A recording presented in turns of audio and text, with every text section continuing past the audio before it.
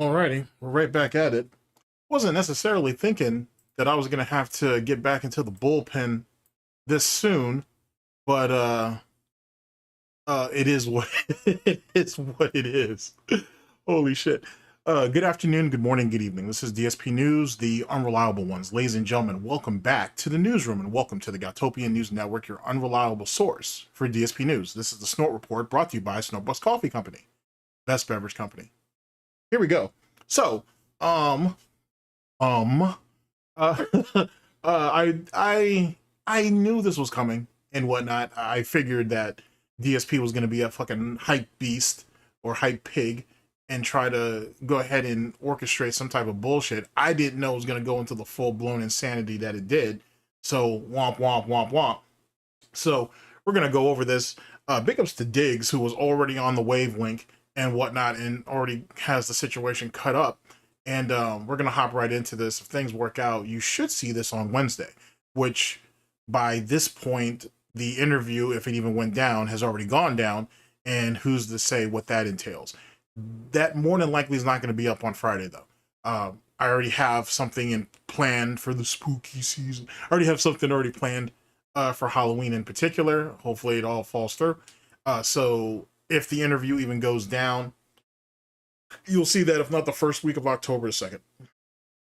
So, so on and so forth on that. In any case, ladies and gentlemen, let's go ahead and deal with what's on our plate before we go ahead and think about the luau that we're going to have later on. So let's go ahead and jump into one of my favorite segments.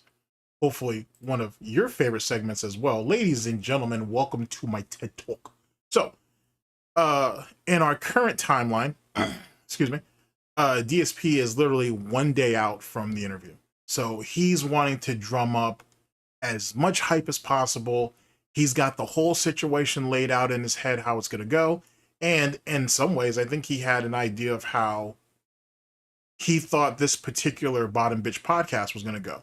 His hype, the one where he's trying to drum up all this hype.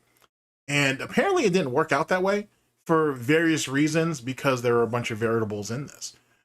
For this interview to go successful in the way DSP wants it to go successful, he needs, as well as he wants, he needs and wants the Wings of Redemption trolls to sign on to this and whatnot. And that's why he spent all that time on Lummox's videos.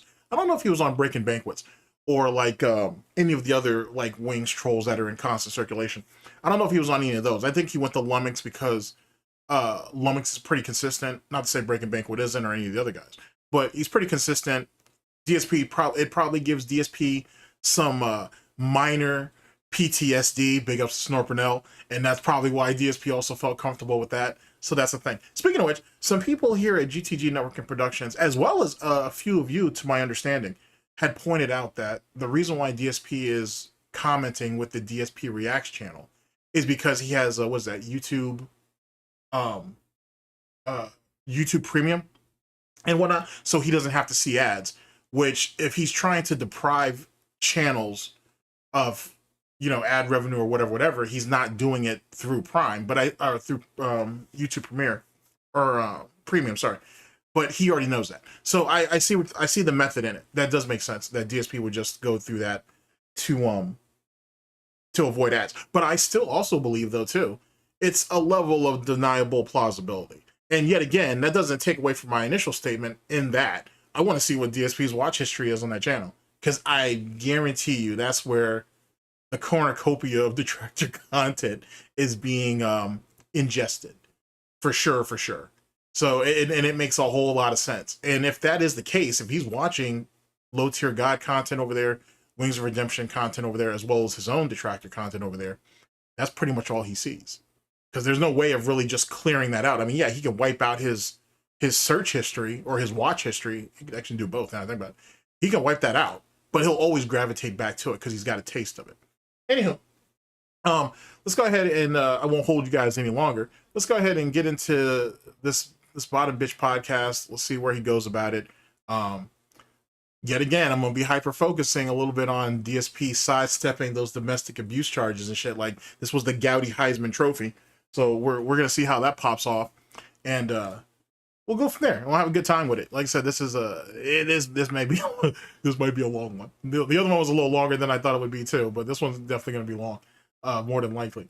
Anywho, thank you for coming to my TED Talk, and let's see here. Let's go ahead and transition. Actually, let's not go with a. Let's go with something fun. Yeah, it's gonna be a long one and whatnot. So, in the first, as you guys know, the first few rounds, not couple, but first few rounds of SNORTBUCKS is on me. And let's see here. Let's go ahead and find our video in question.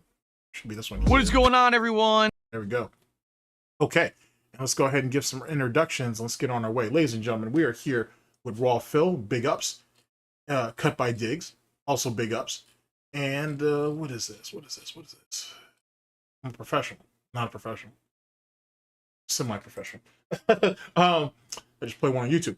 All right, here. Darkside Phil speaks on Wings of Redemption on the daily therapy session. This is from October 26th of 2025, year of the snakening.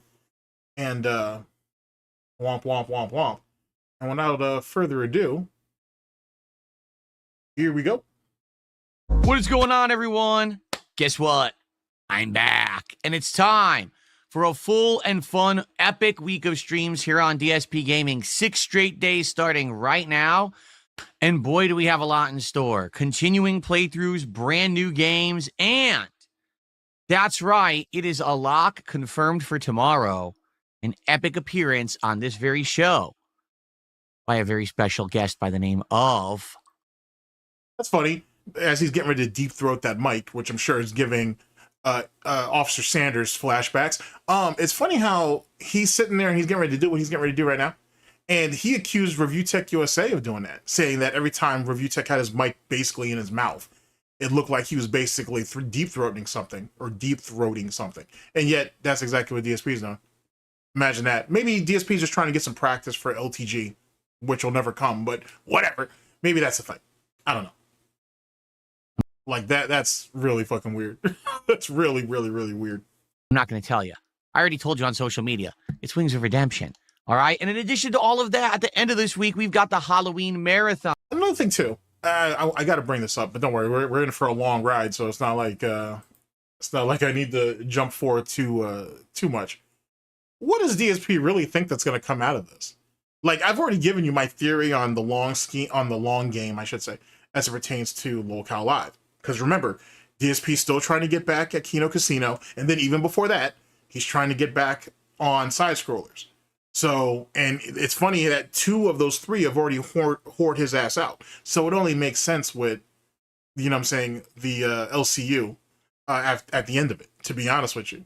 And given that Keem, the alcoholic he is doing everything he can to pick up whoever he can to keep whatever it is that he has afloat, especially if it's true that Becky Boop's going to come back, because apparently she's removed the Becky Boop network situation off of her YouTube channel. You know, DSP would kind of be, I suppose, the crowning jewel of all that. Unless we get to see that Becky Boop DSP crossover. That could be a thing. But I don't see too many people who are quote-unquote normies wanting to speak to DSP. But then again, he kind of already killed that himself when he said no one will talk to me because of the farms. He literally fucked himself and he didn't even realize it. Because think about it this way. You're telling people that I can only talk to people like Wings of Redemption because normies won't talk to me because of the Kiwi farms. Now if any normies are actually watching Detractor content and they're like, oh, well, we might be interested, and then they look up the farms and then they go and see it, DSP ain't sat there and already put the fear mongering in them, and now they're gonna be like, well, why would I deal with that? Here, let me actually give you something to equate that to. Think about what DSP did to Kat before she moved in.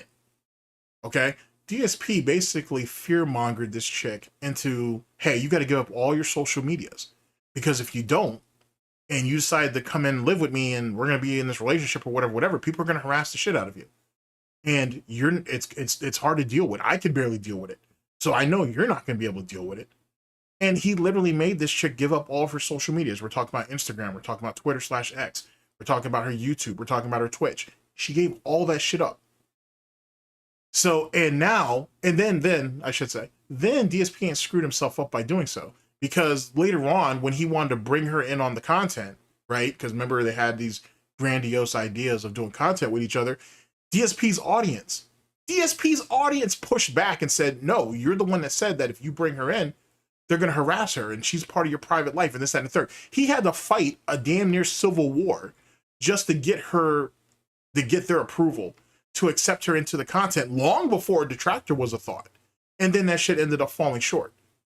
DSP did the exact same thing with anybody who would want to even, in a minute sort of way, want to talk to him now or do any content, because he ain't sat there and put out the fear mongering. Josh Moons and the farms are going to come get you. The big bad farms are going to come and get you if you talk to him.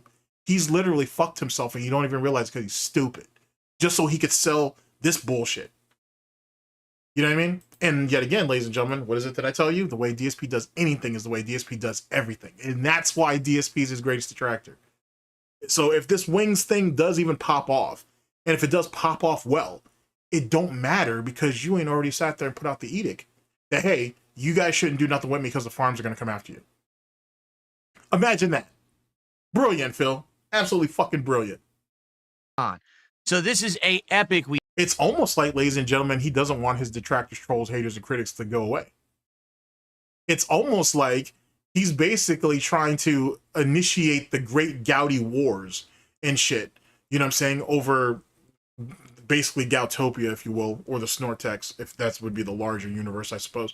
But over Goutopia, and he's going to want to try to take back what he feels is his, one lolcow at a time. That's funny, and obviously that's just really more of a kind of fantasy type idea, type situation I got going on there. But it would be kind of hilarious, actually. You know what I'm saying? I would like to actually kind of get that on paper. That might be dope. Like the Gouty version of Westeros. Or just the expanded fucking Gout of Thrones universe. I kind of like that idea. Actually, I'm going to put that on paper. We'll see what 2026 has in store. That would be kind of neat. Actually, now that I think about it, that would be kind of neat. I don't want to call it Gouty Westeros, though. I want to call it something else. Be just Gout Roast. That would be dope. That would be dope. Anyway, I'll think about that. But I'll think about that. But that might be a fun idea now that I think about it. I cannot wait, and I can't wait to get it all started. Sit back and relax. We're going to talk about all of the fun festivities coming up on today's week-beginning episode of the Level 1 Podcast. Alrighty, everybody. Good morning, and welcome to the show. I'm DSP.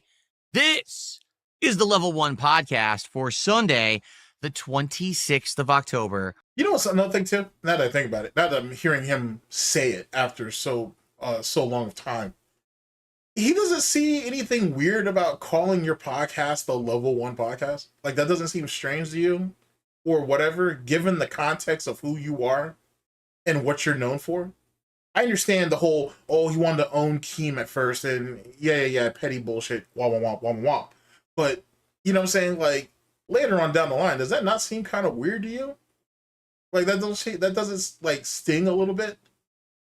Like, you basically had to bleed, and you're still continuing to bleed, I should say, just to own Keemstar, when in actuality, it just proves Keemstar right. You're acknowledging what Keem says is true, and it's real. And you're continuing to co-sign it. But because DSP is such an unoriginal piece of shit, he don't have anything else to draw from. Imagine that. Anyway. 2025. We're back. After a couple days away, that's right. I had 2 days off this last few days here, and I've returned with news. Oh, yes. Everyone out there right now, contact the heralds, grab the trumpets of alarm, light the tower torches so that everyone... You know, the hilarious part is, if this does go down, he's not going to get the numbers he thinks he is. Like, I'd be shocked if he broke 1,000. I would be shocked if he broke 1,000. I don't know who's going to be on restream duty that day. But I'm pretty sure that there's going to be some heavy hitters if they don't do it when it actually happens, at least later on. but they're all going to eclipse him in numbers. So I don't understand. I don't get it. I don't get it. The days of DSP using drama content and him pulling in 1,500, 1,700, even 2,000 is gone. If this was on Twitch, maybe. If he was dual streaming on Twitch and YouTube, maybe. But not where he's at. Not where he's at. But then again, Twitch is in... Oh, fuck, man. Twitch is down bad. Man, matter of fact, man, the NBA is down bad. Oh, my Christ. Shit's starting to get ugly. All these people getting fucking pulled in the court and shit. Y'all boys were in bed with the mob and all that shit. And yet the mobsters ain't sitting there getting named. I mean, all 5 families, I think, except for the Genovese. No, fuck it. Which family is it that's not involved in that? Or at least they can't tie them in it. Is it the Bonanos? The Bonanos, I think, might be the only ones that are not into it. So, the Gambinos, the Genovese, the Lucchese, the Colombos, and who's the last one that I'm missing? Who am I missing? Holy shit. Okay, wait a sec. Let's see here.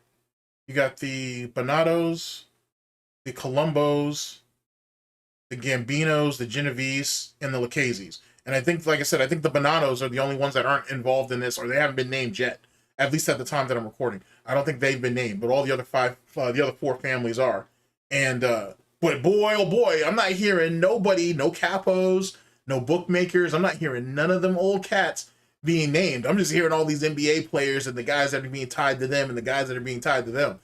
Yikes, boy. This is the one thing they didn't need, and LeBron James's name keep popping up because of all these hangarounds he has around him. That shit is ugly. I'm going to keep up on that. I'm just going to be interested to see how that play out, because that's not what the NBA needs right now. But good God, son, that's fucking wild. You got yourselves indicted and shit. Motherfuckers are already trying to make bail. And I will say this, though I have no proof of this. Gilbert Arenas, he needs to watch himself, because he ain't sat there and got pulled into jail not too long ago. He made bail, and now all of a sudden all this shit going. I'm not saying that he snitched or he ratted, because there's a difference between the two. I'm not sure if he did anything, but the timing don't look good. So the timing don't look good when they ain't sat there and raided Gil's house and they found all that shit that he was doing and all the illegal gambling games and all that bullshit. So womp, womp, womp, womp. We'll see.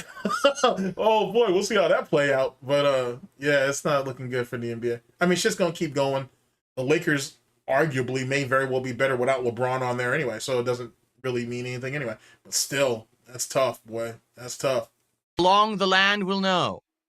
Tomorrow will be an epic day, as long as Wing shows up here on the Level 1 podcast, because we will have a first guest on this show since March.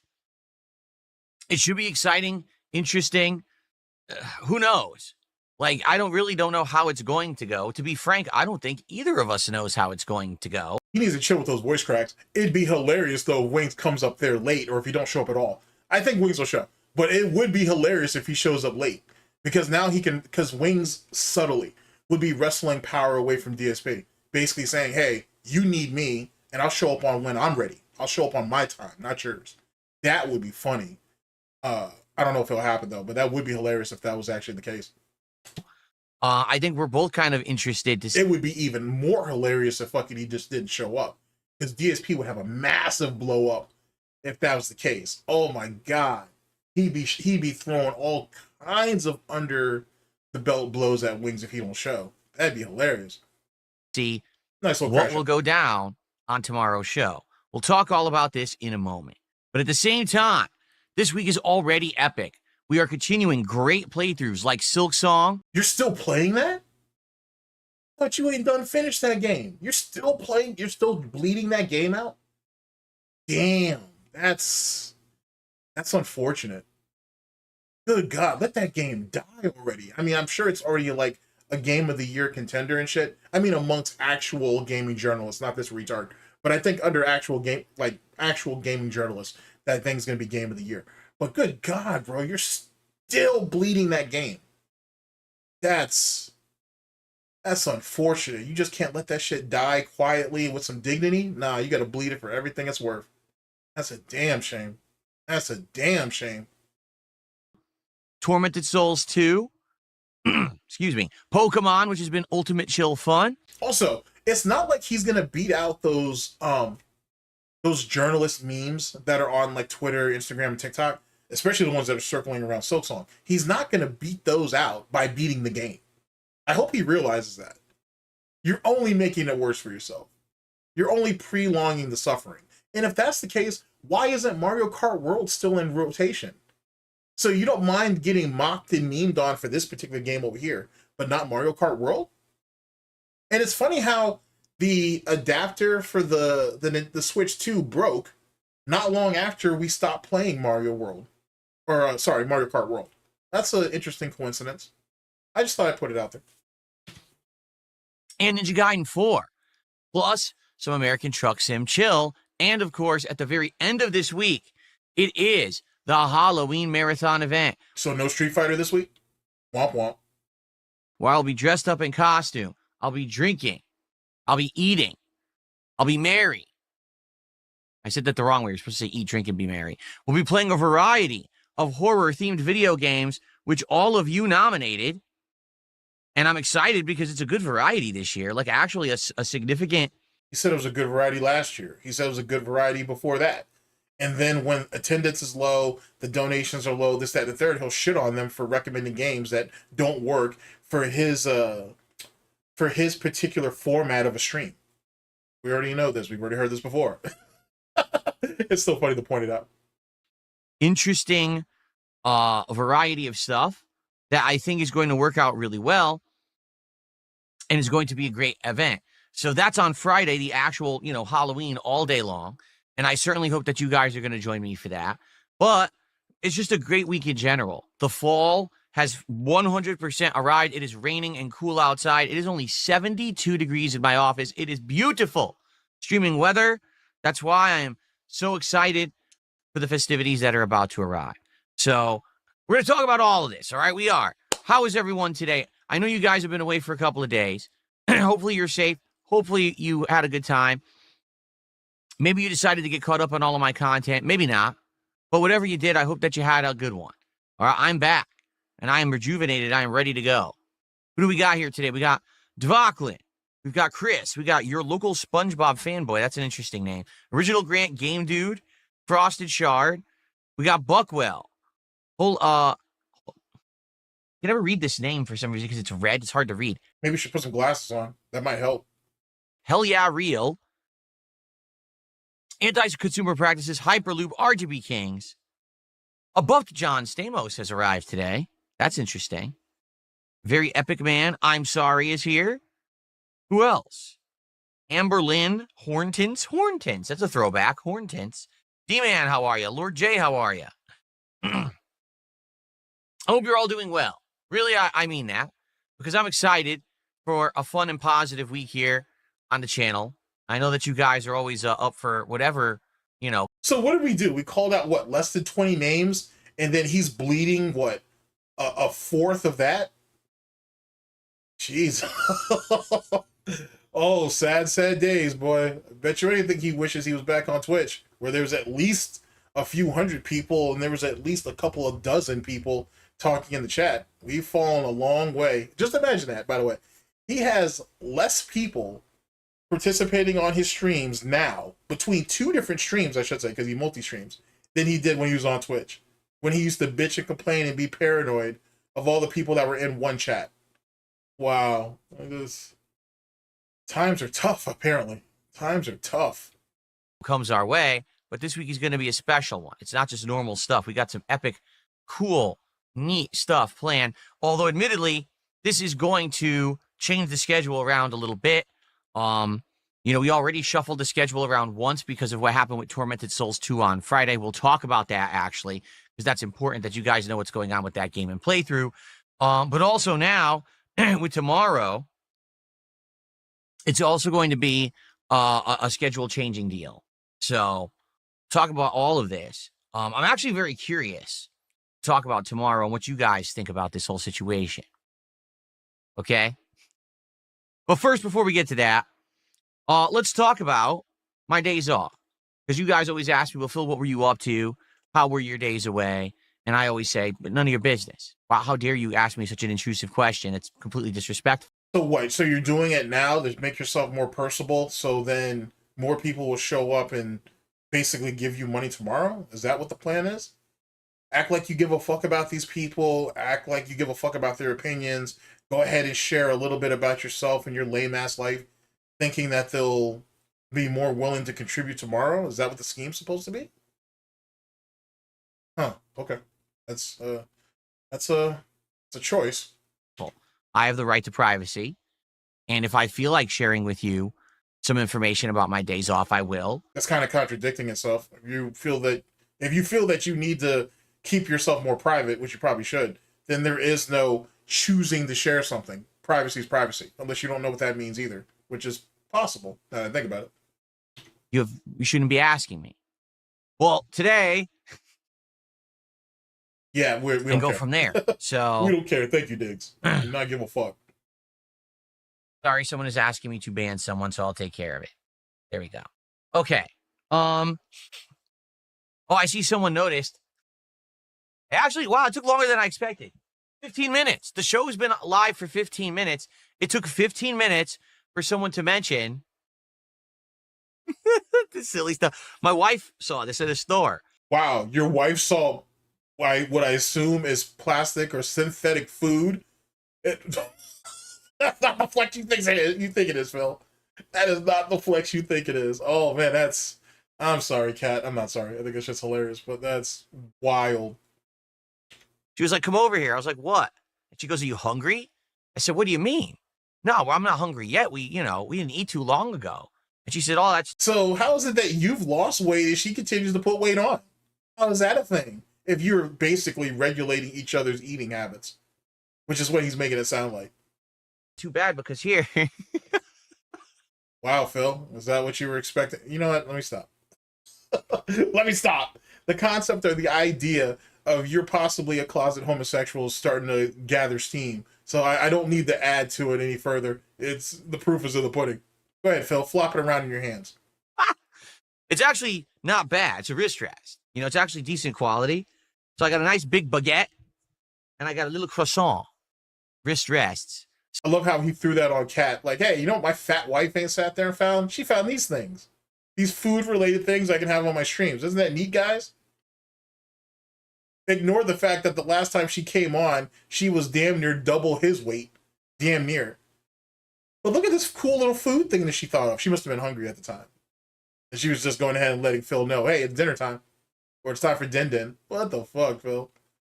Jesus Christ. Absolutely fucking absent-minded. Don't give a shit about no one but himself. So if they bother you guys visually, I can move them over there, and I can move the cloud wrist rest back, because all I did is I moved the cloud wrist rest from there to over there because I have two setups here. So you're going to So Kat, let's try to be serious about this for a second.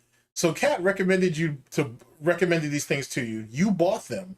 Then you turn around and say, hey, if that stupid idea that Kat came up with for me to buy these things bother you, I'll move them out of the way and I'll put the other ones there that are more appealing. So you're going to undermine your own wife for a bunch of fucking dents and retards on your stream? Yeah. Holy shit. If I can accuse Wingsofredemption of domestic abuse, which I have and I will continue to do so. Dude, you can't say that fucking DSP hasn't emotionally, if not mentally, really both. If he's not a mentally or emotionally abused Cat. And why wouldn't he? Because he looks at it as, hey, you've already been physically abused by someone. I'm not going to do that. But I can go ahead and take the rest of you. You know what I'm saying? What I can't do to your body, I can do that to you emotionally and mentally. Tell me DSP wouldn't do that. Tell me that you think, I want you to really think about what I'm asking you. Tell me that you don't think DSP doesn't have that in him to do that. Don't worry, I'll wait. But I thought they looked pretty cool. So, yeah, they look pretty fun, the prints anyway. So let's see if you guys like them or not. I'm not, like I said, it's not a big deal. I thought it was a funny little thing. And, it was nice to spend a day with my wife out like that and just, grab some odds and ends here or there, a couple ideas. We got a bottle of wine. Like I said, we had some wine together, so we grabbed a bottle of wine. We were at the liquor store that we could drink together. It's like, it's nice to spend that time with her. I wish I could do it more often. As you know, in the last year, I've been able to do it from time to time, thanks to you guys. Because that voice crack is getting annoying now. And that's just him trying to come across, I guess, more emotionally intact, I guess, but it comes across as insincere, which is funny because that kind of DSP acknowledging that, yes, I know that people think I'm a pathological liar because he is one. And he thinks if he softens his tone at certain times, it makes him come across more humane, I suppose, or more empathetic. And it don't. Like, what you say and how you act are two separate things, obviously. And the proof is in the pudding. He can say whatever he wants and he can make it sound real good and he thinks it's playing the part well. But the actual energy and how he moves actually tells the real story. And he can't change that. It really is because of you, because you guys have supported us so much here on the streams with so much, you know, hitting so many goals so often that I've now been able to take a lot more time away. Usually at least once a month, I get that extra day to spend with her, sometimes twice, depending. You know, a lot of the times it really depends on scheduling. Like, I would absolutely love. If she only works between 2 and 4 days a week, there's no reason why he can't take 2 days off. He's doing that because he doesn't want to. And it's partly greed, and I think it's also partly that he likes to deprive her of his attention. I'm guessing. And that's just me shooting from the hip and whatnot. You could also just say he just doesn't want to be around her for long periods of time. Because it's very clear that on their days off, he's in one room and she's in another one. So even this whole shopping trip sounds like bullshit. Because think about how he finished off that whole segment there. Oh, I thought it was going to be a fun little thing. I thought Kat thought it was going to be a fun little thing. And that's why she recommended it to you. So he had already changed his narrative in the matter of seconds. From it was a Kat recommendation to it was his idea. So did she even really go out there with you? Did you guys really even go out at all? Did you go ahead and get that off Amazon? If I took a quick look on Amazon, would I be able to find those things? I'm just asking. I'm just asking. And if he's trying to fall into the fall theme, so to speak, baking is a big thing around the holidays. So is that right there part of his reasoning? Is that why he actually got it? Something to think about. Just something to think about. To do it all the time, but I really can't. It depends on, hey, when can we actually, schedule an appointment or whatever. Sometimes we can't do it on a weekend. That way, because it's a weekday, that's when I have to have the extra day, stuff like that. But it's been great. This year has been a much better year than previous years where it's always stressful and everything. So I guess that's thanks to Kino Casino and that stimulus package, right? So it's because of the drama content that it was such a good year financially for you, right? Right? Right. Everything. It's been a much better time, and I appreciate all you guys supporting my content so much. You're amazing. I like how Cope Sip, first off, and I like I like how he's trying to memory hole like Kino Casino didn't play a big part in that. I really like how we're doing that shit, which is even more pathetic. Drama content is what paid the bills and paved the way, if you will, for all the peripherals and all the other bullshit that he has going on, but he'll never want to acknowledge that. Except for he robbed the bank. So all this is blood money then, right? You did all of this under unsavory circumstances, but we won't go ahead and get 50 grand from Keem. You won't do that, but you'll go ahead and rip off these two guys who you said were giving you an honest chance at an honest shot. They were the reason why the internet was looking at you differently and finally giving you a chance, which never happened, by the way. Because, and DSP has to eventually admit that, because he said that, oh, well, Kino Casino is giving me an opportunity, and this opportunity itself is giving me the chance to have the internet see me differently. But then he bitched and complained that he couldn't get people, let me word that the Kino Casino couldn't facilitate collaborations that he wanted. They couldn't make the Gundam collaboration work. They couldn't make the Mutahar one work. They couldn't get the Medicare one to work. And that's the reason why he left them, because they couldn't come through on their end of the bargain, so to speak. But he still keeps saying that the internet looks at him differently. How so?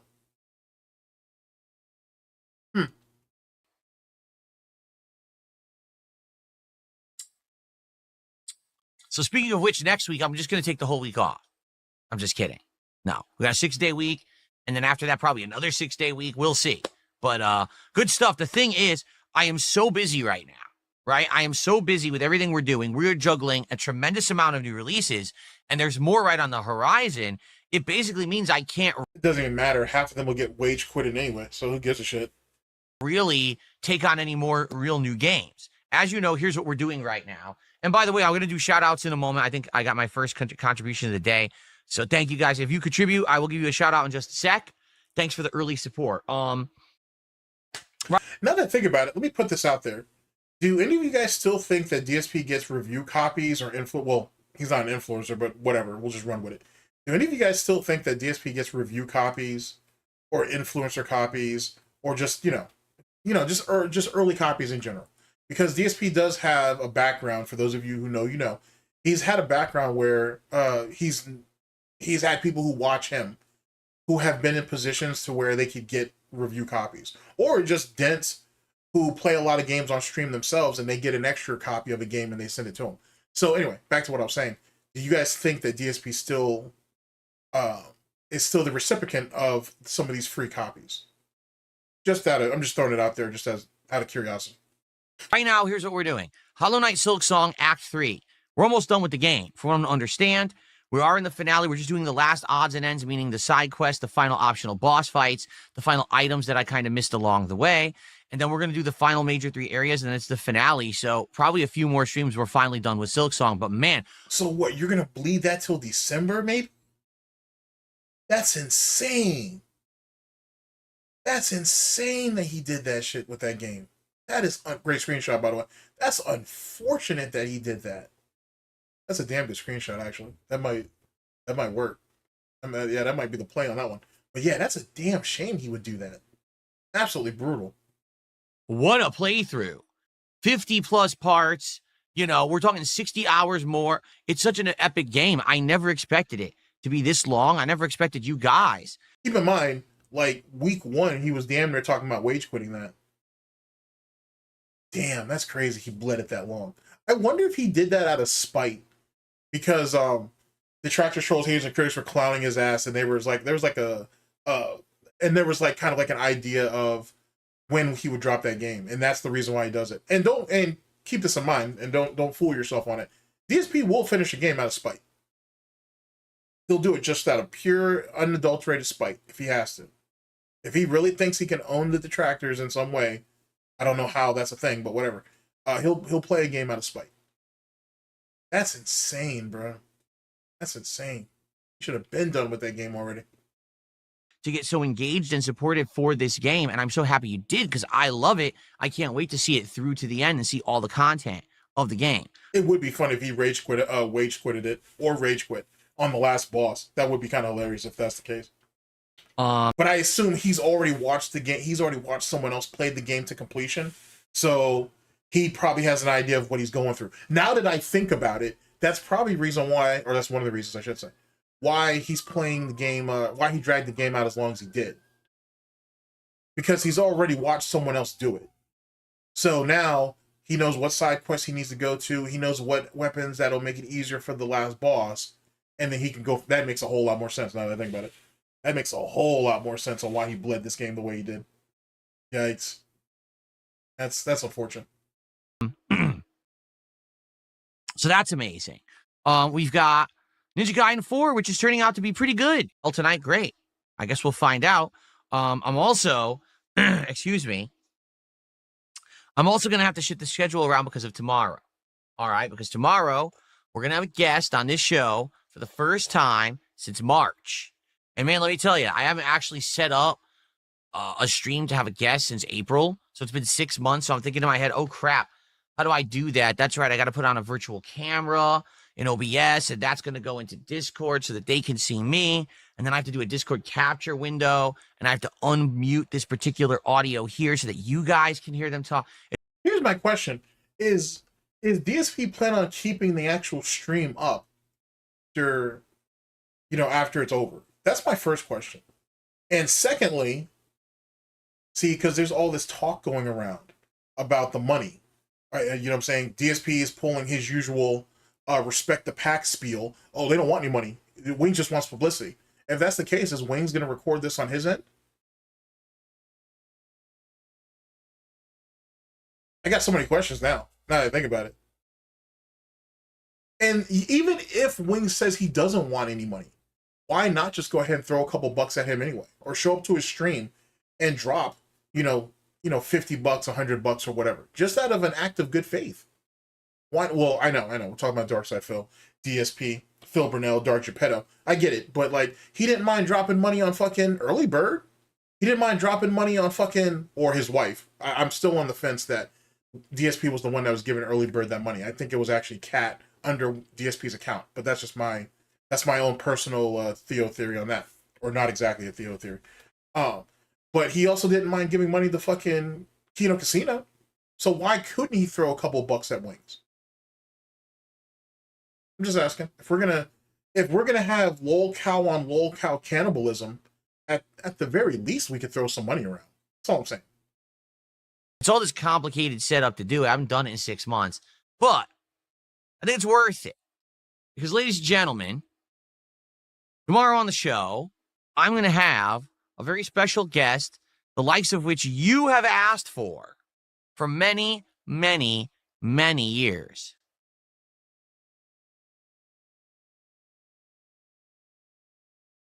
Sometime today. Oh, did you want to know who it is? It's Wingsofredemption. Yeah. Jordy Jordan himself will be on the show tomorrow. At least he says he is. And listen, I know that a lot of people have said to me he's going to flake. I'm serious. I'm not even kidding. I would be more concerned whether he shows up or not, or whether he shows up later, whatever the situation or circumstance is. At the end, it's whatever. If he does show, I'd be more concerned on how DSP is going to maneuver that interview. Because for as stupid as Wings is, and trust me, Wings is stupid. Wings is stupid as shit. He's not that stupid to let himself get trapped in situations. Wings is very front facing with most of his bullshit, right? Not all of it, but most of it. So he'll easily throw something out and then fling that question right back at DSP. And more often than not, he'll force DSP to answer it. You know what I'm saying? But then that's when DSP starts getting into word salads and we start getting into bloat. So I'm anxious to see how that verbal jousting is going to go, to be honest with you. That's going to be a tough one. That's going to be a tough one. Because if DSP is going to go up there and try to lecture him and do all that bullshit, it's not going to really work the way... It's not going to work that way. I feel like Wings will sit there and listen to a lot of the nonsense just because... But it doesn't mean that it's actually going to sink in. He's going to try to appeal to DSP. Let me give you 2 examples. One, Wings has seen the 666 podcast between DSP and Rich. So he has an idea of what DSP is going to try to play at. It's easier to let DSP talk, right? For a little while, let him get comfortable, let him get complacent, and then go ahead and jolt in with a question. And throw DSP's rhythm off. It's easier to do that. Rich couldn't do that because Rich is an idiot. But Wings could probably accomplish that. But 2, anything that DSP could say that would be good advice for Wings or his content or whatever is nothing that LTG probably hadn't said to him 4 years ago. And I know for sure DSP has watched that interview. Or he's at least watched the troll clips of it. And why do I know that? Because I had spoken about this in the last broadcast. But Wings actually... Not Wings, sorry. Wings doesn't even have that interview on his channel, now that I think about it. Or if he does, it's private or unlisted. But anyway, Lummox has like a 20 or 30-minute cut of that Wings and LTG interview. I guarantee you, dollars to donuts that DSP had sat there and watched that. For sure. So I wouldn't be surprised if DSP tries to copy-paste at least some of that. Matter of fact, I'll go ahead and look up that video, and it won't later on down the line. And whatnot, or if not before, at least before this this interview, if it even pops off, maybe I'll go ahead and we'll go over the Lummox video if I can't find the full interview, and we'll see what's what. People have personally written to me and contacted me and said, "Are you aware that Wings is just going to flake on you?" And I'm like, normally maybe I would believe you because he has flaked on me before. There's been times when we've talked about doing stuff, or he said he's interested in doing stuff. Being interested in wanting to do something are 2 separate things. I don't know why we're conflating that. And then he would ghost me. And it upset me. Admittedly, it did. It upset you because you were talking to another man about something, and then real life came into play, or whatever the fuck it is that Wings is going through, and you got upset by it. Wow. And he says, who's chronically online? Jesus Christ. Couldn't you be spending that time with your wife and shit? Why are you sitting around waiting for another man to answer you? Oh, that's right. He did that with Stuttering Craig. Yeah, I forgot about that. Oh, well, it is what it is.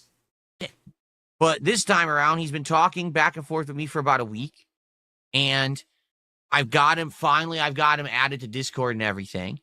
So in that regard, we're ready to go there. So you were talking to this guy for all this time, and you just now got him added on Discord. That's kind of wild. So that means all those times Keem was telling Wings to reach out to you, whereas Boogie was reaching out to DSP through Discord. Wings was choosing to do it on Twitter. So why is it that Wings didn't want to talk to you on Discord? Is it because, and I only assume this, I can't prove this, is it because Wings talks to Duty and Wings didn't want to accidentally flash his screen or some bullshit?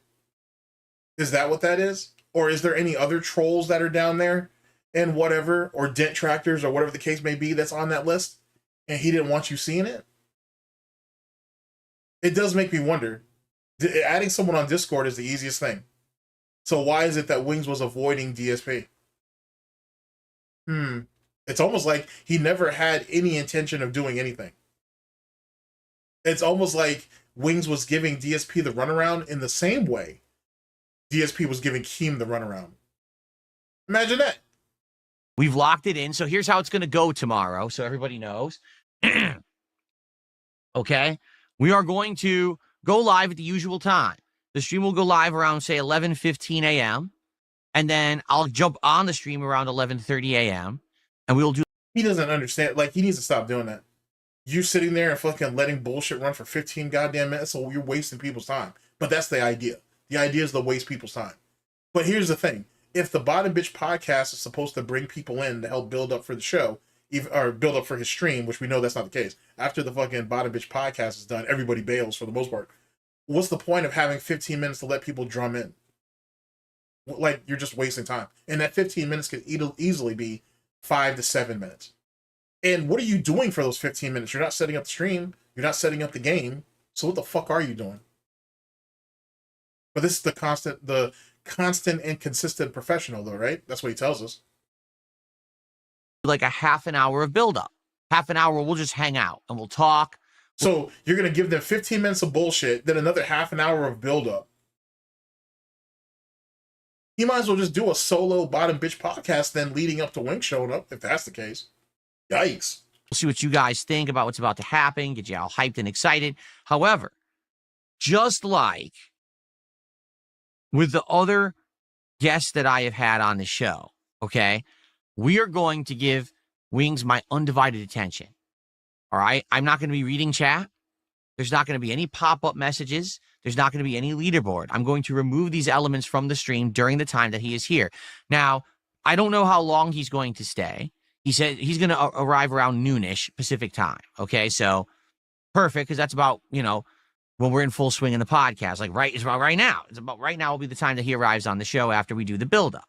And basically, once he's here, it's just going to be him and me, and that's it. Hanging out. All right? It's just going to be us. Now, maybe this will be a short conversation that's only 30 minutes, and we don't have a lot to talk about, and it goes by, and we're like, it's kind of boring. All right, let him go, and then that's that. Maybe it'll turn into a big conversation about a million different topics. Who knows?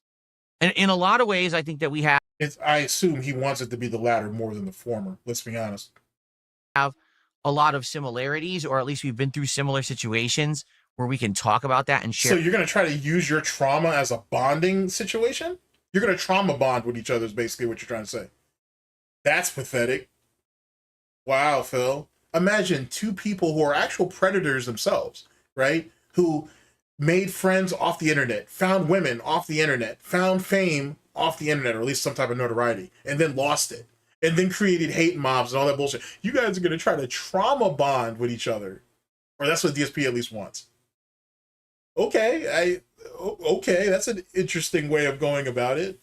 How is it, though, Phil? This is going to bring you closer to LTG, though. That's my real question, because we all know that's like one of your end games.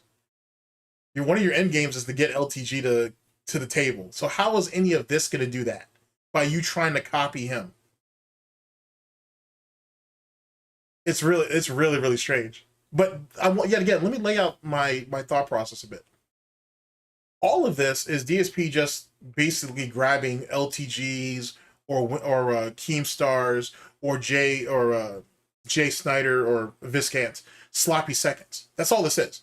For Jay, for example, Jay went ahead and had that fucking FBIC confrontation with fucking LTG and shit, which was really big. I mean, that was many years ago now, but still, I don't want to diminish its value, right? DSP's trying to copy that with LTG.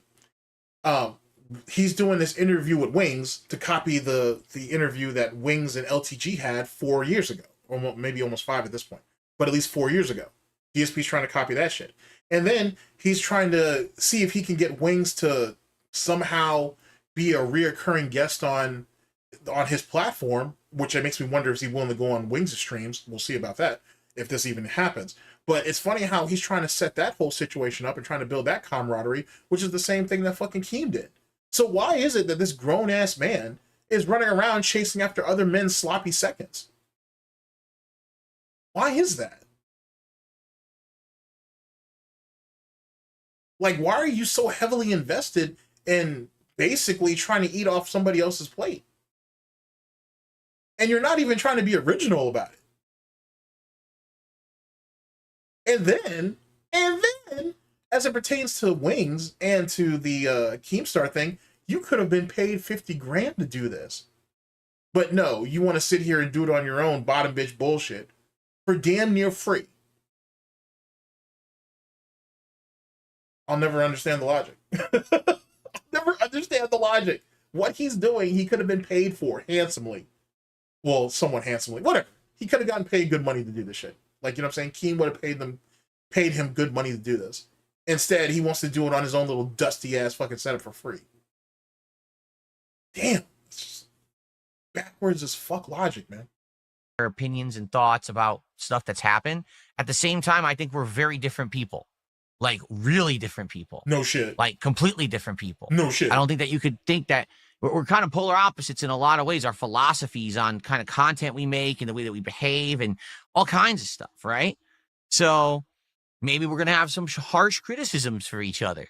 I don't know. I mean, for me, here's the thing. I could sit here and I could plan out this whole thing. Which is clearly what you're doing, obviously. You clearly have an agenda and you have a set of questions that you want to ask him. Don't act like you don't. You're trying to make it seem like it's spontaneous, so you don't. So it doesn't look like you're trying to set Wings up for something. But Wings isn't stupid. I mean, he is stupid, but he's not that stupid. Like, you know what I'm saying? Like, if you've had another person chase after you for damn near 18 months, it's very clear they're going to have an agenda once they finally get you to the table. Jesus Christ, DSP really thinks people are stupid. He really thinks he's at the top of the fucking food chain. Absolutely amazing. Not boring. Like, there's a few things, obviously, I have in mind that I'd like to say to him and ask him, okay? But particularly, I think I'd rather let it, like, go with the flow and see where it goes. Yeah, that's kind of how interviews are supposed to go when you have guests. It's like you don't even know how an interview is supposed to work. Imagine that. It's almost like all the previous interviews that were flops, they were flops for a reason. Womp womp. Rather than coming in with a giant laundry list of things. So here's the 47 questions I was told to ask you by people who don't like you. Oh, wow. You still got PTSD? Well, of course you got PTSD over the fucking side-scroller shit. Let it go. Let it go. You're never going to get Stuttering Craig's approval. You can be mad all you want, but Stuttering Craig is never going to see you for any more than for what you are. Just accept it. Jesus Christ, just accept it. But you know every day DSP's thinking, how can I get Craig to take me back? How can I get Craig to take me back? You know he's doing that. You know he's doing it. And I also wonder, does this open, if this thing with Wings even goes off, does this open up the doors for him and Rich, for DSP and Rich to talk again? Because now that I think about it, and I think I've done a video on this, Wings and Review Tech USA have talked. And DSP try to get Wings of sloppy seconds on that too, now that I think about it. So would DSP be open to try to talk to Review Tech USA again.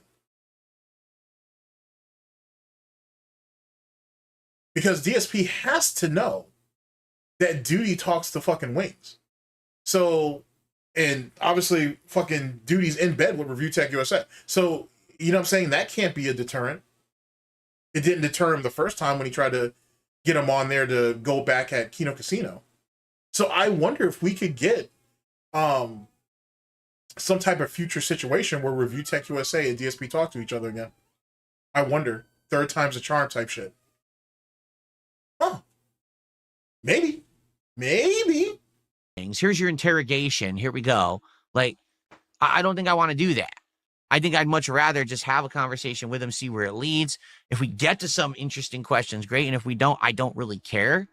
Like, it's so weird because every time that someone has me on a show, it seems like priority one is, well, we got to cause as much drama as possible by asking Phil every ridiculous question just to piss him off. Because there's nothing else to you. The fact that, in air quotes, what he said, everybody does that to you, should tell you something. That's the only thing that you bring to the table worth the damn. They may go ahead and placate you or humor you by listening to your gripes about gaming or YouTube or the FGC and how shit has changed and all that fucking lame ass shit that no one really gives a fuck about, except for maybe assholes like me, depending on what you're talking about.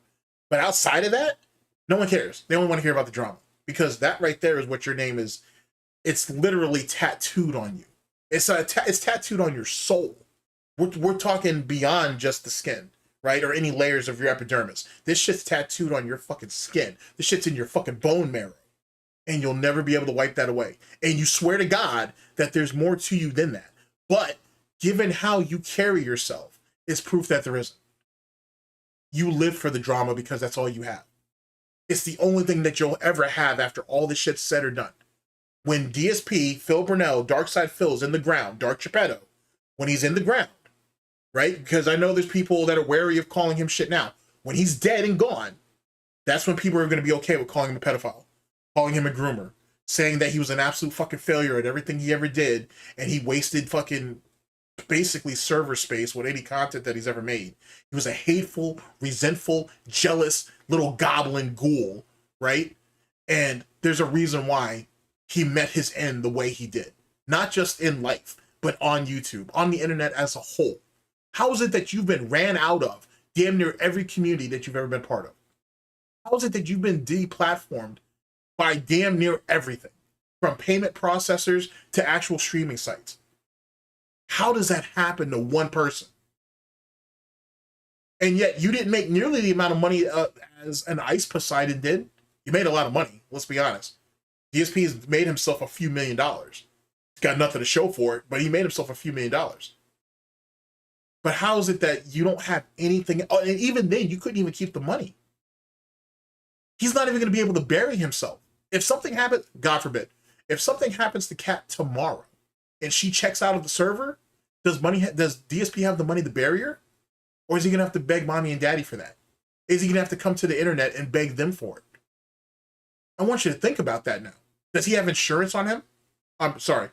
Well, no, that's actually a fair point. Does she have insurance on DSP? Does DSP have insurance on her? If the house burns down tomorrow, if the Snort Fort burns down tomorrow, do they have any, like, what are they going to do then? What situations do they have in place? This is grown man shit we're talking about here. He spends all this time chasing after other men online. But what's his IRL life look like? I want you to think about that. I want you to really, really think about it. If DSP thinks shit's bad now while he's alive, if something happens to him, or if something happens to Kat, shit's going to be a whole lot worse. Because the gloves are really going to come off. Because there's a lot of people that want to be tame now, right? Or they want to go ahead and be teetering on their troll remorse now. When DSP's in the ground, he's fucked. Or whatever he's going to be remembered for is fucked. If Kat passes away on him, or Jasper, he's screwed. He is royally screwed. Watch how the fucking, in Jasper's case, watch how the fucking animal abuse fucking allegations come up. Wait until that shit pops off. Damn. I was really just giving that some actual realization now. That's going to be scary. Yikes.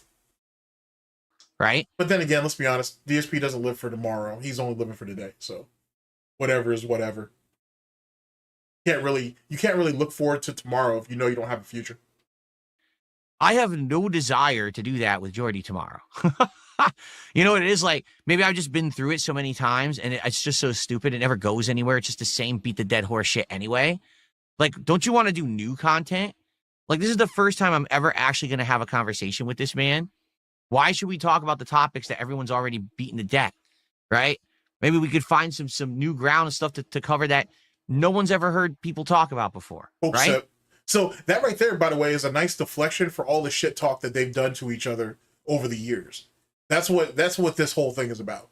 Oh, everything that I've ever said to him and whatever back in the past leading up till tomorrow, disregard all that. It's all just internet troll bullshit, trying to instigate, whatever. Don't pay no attention to that. Let all that go. We're going to have a fresh beginning. This is a fresh start for the two of us. They're stepping into their relationship, right, on new ground, or trying to break new ground. Let the past be the past. That's what all that is, which is kind of pathetic, obviously. Because it's very clear that one of them, if not both of them, are going to have some gripes about what was said previously. But whatever, semantics. Or maybe I'm going to call him out for some of the horrible things that he said about me. I don't know. That voice crack is crazy. I don't know. We'll see, right? We'll have to see how it goes tomorrow. We'll see how I feel, too. What kind of a mood am I? You know, his voice wouldn't sound all crazy. Wow, look at how fucking slanted his mouth is. Jesus Christ. That drip, that literal drip is getting crazy. Anyway, it's funny that voice crack happens, too, because of all that alcohol he'd be drinking. Like, you know what I'm saying? If he didn't drink so goddamn much, it wouldn't be so bad. So... And also the fact that he had sat there and now he's starting to get in the wine, which is interesting because he never talked much about wine before. The fact that they're using that as a substitute so he's not completely drinking hard liquor all the time is telling too. Like, his alcoholism may be a lot more blown out than we know. And he's basically divulging all of that shit in real time. Don't worry, in a few months, if not in a year or two, you may remember what I'm saying here and you'll see it. Maybe I'll be in a real pissy mood. I don't know. We'll see what happens, right? So, that's what it's all about. So tomorrow, he'll join around noon, and we're going to hang out.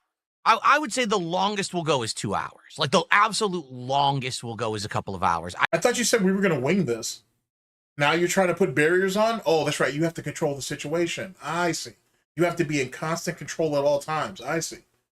Desperately trying to fit Wings into his fucking content block, or non-tent block, if you will, so it doesn't run over. So that's good job, Phil. Good job. I don't think after like an hour and a half, it doesn't even matter who your guest is. I feel like you're already going too long. You know what I'm saying? Oh, so you want to bleed Wings over multiple streams. Okay, I see what you're saying. I got that. So even if we had hot topics, I feel like 2 hours is enough. And because here's what I like to do. Just imagine you trying to build camaraderie with someone, but you try to put them into a fucking time block. Like, imagine you trying to force another person onto a schedule. Basically, that's basically what he's doing. Hey, I want the past to be the past. I want us to break new ground. I want us to establish this relationship and move forward.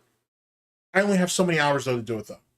So don't waste my time too much. Make sure that I can go ahead and get my bust. Make sure I can go ahead and get off what I want to get off. And then if you don't get a chance to, no worries. It gives you a reason to come back at another time when I'm ready for you to. Wow, Phil, that sounds like a real normal thing to do. Sure. No one's expecting a 5 or 6 hour fucking marathon and whatnot. And Wings will probably be thinking about fucking Wendy's chili and cheeseburgers from McDonald's the whole time anyway. But still.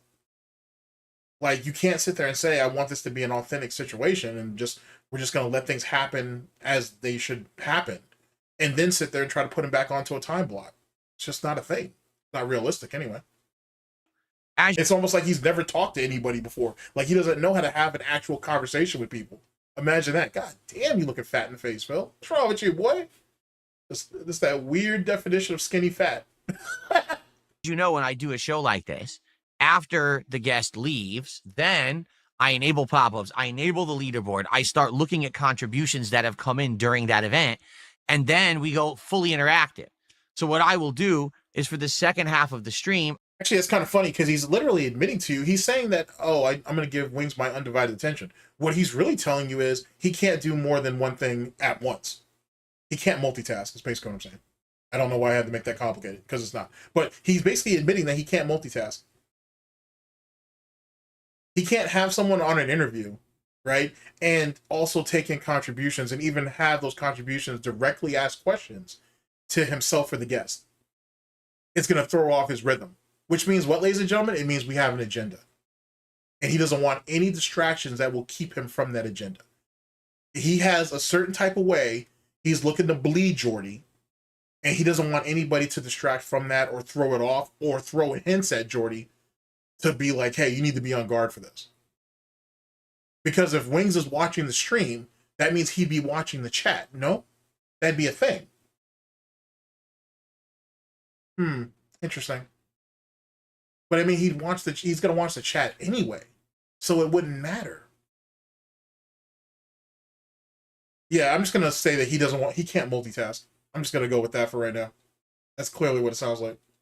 I will do a decompression session where we just hang out and chill and we talk about what just went down. Did you like it? He never thought that was a weird thing to have a decompression session after talking to someone. I mean, it made sense why, like, with the Stuttering Craig situation or with side scrollers. It made sense with that. Because you ain't lied to these people for 5 straight fucking hours. And, like, the mental abuse that those guys went through, they had to, you know what I'm saying? They had to fucking get that frustration off their chest. Which is what DSP's mad about, by the way. He's mad that they had a decompression session or stream the next day where they basically shitted on him and they shitted on the situation and how it was just fucked up everything they went through. But then he adopts that same thing himself. And then he thinks, oh, well, I'll change the scenario. And I'll use you guys in the audience to feed me shit, and then I'll react to it. And if it comes across negative, that's not me being negative. I'm just reacting to the questions that you're asking me. You're not clever, DSP. You're really not. You're just making this shit you're making this shit weird. Damn. And it just really shows how lonely of a person you are. You have to have a decompression session after talking to somebody? I mean, you could just go downstairs and run it over with your wife. Unless she's not there. Or unless you don't want to hear it. Yikes. Did you not like it? What were the... Well, does Kat have a restraining order on you? You can only be, like, within 10 feet of her at any given time in the house? Like, what is it, Phil? And I mean that. I jokingly, of course, but I do mean that. He chases other men around the internet. It does this shit for years. So, do you and Kat just not talk at all anymore? Is there really no conversations or anything going on? And like I said, man, that shit with his fucking mouth, man, that's crazy. Great screenshot, but that's crazy. So what is it, Phil? He may be far lonelier than we give him credit for. Hot topics. What were the things that you felt you learned something about or you found entertaining? What was boring? Did you like it? Would you like to see more like that? Do you have recommendations for improvement? How it could have gone better? Do you think it went did it not go well? What do you think? I don't know. Are you going to try to be honest with him, or are you going to just give him the answer as an answer type situation like with side scrollers? Could we start there? Are you planning on snaking him from the start, like with fucking Kino Casino? Are you going to try to turn Wings against someone else like you try to do with Review Tech USA? I mean, there's so many different ways I can go about this shit. Are you going to try to get him to apologize for past misgivings and shit? That's just a few of the narratives that I think DSP has. That's not even all of them. That's just a few. Right.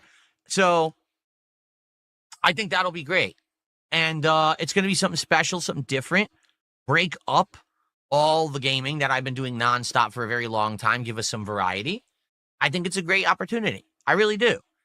Now, some people have already said, well, why do you think Wings is doing it now out of nowhere? That's a paranoia he already has. So he's just putting that onto the audience for no reason. DSP literally has that own paranoia himself. Or, sorry, he's established that paranoia himself is what I meant to say. Sorry about that. So that's a misgiving that he has. Because it's funny, and yet again, that goes back to the snakening thing with fucking Kino Casino. He's scared that he's being set up for something. So it makes me wonder, do him and Wings have some type of agreement saying, okay, I'll come onto your stream, Phil, or your show, or whatever the fuck DSP wants to call it. Are you willing to come on to my stream? You know what I'm saying? Something along those lines. Or does DSP feel like he's going to be in a situation where he's going to owe Wings and then he's going to have to go on to LolCal Live? Because if you think about statistically speaking, he's already had 2 of the 3 on his show at one time. Theoretically, he already owes not Kino Casino, I'm sorry. He already owes LolCal Live theoretically. Because he's already had, well, if this thing happens, he'll have 2 of the 3 already. So theoretically, he has to go up on LolCal Live just as an act of good faith, a fair gesture, if you will. Now, I know that's not in DSP's DNA, but still, just run with me on this. So is that the reason why? Is that the reason why DSP may actually have reservations about it? He said so on his own streams, but to reiterate, if you don't know, basically Wings has left LolCal Live willingly. It wasn't like he was thrown off this time or he was fired. He just doesn't want to work there anymore. All right? He just doesn't want to work there now. Eventually, Wings is going to go back because he'll never make that type of money on his own. And everybody who has a brain, Phil, knows that. He's trying to get himself back on his own feet. He's trying to get... DSP Wings has been trying to get himself back on his own feet for fucking years. And he can't do it.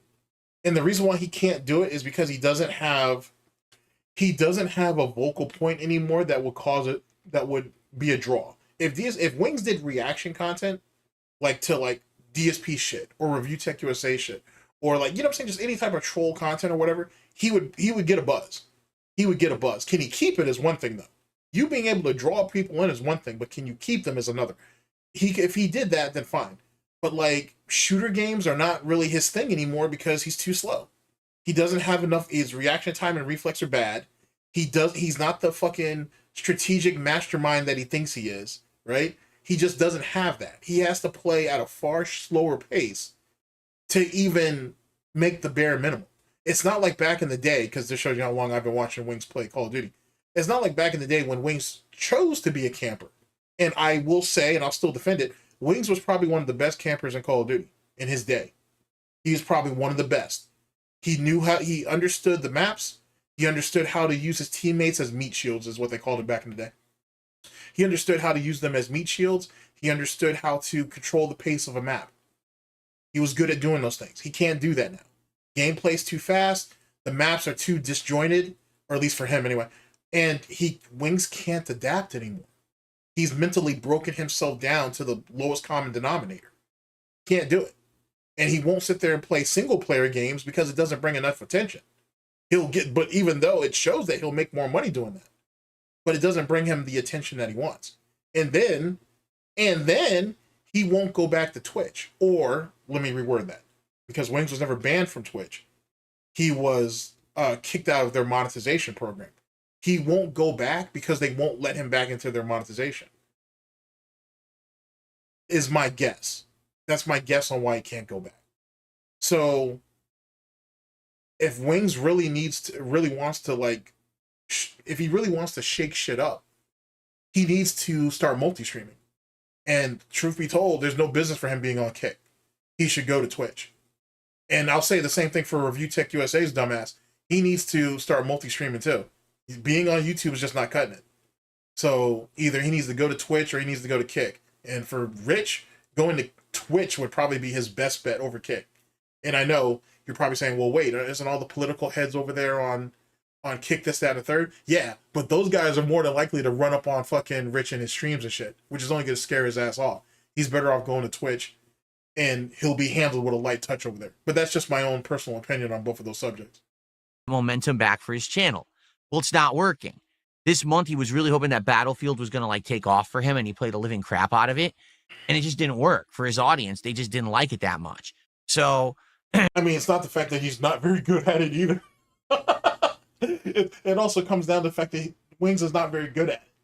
You know what I'm saying? If it was one of the older Battlefields, maybe, but this one's a little too fast-paced for him. He knows that he has to wait at least 2 to 3 weeks here until Call of Duty Black Ops 7 comes out. And he knows that that's probably going to be great content for him and his channel. He wants something to do kind of in the middle to kind of break that up and maybe get a little bit of attention. And that's perfectly fine, in my opinion. I think that's perfectly good intentions. If this conversation ends up being entertaining and fun for either of our audiences, it's a win-win, right? I think so. It'll get people talking about him. It'll get people maybe excited to check out his content again. Maybe, maybe not. The way I see it, all right, because people are saying, well, why do you want to do it? Why? Because he doesn't have any other choice. He doesn't have any other options. If he can get Wings up there to talk to him, he thinks he can appeal to other people. But as I said earlier on in this, he kind of fucked himself with the normies over Kiwi farms. And then in my last broadcast, DSP fucked himself over because he said, "Oh well, Wings doesn't mind talking to me because he's already been he's already in a crab in the bucket type situation, right? He's got nothing to lose." And by DSP throwing that narrative out for fucking sympathy, of course, he's fucked himself royally. So I don't know if DSP's actually realized that because he's stupid, but he has no other options. That's the reason why Wings is up there. And then he's been chasing him for 18 months, which he admitted. He admitted that he's been chasing Wings for over a year and a half. Really, it's probably 2 years, to be honest. So he has no other choice. He has no other options. And DSP needs someone else to feed off of. He already had his stimulus package from Kino Casino. Money's drying up. Those credit card bills and all those layaway plans he does on Amazon and shit starting to build up. He needs someone else. He needs someone else to be an avatar to help him, you know what I'm saying, move forward into the new year. He needs to reestablish himself somewhere else. And this is his way of doing it. But he don't want to go to Kino Casino, or not Kino Casino. He doesn't want to go to Lolcow because I'm pretty confident the 50 grand isn't there anymore because shit over there is bad. You know what I'm saying? Shit over there is really, really bad. If he goes on to their show, he's definitely doing it for free now. He's definitely doing it for free. And then Keem is going to bleed his ass for a few episodes, see what's what before he actually offers him a contract. And you know how DSP is with contracts and NDAs. So then you get into all that. Sorry, I'm starting to get into a deeper meta that we're not even there yet. But just to give you guys a taste of what's to come. DSP has no other options. He has no other choices. That's the reason why he's doing it. And he clearly don't have any other direction. He targeted Wings because he thinks Wings is the weakest link. He's the easier person to break down. Basically. Why not? Number one, this is someone who people have wanted me to talk to for many years. I've reacted to multiple documentaries about the guy. I've been watching some of the content that he's been putting out and his detractors have been putting out about him recently. So I'm kind of in the know about the topics about the guy. But I thought all those detractors, well, you say for your own detractors, that they're all liars, everything's taken out of context, so on and so forth. So how is it that, here's my question, how is it that Wings detractors, trolls, haters, and critics, how come they get the benefit of the doubt, but anybody who watches your detractor content don't? How is that a thing? And he's criticized Wings for watching detractor content too. He's done that. So how is it that let's reword that. Sorry. So are you gonna give Wings a pass? Are you gonna tell him, hey Wings, I criticized you for watching my detractor content, my bad. Because I've been watching yours and I think they have some points. I think there are some criticism that they have of you that maybe you should take into consideration. If Wings flips that shit and says, well, maybe you should do the same thing on your own end. Maybe you should clean up your own front and backyard before you tell another man to do it themselves. How are you going to react to that, Phil? Makes you think. And, you know, like I said, I actually legit feel like we have been through some similar things together that maybe we could actually share opinions on how we handled them. Could we have done it better? You know, I think it doesn't even matter. It doesn't even matter. DSP has damn near, and it's not really blood feuds, I'm exaggerating a bit, but Phil has damn near caused blood feuds with most of his detractors, trolls, haters, and critics. If I could name only one detractor that would really be willing to actually talk to DSP, it's probably Duty, to be honest with you. I can't really think of anybody else that would do it and not go for DSP's neck. More than likely, Duty's not going to. And whatnot. And being that Duty don't mind being in bed with lol cows anyway, that's in his wheelhouse. So it is what it is on that. So other than that, what other criticisms are you going to take? And then Duty is actually DSP's main target, besides Raw Phil, of people that he wants to sue or take down. But yet you're going to try to give another man advice? Although lol cow, let's say that, because none of these people are men. but you're going to try to give another lolcow advice on how they should handle their situation when you've literally made every fucking mistake in the book, and then try to lie about most of them too, and then try to justify why you did it. Then you try to say you took it out of context. Then you said, well, it's in the past, it doesn't matter. Okay, it's a choice. It's a choice. Choose your own adventure. One of the interesting topics to talk about is that we both started off as on-demand video creators on YouTube. Okay, we didn't stream. We just sat down and we played the games, and we because you couldn't. What are you talking about? Streaming wasn't a thing yet. I hate when people do that shit. It's like when they say, "Oh, when I started YouTube, I didn't make money at first." Yeah, you couldn't. You couldn't make money at first. That's not a flex. It's not a thing that you could sit there and say, "Oh, well, I didn't start off doing this to make money." You couldn't. None of us could. That came later. Just throwing it out there. Great screenshot, by the way. He made videos about them, whether it was like strategic videos he made about Call of Duty, showing how to play at a high level. Me, I just did Let's Plays and game reviews. And that's funny he said that, because he watched I know for sure he did this. He watched that Lummox video. I watched it. I went over it too, where Wings, I want to say Wings reiterated to either one of the guys on his team, or was it to Woody, on why he started YouTube in the first place. And if you know that story, I'll give you the quick TLDR on that shit.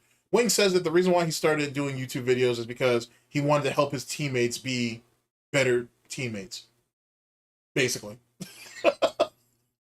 Oh, shit. Not that the fact that he ain't sat there and got his ass laid off. He had a year off and he didn't have shit else to do, so that's why he started doing YouTube, but semantics. Over the years, we both had to completely change our strategies for content creation due to factors such as falling ad revenue, the changing of the climate of content creation online, the level of trolling that we received, etc. Right? No, the reason that I'm going to call that bullshit out right now. The reason why Wings had to change up the way he did is because he became a polarizing figure in the fucking Call of Duty community. On top of the fact that he ain't brought 2, maybe 3 women into his house trying to play Captain Save-A-Ho and shit, and they basically, each and every one of them drained his ass, on top of his mother, so you can add her into that count as well. On top of that, as younger and younger content creators came in, because Wings didn't start until he was in his what? Oh man, I want to say Wings was in his what, mid late 20s maybe? Might have been his mid late 20s when he came in. When a lot of the guys who ended up coming in after him or starting around the same time, they were younger than him. Most of those guys were under 20. You know, most of those guys were under 18 and whatnot when they started. So they were far more relatable. Wings was always looked at as almost like an elder statesman, you know, whatnot. That's why him and Woody's gamer tag got along so well and whatnot. You know what I'm saying? Like the older brother, semi-pseudo-father type bullshit. Like that. So once those younger guys started to come in, those guys were able to take off and whatnot. So Wings was still respected, hence the reason why he was able to hold on the way he did. Plus, he was part of that what's now known as the old guard, which is Wings, Randy Savage, Mark of J, even though Mark of J was kind of like, Mark of J's in there. Mark of J's in there. He's younger, but Mark of J's in there. Mark of J, Jive Turkey, Fisticuff. You know what I'm saying? You could put T. Martin and Allier in there, even though they came later. So on and so forth. You know what I'm saying? He's considered one of the guys who are in the old guard of the golden age of Call of Duty, as well as content creation. You can give Wings that, because that is true. But it was like that. You know what I'm saying? But when he started bringing in all these women and trying to play Captain Save-A-Ho, when he was spending all his money on all these trucks and all these guns and all this other bullshit, and he wasn't taking care of what he needed to take care of, i.e. save money, invest, or all that bullshit, he had to put out more and more content. So now the one video a day that he was doing, which was making him crazy money, turned into 2 videos a day, but people could live with that. But then eventually started to turn into 5 videos a day. And he diluted his own viewer base. That's basically what happened. You know what I'm saying? It's not like when Duty pumps out like fucking 6 to 8 videos or whatever it is over there and shit. It's not like that. It was like when Wings was putting out a video back then, he needed people to be invested in it. That's how he caught his views. You know what I'm saying? But if you're putting out 5, 6 videos and shit, dudes have got enough. On top of the fact that there's already a bunch of young bulls out here trying to get shit done too. And people want to watch them. And he slowly faded out. And then he started antagonizing other content creators like White Boy 7th Street and guys like that. He's part of that old guard. And that became problems. Then he got the reputation of suicide baiting. Then he got the reputation of treating his teammates like shit early on, which those same tendencies he carried on to fucking Battlefield. And then he carried that shit on to Rainbow. So a lot of the way Wings is now is it's a reoccurring cycle. He had to build up to all this. That's the reason why he's at where he's at now. There was a time where if Wings jumped on stream and said, "Hey, who wants to hop in?" he'd have half the stream. Well, first off, he'd have almost 1,000 people watching him, but he'd easily have 400 or 500 people ready to jump on. He can't even get 2 or 3 people now. You know what I'm saying? Outside of guys who are already on his friend list that are just happen to already be playing. Like, Wings' fall is really sad and really tragic because, excuse me, he still has, for whatever you think of Jordy, and trust me, you have a right to think a lot, because good God, he's a piece of garbage.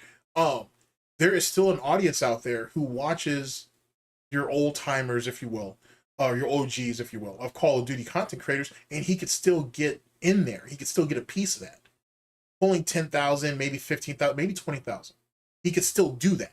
But Jordy thinks so goddamn high of himself that he thinks he's deserving of 100,000 views a video. Those days are done. Your channel has been, you kneecapped your channel in the same way DSP did, in a similar way that Rich did, except for Rich actually just went ahead and pulled the plug on the channel altogether. You're never going to get back to that. You're never going to get back to that. But you could build yourself up to 80,000 views a video. You could build yourself up to 500,000 subs, maybe. You could still be, in some way, shape, or form, he still could garner some attention from the first-person shooter genre. Here's the problem, and Wings knows this. He's got to, his troll element's going to come with him. So he's got to eat that. And that's what he's really scared of. So in the same way that we call DSP a hermit and all these different things, and he don't want to leave his shell, he don't want to leave his little fucking glass house or whatever because he's afraid of what's outside, Wings is no different. Wings knows, most people in the Call of Duty community know what kind of meme, lolcow, fucking joke that Wings is. And he don't want to face that. He really don't. But he knows he needs to do something. Thank you for coming to my extended TED Talk. So that's just right there. That's a fascinating topic, I feel, to talk about that, how that changed and how we had to adapt on the fly and try to become different, but still succeed. How does it feel that a mentally ill detractor like myself has more depth to him than you do? Does that not, this shit should probably bother you, to be honest. If you're going to really peg all of your detractors to be these fucking loons and no lives and all these, fucking basement dwellers and all this bullshit. But yet, and I'm not even going to say myself, I'm going to say other people, because there's a bunch of other people who have far more depth and insight into just socially, insight into life than you. And yet you come up here and you try to act like, oh, you have all this shit going on, you know what's going on, you have so much to add, and you really don't. Are you enriching your audience on a day-to-day basis? I can say that I don't, to be to be honest. But I know for sure you don't, Phil. I know for sure you don't. You're not going to add anything to Wings' life. You're not going to add anything to anybody's life. You're out here to be cannibalized. That's what the reality is from here on out. Wings has damn near accepted that. He's never going to be his own man and stand on his own too. He's too scared. It makes him a coward. And cowards always die slowly and painfully, as they should. So what makes you think that you're going to add anything to Wings? Asking for a friend. But that's just one example. All right. There's many things I think that we could talk about. So it should be interesting, I think, tomorrow. I'm curious how this is going to go. I really am. And if it ends up being a big nothing burger of a dud, then it's no big deal. It's one day. It's one stream, actually. It's not even one day. It's one stream. And then we're just back to business as usual. Right? Or perhaps it goes so well that we will start a business empire together of collaborative content that will branch out and become our own network. and we'll have thousands of people involved. We'll employ hundreds of people. Yeah. Here's the scary part. If DSP does actually deem this interview as a success, he's going to harass the fuck out of Wings. He's going to harass the shit out of Wings. Remember, Wings basically kept DSP at arm's length from Discord, I should say, for the better part of damn near 2 years. Now that, I would assume, according to DSP, that now that they're actually, there is some contact with them on Discord now, if this shit does actually do well, it doesn't even have to pop off. If it does well, DSP is going to continue to pursue it. Which means Wings is going to get harassed. Which is weird because Wings is, Wings obviously has mental issues and shit. And Keemstar and Boogie are probably already doing that to him. He doesn't need DSP badgering him like that. Remember, DSP is sitting here has been harassing a mentally ill man to do content with him for damn near 2 years. A year and a half, 2 years. I want you to think about that. I'm not saying be sympathetic to Jordy. Fuck Jordy. But I do need to lay everything out in context. There's a mentally ill man harassing another mentally ill man and is mad and feels emotionally slighted and disrespected because he won't talk to him. Take that all in. All around the globe, and we'll be filthy rich from now on. What do you think? Even I couldn't say that with a straight face. Hope so.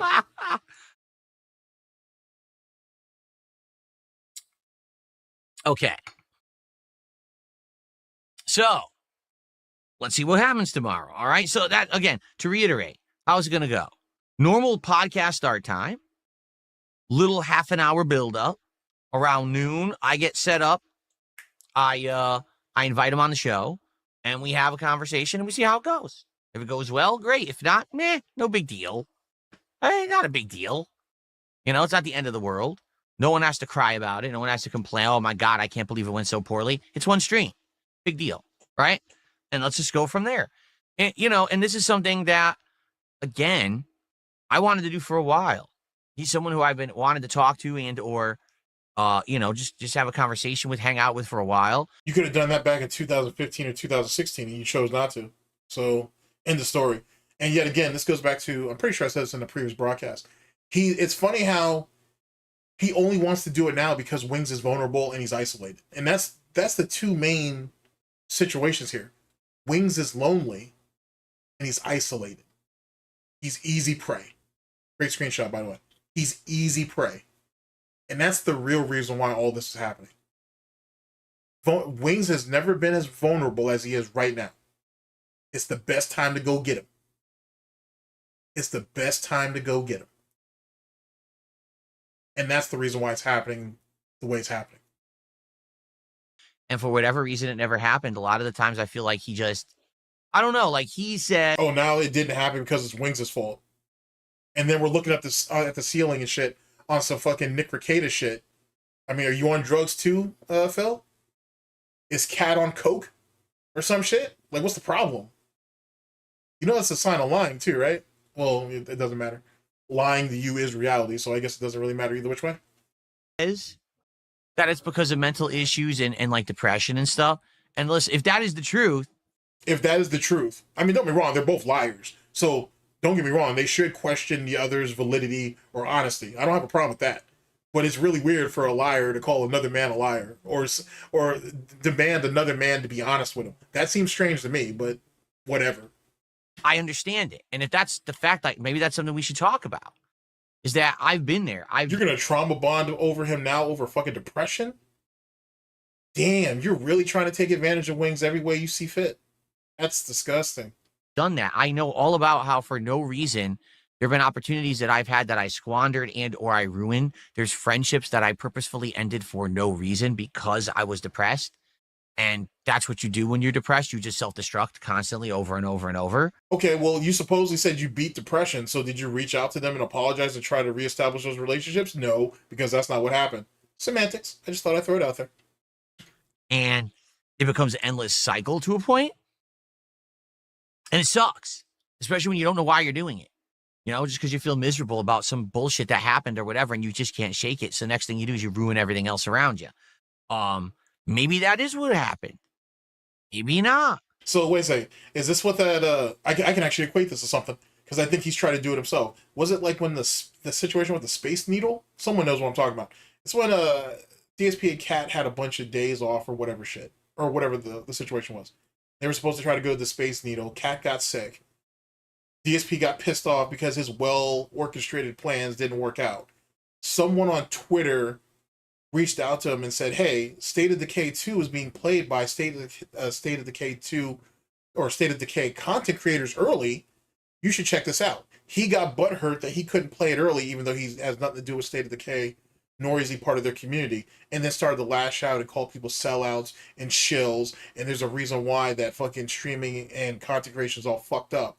And then he got dogpiled on, then he got dog walked, and then he took everything back and then deleted tweets. Is that what that was another example of his depression too, if I remember correctly? If you go to Pig Go, I'm sure you can find that. I don't know. We'll talk about it. So I think tomorrow's going to be cool. And if he hasn't already erased it, so then you'll have to go to, like, I know SNORTBUCKS has it for sure. And hey, the good news is also it's one stream. It's not like it's going to completely interject and ruin the rest of the content for the season. Unlike some other people who said that I had to completely change everything I was doing in order to be a part of their content. How is it that this is about you and Jordy and you're trying to make it about side scrollers? You're trying to make this shit about fucking Kino Casino. It makes sense when I do it because I'm reference heavy. But why are you doing it if you're trying to start a new chapter? Why are you reminiscing about all the people that you've done wrong? Right? Funny enough. Why are you reminiscing about all the people that you've done wrong or you feel that have done you wrong? God damn, you're an idiot. Just a petty, petulant piece of shit. And he wonders why no one wants to talk to him. It don't have shit to do with the farms. It doesn't have shit to do with the farms. It's DSP. DSP has always been DSP's greatest detractor, troll, hater, or critic. He's been his greatest opposition. He's his greatest deterrent as well as his greatest barrier. And it will always be that way. Phil Burnell established what he needed to establish, which led to DSP, or Darkside Phil. Darkside Phil has literally shit the bed everywhere he sees fit, and fucking DSP has to eat it and has to deal with it. And that's where the three Phils come into play.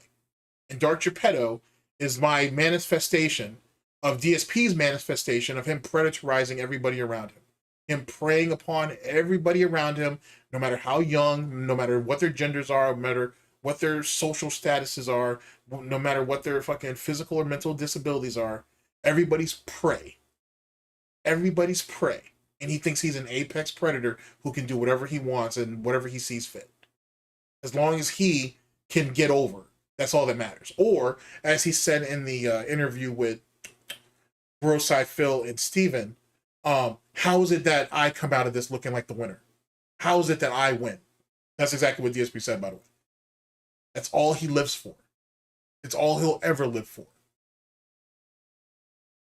Amazing. Write a novel on this shit. Content, and that I had to completely change my philosophy of content creation. I couldn't enjoy gaming anymore because it would never be profitable. Wait, what am I talking about? I got a little distracted. I'm sorry. We could just do the one show and then we could get back to business and then see what happens. Okay. All right. Sip? Oh, I called it too early. All right, so people are starting to give opinions now, which is what I wanted. Here's what we're going to do. I'm going to shout out a couple contributions, and then I'd like to get everyone's opinion right now. This is the opportunity. If you want to talk about this topic, now is the time to do it. Where is the opinions coming from? Because, big ups to Raw Phil for this. Like, your YouTube chat really isn't moving, and Kick is kind of one at a time, I guess. I don't know where all these opinions are coming from, because I'm not seeing it. Because like I said, tomorrow, once he's on the show, I'm turning everything off. And then we can talk about it after the fact, but I'm curious what everyone's thoughts are up front. Okay? Let me do some quick shout outs first, and then we'll see what your opinions are. Okay? So let's take a look here.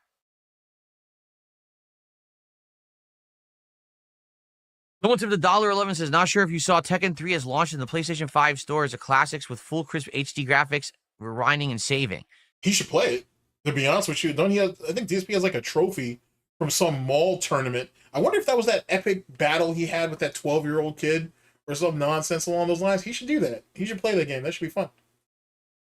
Not for him, but for everybody else. But he should play it, though. He's got a trophy in it. Another participation trophy, of course.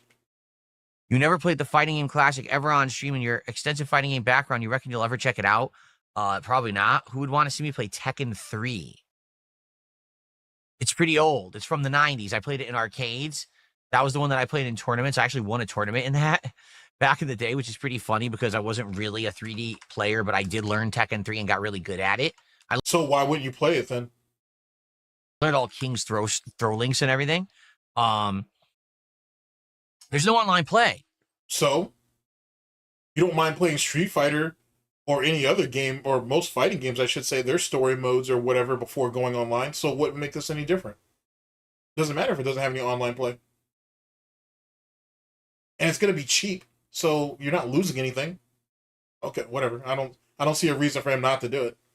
It's playing the game single player offline. Why would you want to see me just beat up the CPU? And that, don't you bitch and complain about lag, rollback, netcode, people cheating or whatever? So who cares? Like, yet again, this sounds like a golden opportunity for a tournament winner in an alleged game, in air quotes. I don't think there's anything there. If you think that there's something there, you let me know, but I don't think there's anything there that you guys would be interested in. Let's see here. Wow. Okay.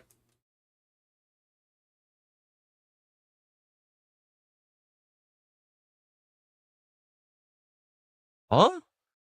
An anonymous tipper. I thought these tips were going to be about tomorrow's show. An anonymous tipper tipped me $1.02, and listen to what he says. Here it comes. It would be awesome, creative, and impressive if you make themed art pieces to display behind you. I think you're wrong when you say that your background isn't on screen long enough to be worth it. I see the background 30 or 40% of the time. Themed art pieces. You mean like the ghost, the electric lamp that reminds me of Dr. Frankenstein's laboratory, the digital frame. Which you grab from Kino Casino? That has completely themed animations. The throwback horror mask, the death face from my past, the Edgar Allan Poe, the black Halloween, the themed stuff behind me. It's funny how you avoided that YouTube plaque that doesn't mean a damn. Good job, Phil. Great. I'm glad you did that. What's he talking about? He's acting like my background is empty or something. I'm actually confused at like what they're trying to get at, this person. I mean, there's no real value there. Also, he didn't point out the Philomania thing either. Imagine that. Maybe they're referencing something from like that we talked about in the past, but I don't remember. You'd have to elaborate on that more because I actually don't understand what you're trying to get at. Literal definition of pickle brain. And speaking of which, too, I have a hard time differentiating whether he's just being actively dishonest when it comes to small, stupid shit like this, or if it really is just the gin or the alcohol has just gotten to his brain and shit. And he just can't figure anything out. Which, if that's the case, like, you know, if the memory loss, if this is just some of the earlier stages of memory loss, I should say, it could really, really get bad in a couple of years if you think about it. Might be something. And if he really has suffered from depression, what happens the day that he wakes up and he can't remember John's name? Or he can't remember Howard? Or he can't remember anything from his, like, FGC days and shit? I want you to really think about that. What happens then when DSP, Darkside Phil Burnell, Dark Geppetto wakes up and he can't remember aspects of his past? Like, he really can't remember. Might be interesting. The point has eluded me. Okay. But thanks for $1. Prince, what the hell? Habibian tipped did a $5 super chat and says, I'm super excited for tomorrow's stream with Wings. He said, I can't wait for more content with someone who insulted you and your wife. Well, there you go. So should I call him out on that particularly? Again, let's chill right now. Let's talk a bit. What do you guys, what do you think is going to happen? All right. It's Habibian. What a name, Habibian. Whatever that means. It's almost like he's trying to get ammo. That's what it seems like. It's like he's trying to get people to feed him shit to go at Wings over. and whatnot. And it's almost like he's trying to do it to cover up the fact that he's been watching Wings troll content for as long as he has. Not very good, Phil. And that it's what, not even 12:30, and you're already greasy as shit. Good God, man. Are there things you guys want me to call him out for that I don't know about? You have to understand, I don't watch Wings of Redemption's content until recently. I started tuning in to kind of get it. Sure. And ladies and gentlemen, this is the reason why I want to see DSP's watch list on DSP Reacts. Because I only recently started, and that I guess that was supposed to coincide with when he started commenting under those videos. Nah, he's been watching that shit far longer. He just had to build up the confidence to say something. To know about what this guy's been up to. So I'm kind of in the know now about what he's been doing, but I don't know about anything. All this stuff is all internet lolcow lore shit that I don't know about. Is there some infamous thing that he said that insulted me and my wife and stuff? I don't know. I don't. Why would you care? You let PPP get away with it for as long as he did. so why would DSP really care? Here we go. Wings eats fast food all the time, and you do fast food reviews, perhaps a collab. There you go. That would actually be kind of funny if they did a co-stream with that shit. That would be kind of hilarious, actually. No. Actually, no. Hear me out. That would be kind of funny if they both did a co-stream, and because Wings is in South Carolina, I think, or he's in North Carolina.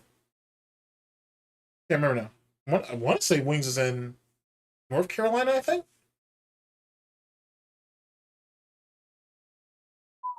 Huh.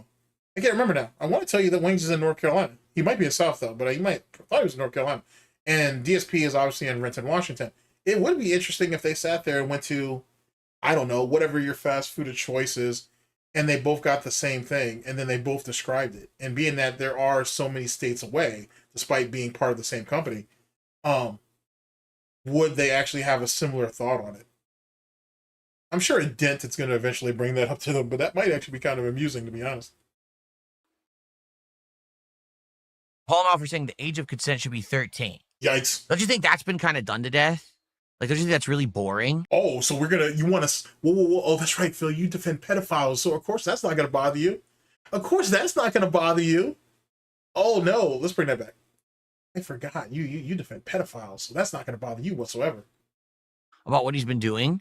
But I don't know about anything. All this stuff is all that's icky. Internet lolcow lore shit that I don't know. Especially with your dumbass coming off of the Derek situation.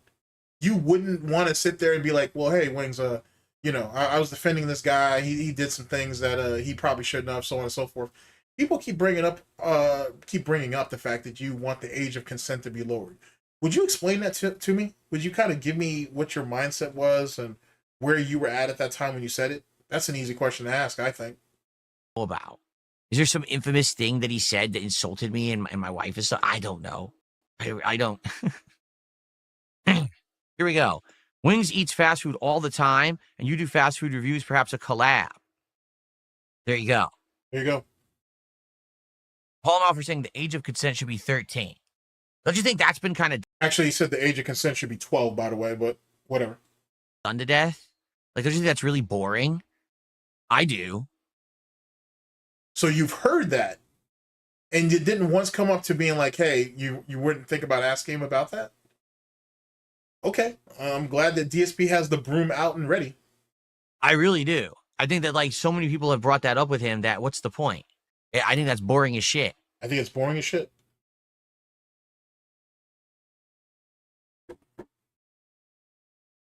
Spoken like a true pedophile defender.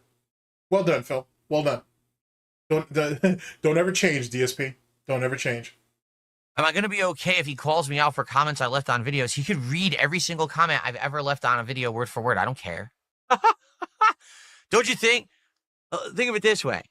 Don't you think that if I thought there was a problem with something that I said in a comment, I wouldn't have left it publicly? With accounts that, are mine, that it's me saying it? I swear. I mean, you're already harassing him on Twitter, so why didn't you say that shit to him then? You said you've had back and forth with him, right? Not on Discord, obviously. But he said that he's had back and forth conversations with Wings Why did you say that stuff to him then? I'm just asking. People like, they go so crazy to like make conspiracy. Oh my. It's not a conspiracy. He's trying to hold you accountable. You can go ahead and be a coward and try to worm your way out of this shit, but you know what I'm saying? It's funny how you'll talk whatever you need to talk to behind people's back, but when it's time to be face to face, it's all Hallmark cards and bubblegum. Like I said, the earmarks of a true coward. My God, Wings might actually, reference a comment Phil left on a video. Do you think I thought it was invisible when I left it? Completely You don't leave missing the comments point. on videos that you don't want people to read. Get it? Do you understand? So are you going to call Wings out then for leaking some of your DMs where you were bitching about how he was ignoring you and you were tired of it? Womp womp. That's the point of a public comment system, that the public can see your comment? Holy. If that's the case, then why are we editing whole segments out of our fucking YouTube videos then, Phil? Now, you getting rid of the snorts or the fucking from your alcoholic beverage and all that bullshit, I get that. But there's whole segments, like 5 to 7 minute shits, pieces of his fucking bottom bitch podcast that's straight up missing. So why did that stuff need to get checked out and thrown into the fucking into the dark side, if you will, or the fucking Gouty realm? Why did those things need to get removed? You said it publicly. You said it publicly on a public forum in a very, very public way. So why'd you delete it? Why can't anybody find the scorn rant? I was on a public forum. I was on a public video. He erased that too. Wings should call him out for that shit. That'd be hilarious. Moly. Because Wings has referenced it because he saw it. Cope sip.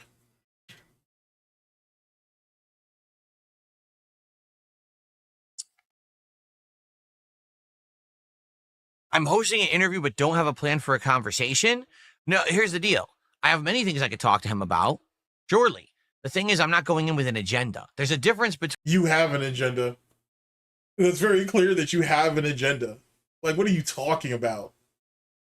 between going into a conversation with some ideas for interesting topics and things that would be entertaining for us to talk about, but also for an audience to hear us talk. You just went ahead and came off of a spiel where you said you want to have a trauma bonding session with him over the things that you've gone through, which the two situations you guys have gone through. Let's say it that way. That's an agenda. That's an agenda. The whole concept of you even doing this interview literally has agenda written all over it. What are you talking about? You're doing this set thing with this set person with an idea of an outcome that you want, that's in your favor. Jesus Christ, those nurses in fucking Connecticut have failed you miserably. Good God. No wonder they keep getting all those allegations of all those kids getting molested. There's all kinds of fucked up shit going on over there. Jesus Christ, Phil. The system over there has failed you miserably. Talk about. But also, there's a difference between that and going in with an agenda. You know, I'm not going in with the intention to destroy a man and be negative to him. Well, you're definitely going to be negative to him. You can't really destroy anybody. So that is what that is. Fucking Rich was half dead when you were able to get his carcass up there anyway. And you know, now that fucking retard. Let's talk about fucking Review Tech for a minute. This idiot is literally streaming from the mall because this idiot got finessed, right? And instead of him just being a man and accepted he got finessed, he wants to now bring racism into it and be like, oh, those Indian people, they're all scam artists. Last time I checked, fucking Rich, there's scam artists everywhere.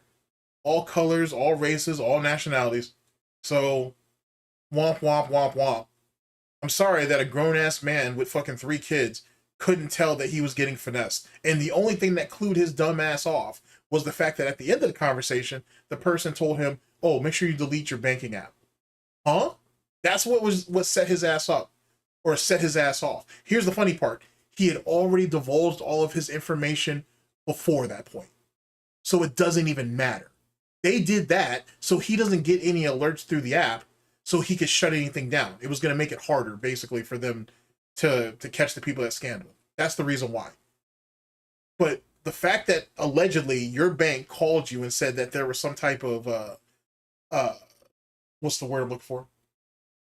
There was some type of breach to your banking information, and had you go ahead and re-verify all that, and you didn't sit there and say, wait a second, can you give me a minute and I can call you all back and whatnot? The fact that he Rich couldn't even take a few minutes to just be like, hey, let me call you back and whatnot, and we can go through this. Just goes to show how stupid he is. It shows you absolute how fucking much of a mongoloid he is. That's the fucking weirdest shit. And then, Rich, you're hanging out with Duty and all these other cats, and none of them guys looking out for you? They didn't taught you nothing?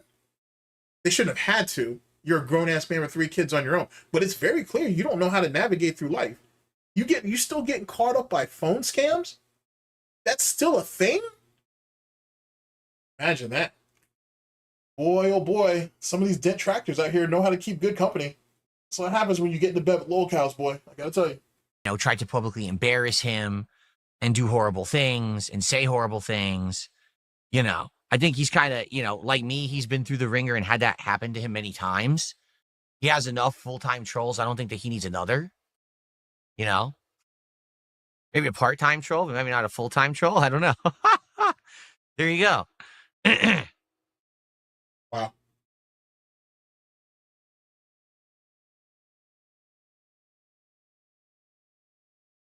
So here we go. The problems people have with Wings aren't things you can just get into without doing research. His lolcow gene isn't really lying.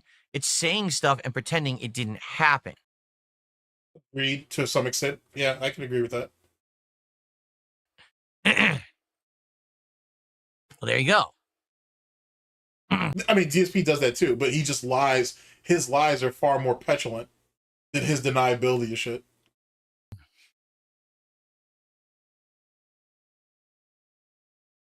But they're both scumbags. Oh, I know that.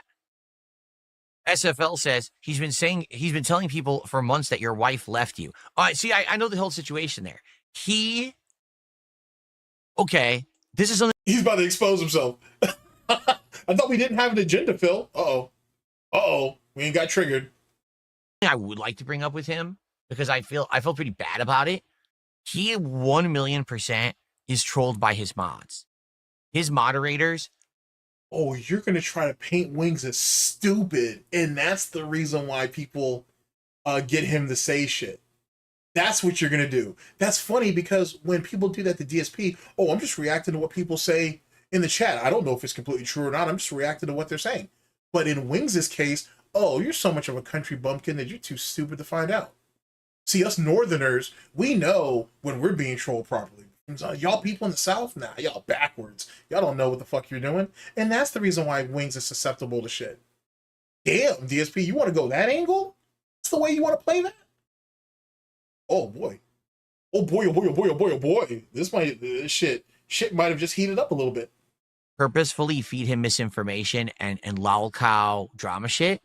And he just believes them. I think he trusts them. So he believes them. And then he repeats it as fact with absolutely no premise to do so. Like he has no information to prove anything he's saying. Do you have any proof about about some of the shit you threw at LTG? I mean, don't get me wrong. Everything he said about LTG for the most part, he regurgitated from troll content, and there was evidence of those videos. I know because I've seen those videos myself. And I actually had the benefit of actually knowing one of the guys who actually found the information. Big ups to Meth Bear. So there was that. But do you have proof? Can you pull up LTG's fucking paperwork right now and do that? Or you're not willing to do it? I just saw it in a video. Are you going to tell us what video it was? Are you going to tell us what the timestamp is? Oh, well, I don't remember. Oh, okay. All right, fair enough. So it's okay for you to use all of those pretense to get over when you need to get over. But when people start asking you for evidence, just take my word for it. Okay. All right, fair. Well, I just thought I'd ask. But then he repeats it, and then it gets reported that Wings said this. It's like, well, no, what Wings did is he listened to his moderators who fed him this awful misinformation because they troll his ass, and he's gullible and he believes it. So he's backwater, cornbone country pussy who's too stupid to figure out what to do about anything. And you've never been trolled in that same way yourself. Is that what you're trying to say? Boy, I hope Wings brings that shit up. That might be good. He repeats it, and then he becomes the authority figure saying it, and that's how it gets reported. Like, he's never seen a single piece of evidence of anything saying that, my wife left me. His mods told him that she did. You don't really have any proof or evidence, or you haven't presented, I should say, any proof or evidence to say that she's still there. So we call that speculation in the reporting business, Phil. Just in case you don't know. We call that speculation. Oh, that's sad. and then he'll say a million times and stuff. It's not true. You know what I'm saying? Like, that's just because he's gullible. And he believes and trusts the wrong people. He believes and trusts the wrong people. Okay. Like how you believed and trust side scrollers. Like how you believed and trust Kina Casino. Like that, right? Like that. Oh, like how you believed and trust Steven from Truth Seekers. You mean like that? Oh boy, my interest is peaking every minute. That's the truth. He believes and he trusts the absolute wrong people. He's too stupid to figure out anything. Okay. And they have led him astray time and time again in his life, I feel. You know, maybe you could disagree. But that's the problem, is he only... That's his agenda. That's what's going to be your agenda. You're going to call Wings out and say, you know what, you're really stupid. You're really gullible. People take advantage of you and whatnot. And I feel bad for you, Wings, because I know it's not your fault that you're stupid and that you're nothing more than backwater corn porn country pussy. But goddamn, Wings, you got to do better, man. You got to do better. You wouldn't have so many trolls if you didn't feed into the trolling. Is that the angle we're going with? Based off of that, that's an agenda. All right. It's tough to say, but like, if people seem to act nice to him, he just like, he'll just believes it. Maybe because he just really is desperate for people to be nice to him. Projection. And the next thing you know, they're completely using him and he has no clue. He just, or maybe it's willing ignorance. Like he knows it, but he doesn't care because at least someone's being nice to him. So he doesn't care that they're... You mean like how you didn't mind going through all that with Kino Casino? Jesus Christ, the projection is off the chain right now. Using him? I don't know. Maybe he won't even realize it. If I bring this up with him, maybe he'll be like, I don't know what you're talking about. But it's blatantly true. All you got to do is watch a few highlight clips. You extrapolated all that from a few highlight clips.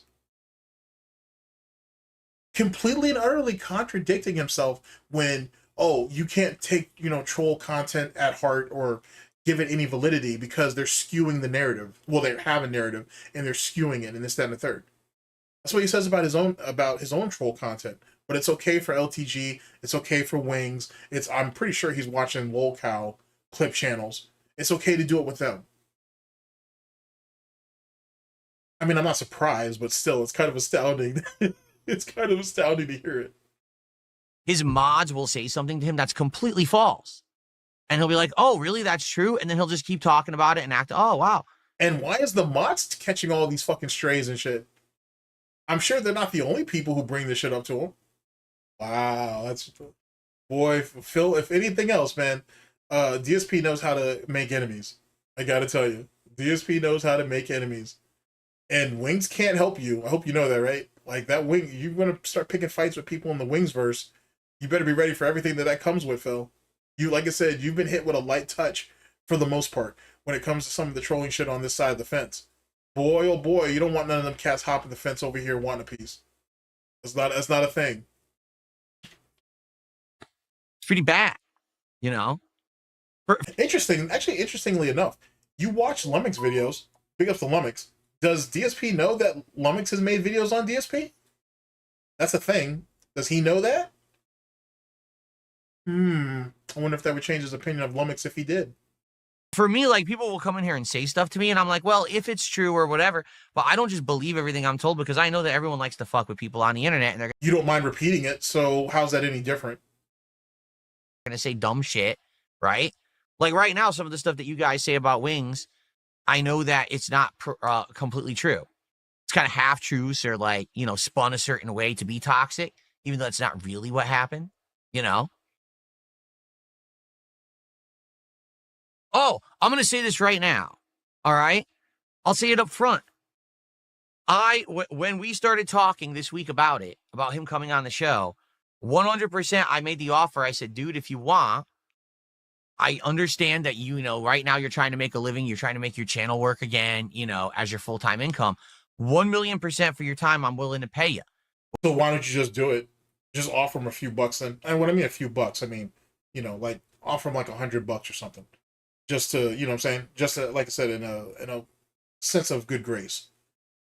What we could do is we can split the profits of the show. Whatever the show makes, I will split it down the middle with you. It's all good. And you know what he said? I swear to God, he said, no, I don't. I swear to God, we got someone he's literally, DSP don't believe the guy, he's an atheist. And when he may have been raised Roman Catholic, but he's actually an atheist. I'm pretty confident that he is. But whatever. So we're gonna sit here and swear to God that someone didn't want to give you money. The funny thing is, didn't you say that you swore to God to John and Howard that Respect the Pack didn't want money, even though that conversation never happened? So you lied to them on two fronts. You want to swear to God on somebody else too? All right, Phil. Do you, champ? I guess that's that whole moral Roman Catholic values or whatever. I don't want any money. He said it's all good. He turned it down. So, hey, you know, I don't know why, but he turned it down. He said, look at him salivating at the goddamn mouth. He's literally thinking to himself, hey, man, this is just going to be like that Wings react that I did. And he made a good amount of money doing that shit, by the way. It's going to be just like that. And, yeah, I'm going to get to keep all of it. I'm going to get the views on my channel. I'm going to get all the money. It's going to be great. Jeez, literal piece of shit. Definition of a piece of shit. no, he doesn't want any money from the show. So that's on him. That was his choice, and he outright said, no, I don't want it. You could still offer, though. You could still sit there and be like, you know what? I'll donate $100 or something on your next stream or some shit. You could do that. You could do that. But this guy has the nerve to say everybody who has a criticism of him or a comment of him are literally the drudges of society. They don't deserve to live. And yet, you know that, just as DSP said, you know this guy's trying to make a living. He's trying to rebuild his presence on YouTube. And you can't even find it in you to throw a couple of dollars at him. Yikes. All right, then. So I can't make him take money, but he said no. So there you go. Pope said, I can't make him take money. Okay. Okay. I look badass with this shirt. I don't know about that. Why would this shirt make me look badass? It's just an Izod button down. Shouting out the branded what now? Okay. You're gonna tell us what cologne you're wearing next? Anyway, okay, well, some more shout outs here. Gee, thanks everyone sending me single dollars. I really appreciate the single dollars. Let's see. I mean, they could send you nothing, but it doesn't matter. They're gonna all get charged back anyway. So it's gonna be funny to see, hear him bitch about fighting that off. You got to challenge him to a Pokemon battle, Ash Ketchum style. It's a proven way to make best friends. Just watch the anime. Jokes aside, I usually think he tends to be light on trolling you. He has given you a lot of credit over the years as well. It should be a good combo. I think it's going to go well. I think it's going to go well because we do have some history. We have a lot of things in common from shit that we've been through. Like I said, being creators at the same time, going from being on-demand video creators to having to be streamers. You know, there's a lot to say there. That's not the established history that he's trying to make it sound like. Like, they don't have any real history with each other, to be honest with you. If he had gone on that podcast all those, like, months, or all those years ago, maybe. And they may have, like, met. They know, like, some of the same people, like Hutch, for example. But outside of that, there's no real direct connection with them. They were on the same MCN for a while. But other than that, there's no real history with them. That's kind of bullshit. Let's see here. Okay, another $1 tip. I meant homemade creative stuff that you make yourself, that you completely make yourself, like you paint a spooky scene or make a paper mache tree.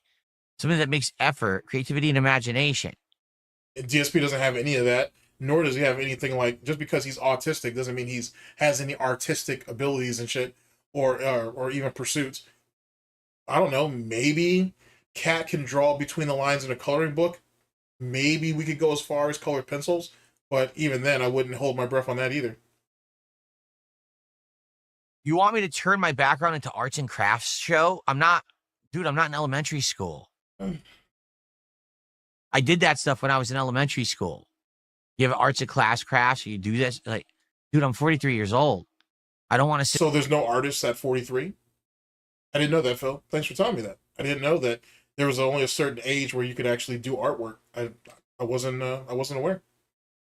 Well played, Phil. Well played. Around making arts and crafts for the background. The record. All right, let me go on record. I don't want to make actual paintings. I don't want to make paper mache for my backgrounds. I actually think that stuff like this looks better than anything that I could come up with, maybe, you know. Okay. So you have no creativity, you don't have any imagination, and you have to pay to win on everything. I roger that. Thanks for the dollar. What is going on?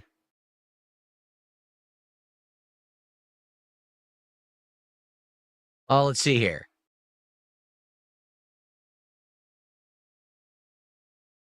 So what's at the dollars is Tekken 3 was revolutionary and a pioneer in what we know as fighting games today. The way you wrote it off like that, there was kind of insulting to fans. Tekken 3 is my favorite Tekken game of all time, and I was actually quite good at it. And I played the living crap out of it in arcades, but it's 2025. You can respect it, but, like, for example, if Super Turbo was just released on PlayStation with HD graphics and it was remade, but it was a single-player game only, I'd be like, why do you want me to play that? If this game, for example, if Tekken 3 came out right now and had online capability, lobbies, great net code, I'd be like, cool, let's go for it. Let's Phil, just say you don't want to play the game and move on. We don't need this struggle session. Like, no one cares. Like, you know what I'm saying? If you're not going to play it, you're not going to play it. You're not as good as you think you are in it anyway because you beat a 12-year-old at a fucking arcade 2 decades ago. No one gives a fuck, Phil. play it. I used to play the shit out of that game. I was actually good at it. He said that for every retro fighting game that he ain't got his ass had his ass handed to online. Remember that. Almost every retro fighting game that gets online, he swears up and down that he was really, really good at it, or he had a lot of experience, or he was there during its most hype moments when it first came out, or during the tournament scene, and he was damn near dog shit in all of them. My characters were Paul, King, Lei Wulong. Who's the other character? I used 4 characters. It might have been Nina. I'm trying to remember. I had 4 characters that I focused on when I played Tekken 3. And I got pretty darn good at it. Like, I was good at, even with King, like, faking people out and then going into the throw strings and things. Unfortunately, none of that carried over to any of the other Tekken games that he played. Womp womp. But, why would you want to see me just play against a computer? Like, fighting games are meant to be competitive. You can play them offline, and there is some traction you can have with that. But for the most part, fighting games are meant to be played against other people competitively. Why would you want to see me play it offline? That really tells you, too, or it should tell you, how boxed in he is in his thinking. You know what I'm saying? It's very, very strange. But then again, if it was a fighting game that he wanted to play, and even if it didn't have an online component, he would find all the reasons to justify why he should play it. And why he wants to live through that nostalgia and all that bullshit. Something to think about. So, if you're taking it as an insult towards Tekken, you're barking up the wrong tree. I love Tekken, classic Tekken. I grew up playing, and I was actually good at it and liked it. But I just don't understand the appeal of what you're saying. You're acting like there'd be mass appeal to see me play Tekken 3 when it's an old game from the 1990s that you can't play. And how old is fucking Super Turbo? Oh, but because it has the online element, we can justify that? Okay, I just thought I'd ask. Online, who would care? Okay. Wow. Wow, another $1. Wow. Let's see here. You're going to make this about yourself like always. Yes, That's what you do. When you comment on things online, you add your own personal experiences and references to it. Therefore, you add something to the conversation. That's called being, informative, creative, interesting. You don't just objectively talk about something, you subjectively talk about it. That's the point. Or else why would you ever want to hear a particular person weigh in on a topic? Correct. Okay, let's see what else they have to say. Wow. It's like you always do when you play games. Huh? Nah, let's not bother. I don't even know what the fuck this person's saying. So you can't even try to creatively put together what they're saying. It's just, oh, you can't read it, so they're dumb. Oh, just skip it. Gotcha. So he got so butthurt about the first part of it, of him making it all about himself, which it is. when you're interviewing someone, you're supposed to be getting their experiences, and then you might be able to go ahead and match some of your own experiences up to it. DSP's not going to do that. He's literally just going to make it about himself. Hence the reason why he got butthurt when he got called out on it. Now he just wants to avoid everything else because I guess the rest of it kind of cuts deep itself too. Maybe, possibly. Here, hold on a second. Okay, we're back. Wasting our time. Thanks for the $1. You can always tell the most intelligent comments come out with the $1 tips.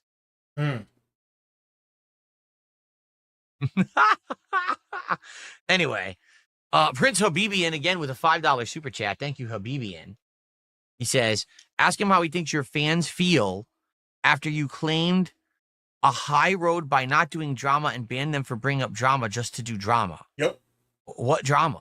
Oh boy. What are you talking about? What are we talking about? What? Is there something in the air, the water today or something? Does anyone know what's going on? During my 2 days off, did a vacuum open up and suck everyone's brain cells out of their ears or something? Like, what are you talking about? He's super butthurt. Things ain't going his way, is he? Jesus, Phil. It's almost like you had an agenda doing this fucking bottom bitch podcast. The thing ain't working out. Holy shit. Oh, I hope for your sake, man, that interview doesn't go left. If it even happens. Wow. Thanks for $5. Anyway, yikes.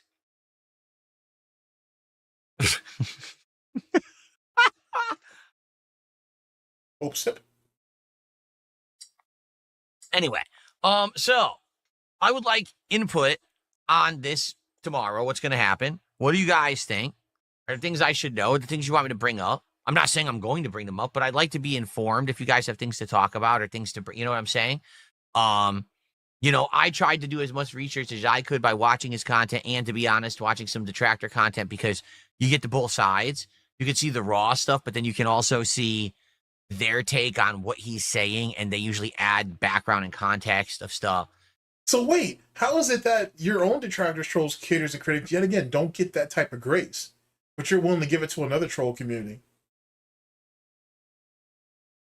It's almost like he's trying to appeal or ingratiate himself into another troll community and be like, hey, don't shit on me. You know, I'm willing to watch your content so I find out what's what so I can take shots at this guy. Yet again, feeding back into the concept that he does have an agenda. All right, man, that's really hypocritical. Like he's quick to demonize all the people who go at his neck, but yet he has no problem using that same content when it's applied to someone else. And yet again, that goes back to side scrollers when Keemstar and Adam and Craig called him out for that same bullshit. Rules for thee, but not for we. God damn, Phil. To try to figure out what exactly is going on, you know? And to be frank with everyone, all right, I've watched this stuff, and after watching it, I didn't run for the hills. I didn't, say, oh, absolutely not. Like, there probably are some people that if I actually learned more about them, about what's going on with them and why people don't like them on the internet and shit, I'd probably be like, oh, God, I don't want to touch that with a 100-foot pole. But in this case, I honestly didn't see much at all, besides things that people have been repeating for a zillion years and or stuff that I feel was blown way out of context, you know. But maybe that's stuff to talk about too. I don't know.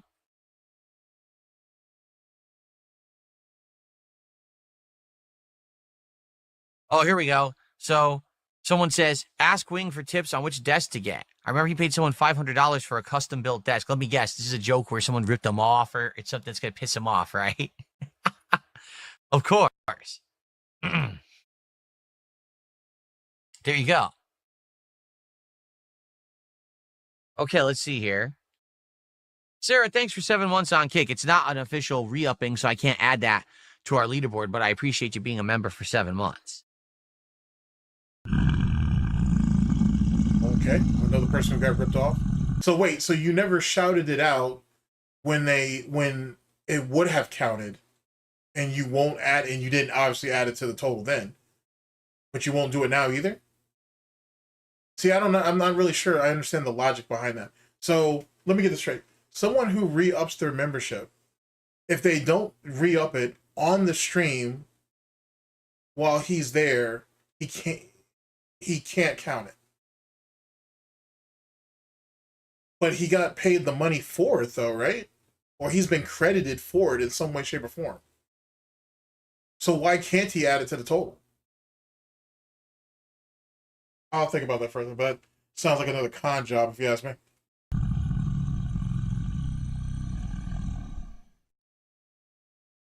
Oh no. Seriously? Someone just hit me $1, says PPP uses arts and crafts on his background and it looks awesome while yours looks low effort. Because it is low effort. You think that someone who had free time to do arts and crafts as an adult is a sign of skill and or intelligence? Creativity and talent, yeah, I kind of do. Actually, Phil, I kind of do.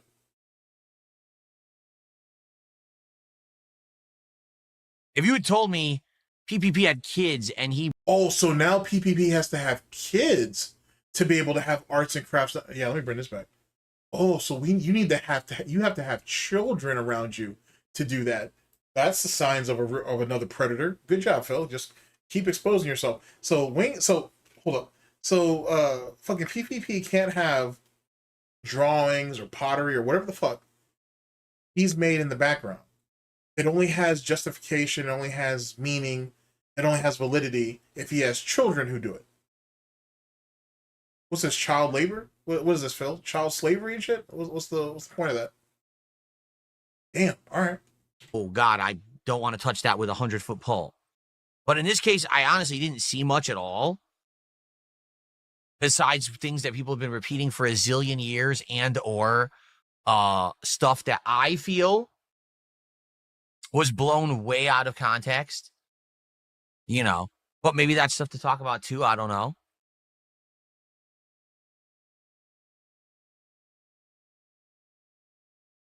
Oh, here we go. So someone says, ask Wing for tips on which desk to get. I remember he paid someone $500 for a custom built desk. Let me guess. This is a joke where someone ripped them off or it's something that's going to piss him off, right? Of course. There you go. Okay, let's see here.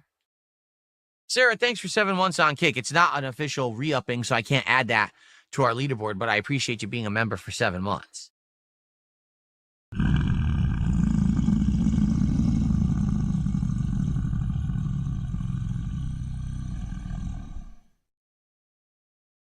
Oh, no. Seriously? Someone just hit me $1, says PPP uses arts and crafts on his background and it looks awesome while yours looks low effort. You think that someone who had free time to do arts and crafts as an adult... Didn't this idiot put children's Legos together, now that I think about it? That's the thing, right? DSP was literally on screen putting Legos together made for kids. I mean, not to say that adults can't do it too, but you get my drift. And the fact that DSP don't see the hypocrisy in that's hilarious. Is a sign of skill and or intelligence. If you had told me PPP had kids and he worked with his kids and they worked together and as a family they did arts and crafts and he thought, oh, this would be a nice heartfelt thing to put into my background, then I'd be like, but you're like, no, he's an adult and he made arts and crafts he put into his background. Oh, I'm sorry. That's my honest initial reaction. Oh, I'm sorry. Oh, man.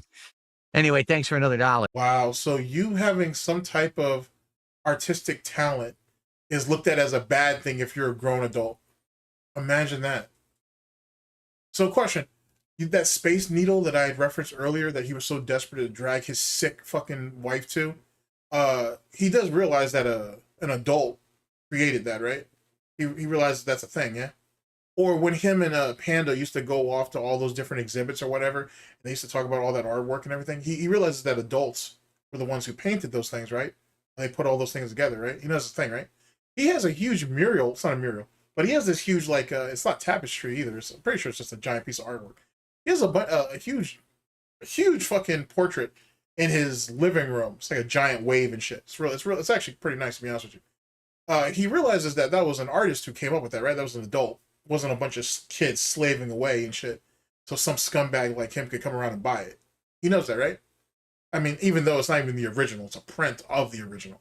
So he doesn't even have the original. He has it second hand or third hand in some cases. I thought I'd bring it up. That's a weird answer to come up with something.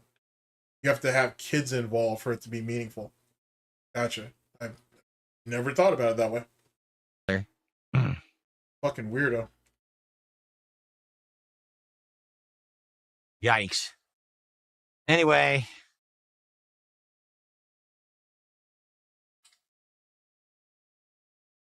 Let's see here. Boy, a lot of dollars today.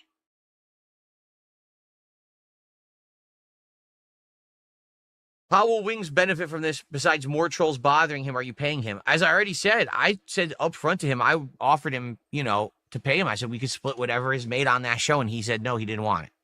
So that's him. I made the offer. I thought it would be fair.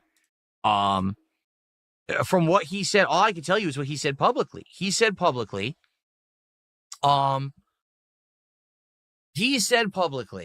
you need a minute to get your story right? What's wrong with you? That he is trying to get a boost for his channel. And how's he going to get that off of you? Okay. Holy shit. Okay. All right. Whatever. He wanted Battlefield to work. It hasn't. That Battlefield did not take off for him. So you're supposed to be the consolation prize to that? Okay. Like he had hoped. So he's hoping that this will get more eyes on him and interest, in him. There's no way Wings said that. There's no way Wings is that stupid to say that shit. Not at all. You can barely pull 300 people on your own streams. Wings theoretically on one stream on YouTube beats your average numbers between two streams more often than not. How is going to you gonna give him a boost? And that, ladies and gentlemen, just in case you don't know, is a reference to side scrollers.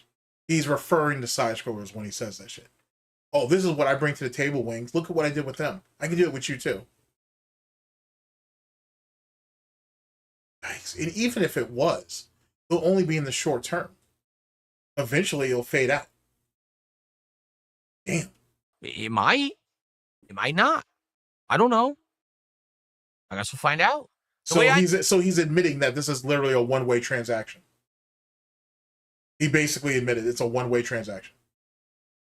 The way I see it, no harm, no foul. If it doesn't work, who cares? Big deal. It's one stream. It's not going to hurt anything. If that's the case, then don't monetize the stream then. If that's the case, do the stream completely and utterly for free. Turn off donations. Turn off everything. Turn it all off. Not notifications, ladies and gentlemen. Turn off all ways of making money and shit. And then don't turn all that stuff back on until after the interview's over, if that's the case. It's real easy to say something like that when it's a one-way dance and you're reaping all the benefits and the other person's just there. It's real easy to say shit like that. I think what it is once you get to a certain point, you're like, how could it possibly hurt anything? Right? Like, it can't, Hope sip.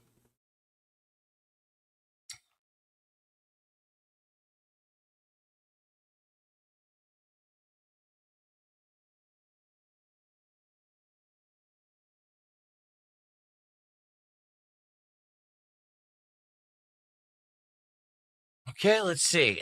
More dollar nonsense. As you know, when it gets to complete nonsense, I don't even read it.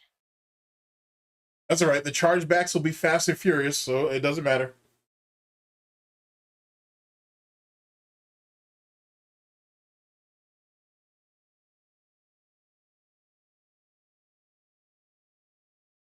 See? All right. Anyway, someone did a $2 super chat talking about CryBullies. I don't know what the fuck you're talking about. Thanks for $2. Oh, I can reference that. This idiot, DSP, he had sat there and picked a fight with fucking Mike Watson on fucking Twitter, or X, whatever. He had picked a fight with Mike Watson and fucking Jaha on Twitter and said that, yeah, you like how you guys bullied me all those years ago because of, trolling I did in IRC chat. and you guys wanted to beat me up and all this bullshit. You mean like that? You started that problem. You literally admitted it in your tweet that the reason why they wanted to approach you is because you were talking shit. And now he's like, oh, I don't understand what CryBully means. I don't know what that is. I'm a grown adult. I'm not on online all the time, fucking religiously or whatever the fucking spiel is going to be and shit. That's amazing. And it was a situation that he set up. Holy shit. I don't live online. I don't know what that term means. I don't care. Thanks for $2. Don't you stream like 6 days a week for damn near 8 to 12 hours, according to him? How are you not online all the time? What the fuck are you talking about? You watch you fucking read the farms. You're on the Tractor Twitter or X, whatever the fuck. You're literally admitting to watching fucking troll content on your days off and shit, or on your times off. You're not watching it while you're on the clock. So what do you mean? Okay. People really have to start understanding something. I've tried to explain this recently. I don't think people get it. So I'm 43 years old. I grew up in the 80s and 90s. I grew up with an offline existence. So I had friends, I had hobbies, physical, tangible things that I did. You know, I always was playing outside with others, toys, sports. You didn't do a lot of sports. You never learned how to swim. You never learned how to ride a bike. Childhood sounds pretty bad, Phil. Just off those two things alone, it sounds pretty shitty, to be honest. I mean, shit, you were afraid to go outside at times because apparently the neighborhood Negroes might go ahead and jump you at any given time. Doesn't really sound like a pretty good existence, Phil. And then, according to your own narrative, those hobbies you had got led to one of your friends getting killed. And you feel like it's your fault. Remember T? Remember that? Your eternal rival and shit? You loved T, you missed him and shit. If T had lived, you would have been one of the best Super Turbo players to ever exist. You know, the one you let die in the street. Remember him? That guy. So you really want to keep going with this shit? I can keep going. Because the majority of your childhood stories really just centralized or really center around, I should say, the arcade. Where you were letting grown men pick you up, have them put their head, your head between their crotch so they could simulate tombstone pile driving you. You mean stuff like that? Okay, Phil. Okay, Phil. Sure, buddy.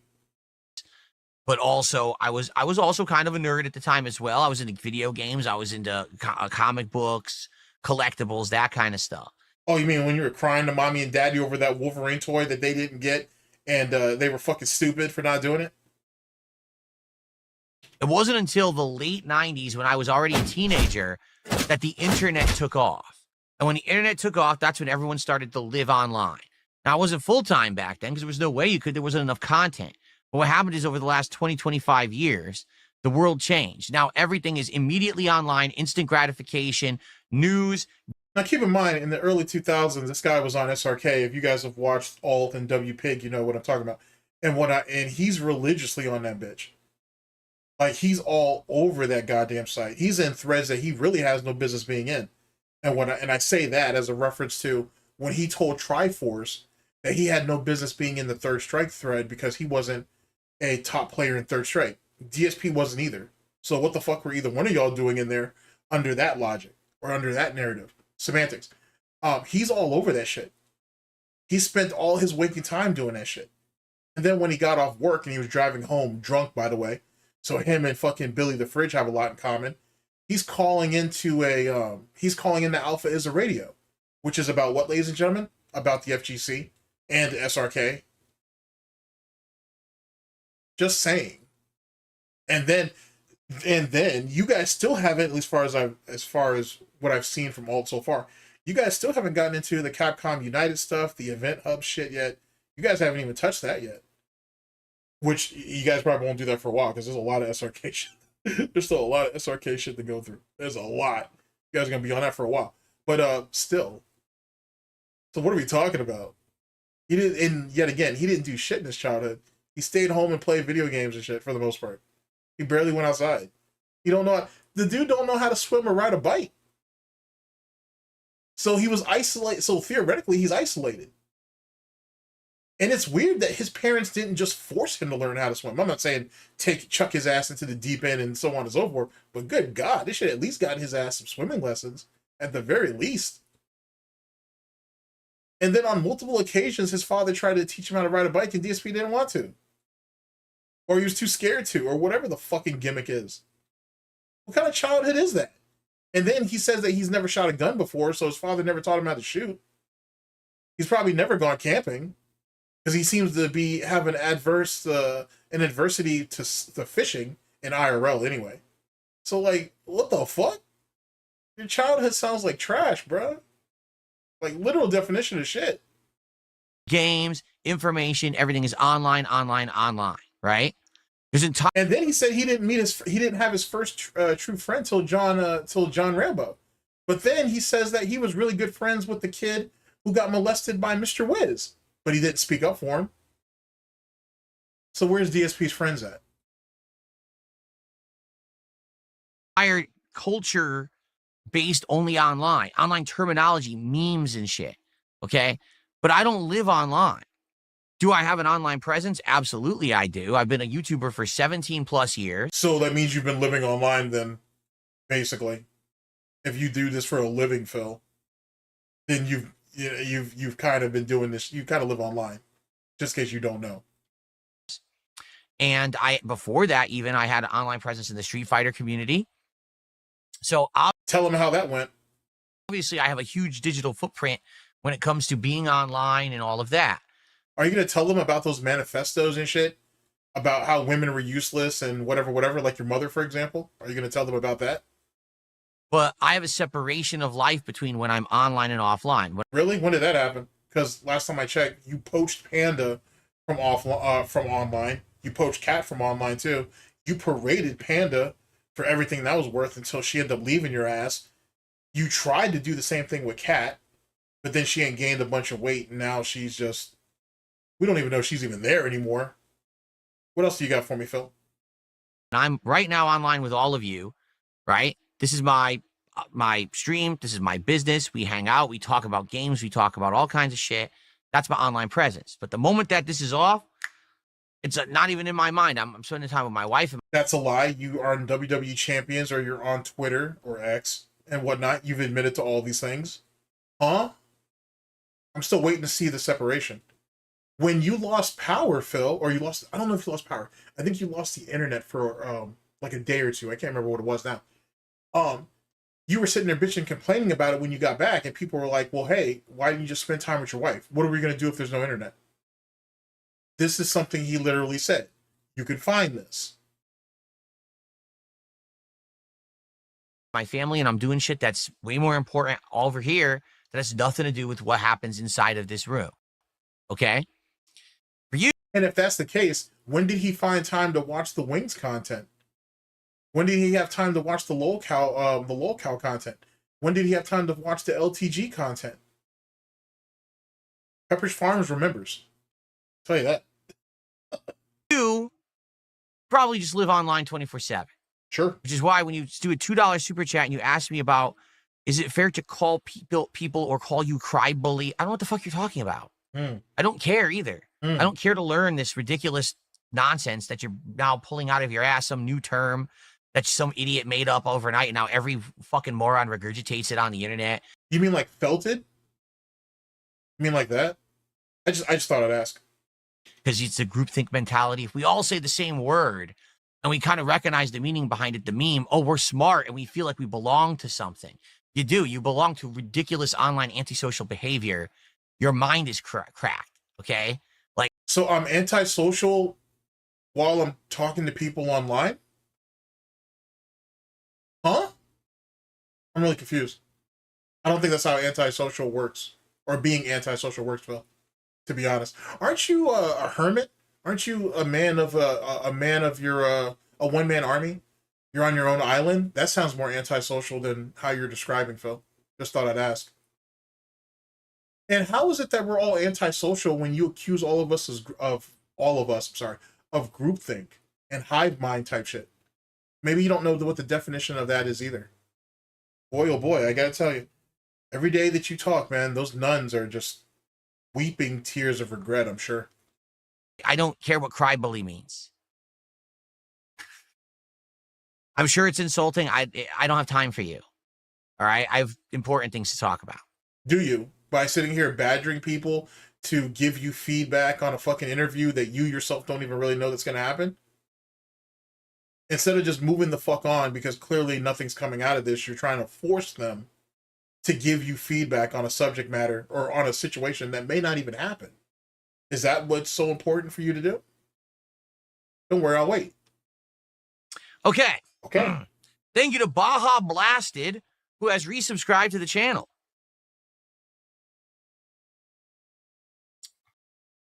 I appreciate that. Baja Blasted. That's our first sub of the day, actually. By the way, new week starting today.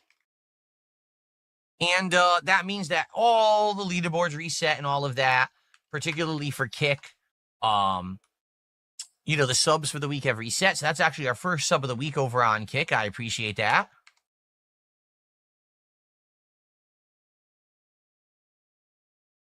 Cool.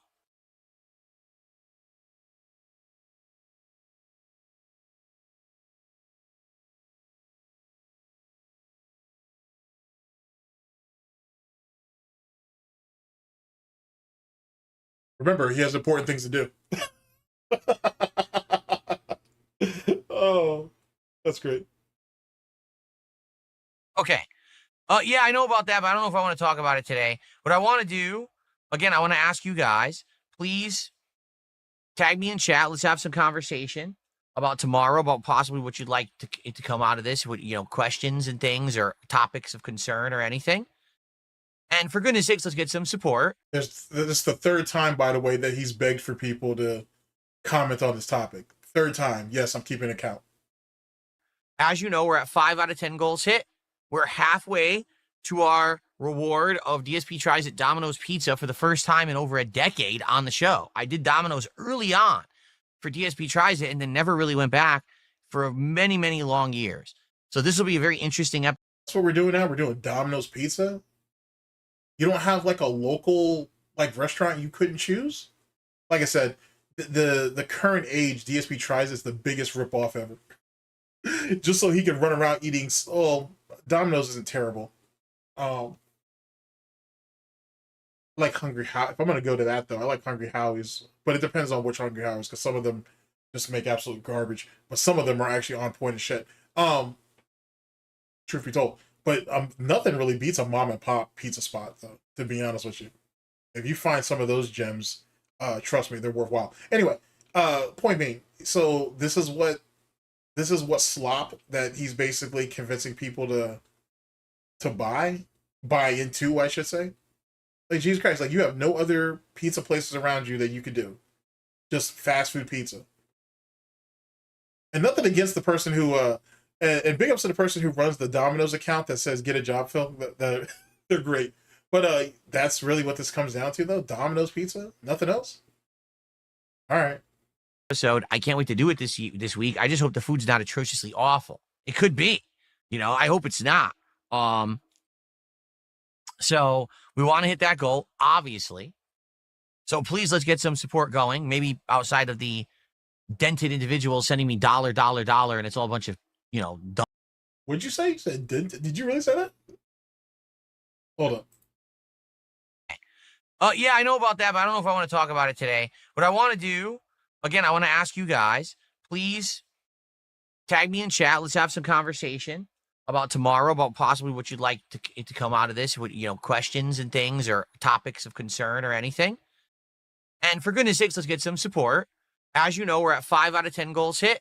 We're halfway to our reward of DSP Tries It Domino's Pizza for the first time in over a decade on the show. I did Domino's early on for DSP Tries It and then never really went back for many, many long years.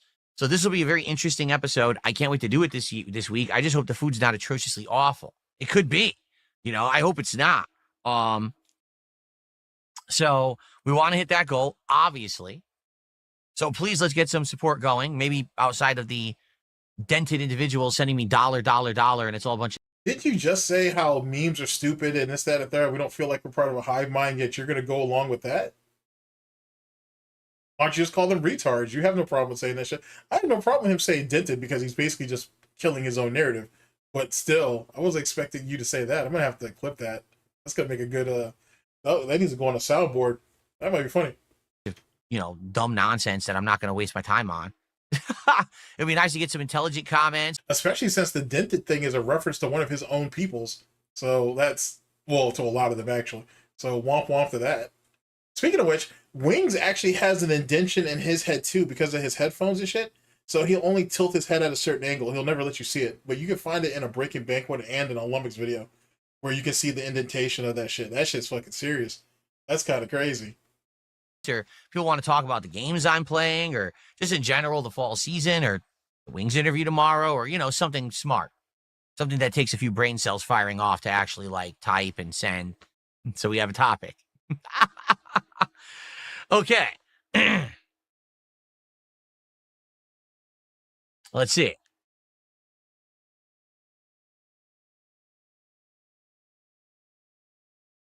Here we go. So no, the nonsense continues from idiots, so I'm just not going to read that. Charge back. Very good.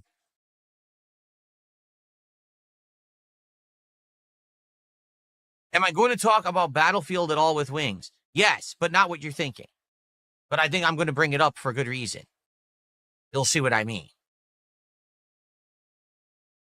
I mean, the only two ways he could bring it up is either A, Wings thought Battlefield 6 was going to be good for him. It wasn't. And that's why he's branching out to talk to Phil. Or B, Phil's going to try to call Wings out over Wings talking about wanting to play Battlefield 5, I'm pretty sure it was, with DSP back in a few years ago. And he said that he was going to reach out to DSP, then he ended up not doing it, and whatever. So, yet again, that's part of our agenda, I guess. Yes, it is raining here. It is full autumn weather with rain, clouds, and very cool temperatures.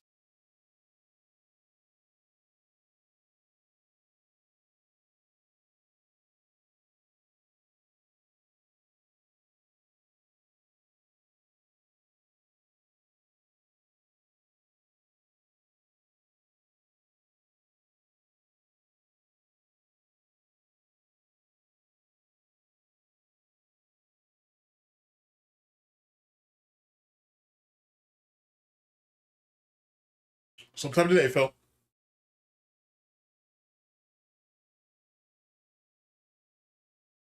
As riveting as this is. Green Guardsman, why don't you explain to me what you mean by that? Because here's what Green Guardsman just said. Sorry, I'm sifting through a bunch of questions. That's why there's a little bit of dead air there. He says, having a wife yourself, would you bring up the abuse allegations against Wings and his wife? Oh. What do you mean? Abuse allegations. Okay, what abuse allegations? Let's hear this. Now, here's the thing. On the previous broadcast, that was from October 23rd, I think it was. I want to say it was 23rd. Hold on a second. Yeah, it was Thursday, October 23rd was the last broadcast I did. It was thrown in DSP's face about that situation with Kelly getting the Pepsi powerbomb, and they might have brought up when Wings slapped Kelly in the car too. That might have been a thing as well. And he kind of just completely and utterly sidestepped it. And he said, "Oh, we all saw it, but I don't know what the context is, so I can't really comment on that." And I think that's when I brought up the Subaru Man situation and how he was willing to go with that full stop and try to use that situation as a shield. But with Wings, oh well, I don't have the full context. Anything that needs to be done to keep Wings in play. Interesting. All right, well, let's see what this says. I'd love to hear this. Me too.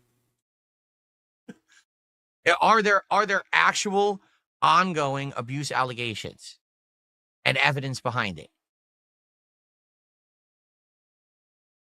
What evidence did you have that Cat got hit or was abused by Subaru Man? Did you see the police report? You didn't say that on side scrollers. Did she take pictures? Was her eyes blackened? Did she have a police report at all? Did you see any of that? Or did you just take her at her word to make sure she got into the Snort fort and stayed there? I'm just asking. I'm asking for a friend. Yes, I saw that PS2 turned 25 today. I did see that.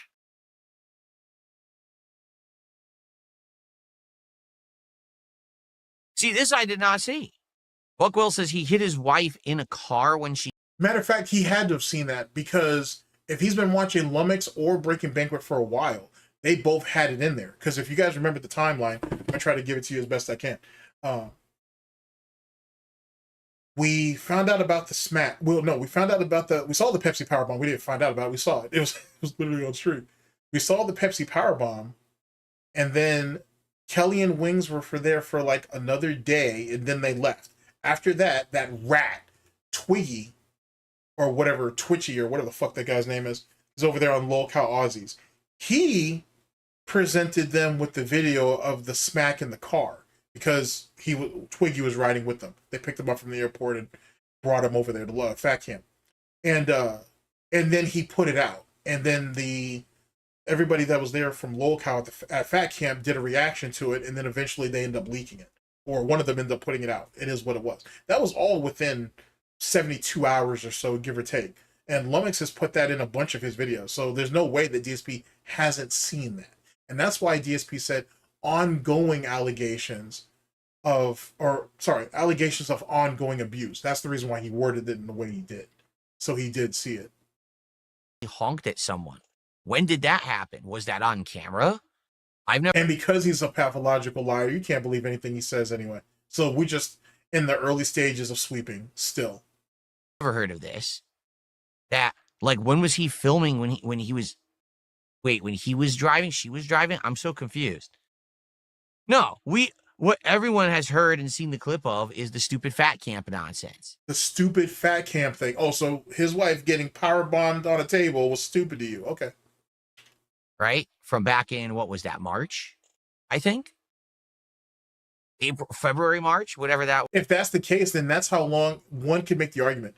That's how long DSP's been watching Lummox. He's probably been watching before that. But you know what I'm saying? That right there establishes our timeline. Because he said multiple times that he's seen that. Don't worry, I'm gonna bring this whole part back. Not now, but we're gonna let it play through, then we'll bring it all back. That's what I've seen, and that's what I think everyone has seen. I don't know about what else you're talking about.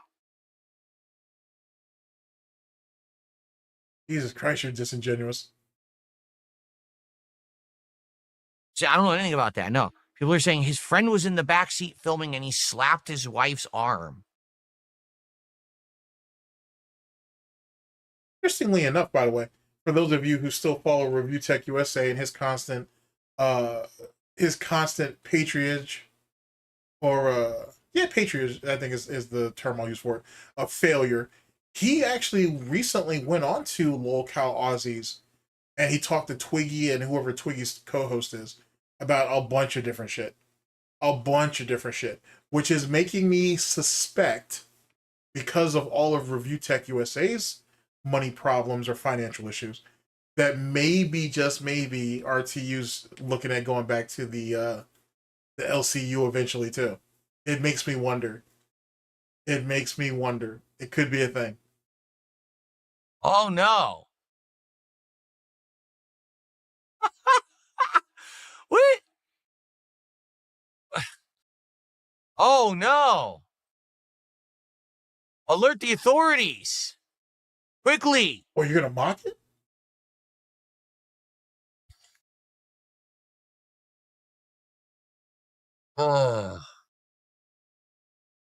Dave did put hands on Linda. I'm going to go with that. I don't give a fuck. Dave definitely put hands on Linda at least once, and Phil saw it.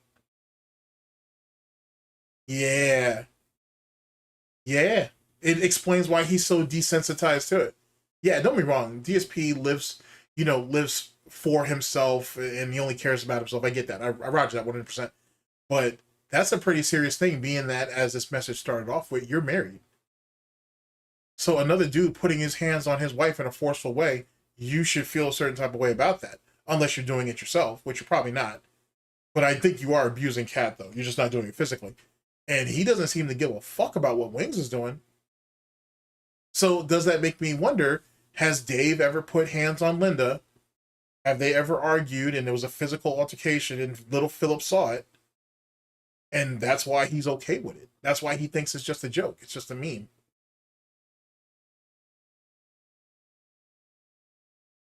How much time do you spend online?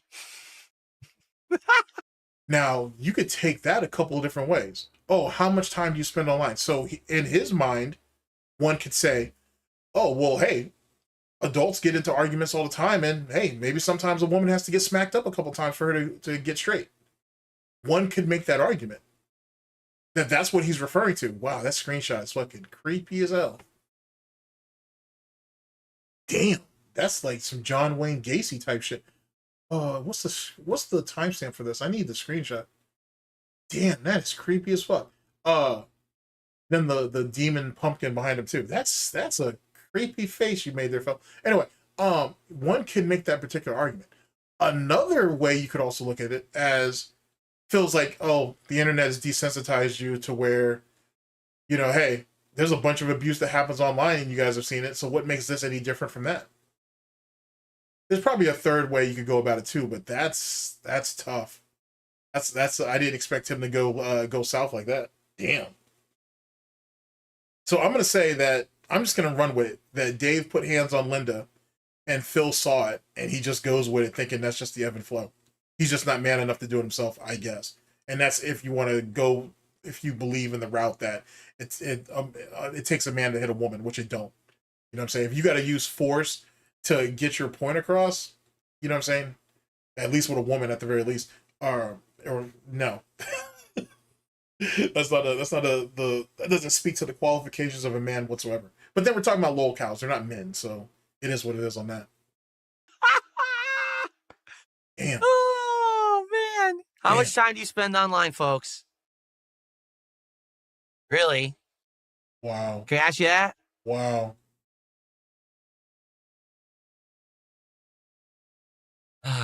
Oh, my God. So he's really down for that. All right, I'm gonna bring the whole section back uninterrupted. Damn, that's kind of crazy. It is raining here. It is full autumn weather with rain, clouds, and very cool temperatures.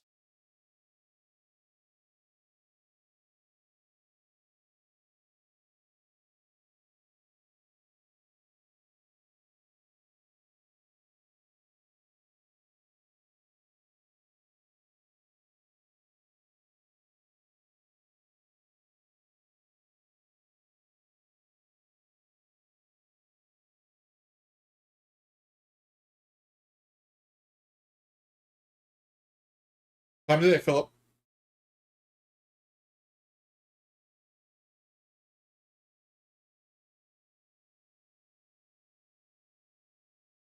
Green Guardsman, why don't you explain to me what you mean by that? Because here's what Green Guardsman just said. Sorry, I'm sifting through a bunch of questions. That's why there's a little bit of dead air there. He says, having a wife yourself, would you bring up the abuse allegations against Wings and his wife? What do you mean? Abuse allegations. Okay, what abuse allegations? Let's hear this. I'd love to hear this. Are there actual ongoing abuse allegations and evidence behind it?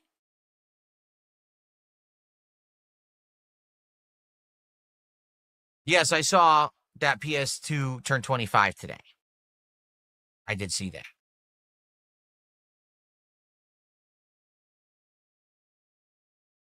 See, this I did not see. Buckwell says he hit his wife in a car when she honked at someone. When did that happen? Was that on camera? I've never heard of this. That, like, when was he filming when he was... Wait, when he was driving, she was driving? I'm so confused. No, what everyone has heard and seen the clip of is the stupid fat camp nonsense. Right? From back in, what was that, March? I think? April, February, March, whatever that was. That's what I've seen, and that's what I think everyone has seen. I don't know about what else you're talking about.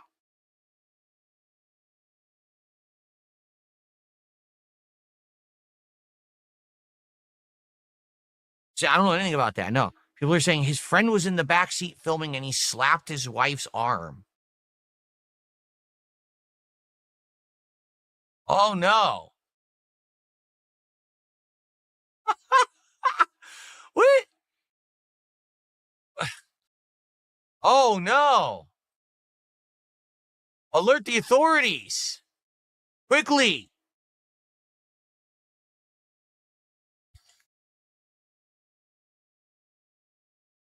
Ugh.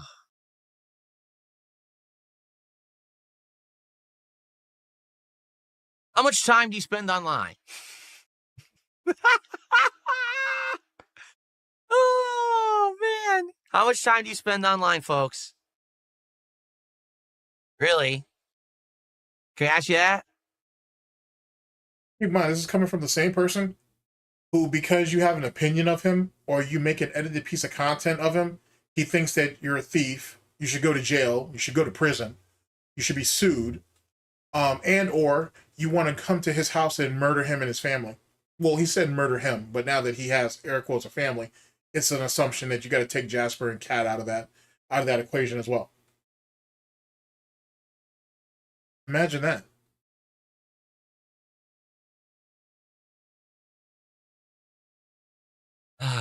Oh, my God.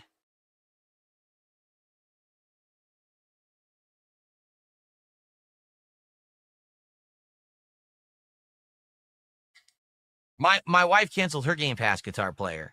She said she just didn't care about it anymore. And she Why the fuck would she even need Game Pass? She could just piggyback off you. So same thing with like PlayStation Network or PSN. Same thing. Like why the fuck everybody in the house doesn't need PSN to use it. Like, you know what I'm saying? That literally doesn't make any sense. Whatever. canceled it entirely. Don't you guys play the same type of games anyway? So if one of you have access to Xbox's library, then everybody does. On top of that, it looks like Xbox is just going to get up out of the console game altogether, to be honest. Which makes sense because they really never was able to match what the 360 did. And it's probably just easier to just produce games or publish games and then put it on PC and then sell the licensings out to Nintendo and PlayStation.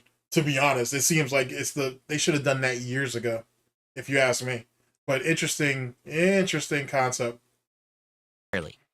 So, yeah. And she ended up buying Car Wash Simulator 2 outright, and she's playing it on the mini PC. So now she can basically just relax and play. Why would she be playing that on the mini PC? She has a PC that could actually run that game, though.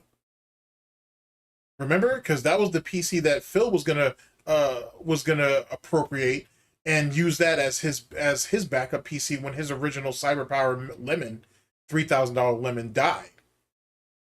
So why is she using? I mean, not that there's a problem with her using the mini PC. She probably needs a secondary one eventually, anyway. But still. And if that's the case, if she does have two functioning PCs, why can't that chick stream or make content for YouTube? So many questions. At her own pace, not have to worry about Game Pass, availability or whatever.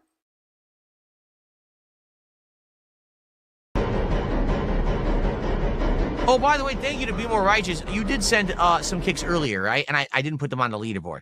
Let me do that now. Because you just sent another 100, and it reminded me, oh, yeah, you sent the kicks earlier. So we've been sitting, we are sitting on donations in real time. I mean, we already knew this, but it's nice to see him actually admit to it. Scumbag. You just sent another 100 too? So are we actually fishing for feedback on what people think about this interview, or we're just fishing for donations as usual? Or contributions, whatever. That's 300 you sent. Thank you. That gets us up to 28. And then we have a troll doing a $2 super chat. Thanks for that. Appreciate that.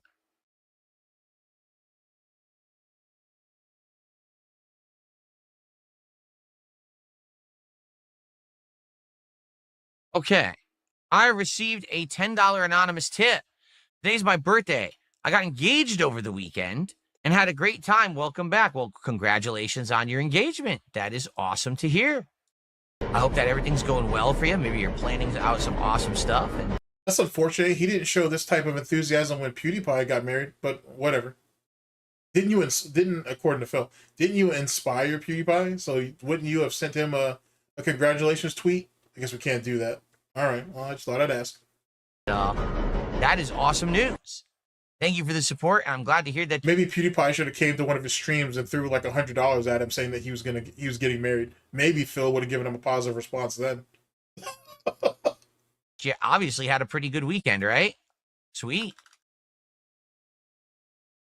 Awesome. Thank you for the support as well. But hey, I think that your engagement news is more important than that. Good on you. Here's a question, and you don't have to follow up and answer if you don't want. But I'm just curious, with the crazy economy and the inflation and all the prices, you got engaged, but are you actually considering getting married anytime soon? Or are you actually going to hold off? Most people who get engaged hold off. But that, now that I think about it, though, that actually opens up a much larger question.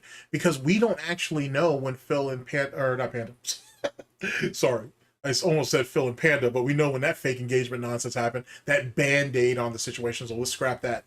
We don't actually know, I don't think. Not that I remember. Don't get me wrong, like I was saying, my memory is not the sharpest. I don't really remember, let's say it that way. I don't really remember if Phil actually told us when him and Kat got engaged. We know when they got married. They got married April 10th of 2019. Yeah. Hold on a second. Let me think this. Let me think this through. Okay, because he told us that he was dating somebody in August of September of 2017. She came and visited him from October to December of that same year. He moved Kat in. Oh, memory don't fail me now. He moved Kat in on Valentine's Day of 2019. No, 2018, I'm sorry. He moved her in Valentine's Day of 2018. And yeah, they got married the following April. April 10th of 2019, they got married. Because that's when he was supposed to go on that trip to see his parents, who were sick and dying, by the way. And it ended up morphing into them getting married too, or some bullshit along those lines. So yeah, he never said when they actually got engaged. Now that I think about it. Because remember, the marriage thing was supposed to be a secret.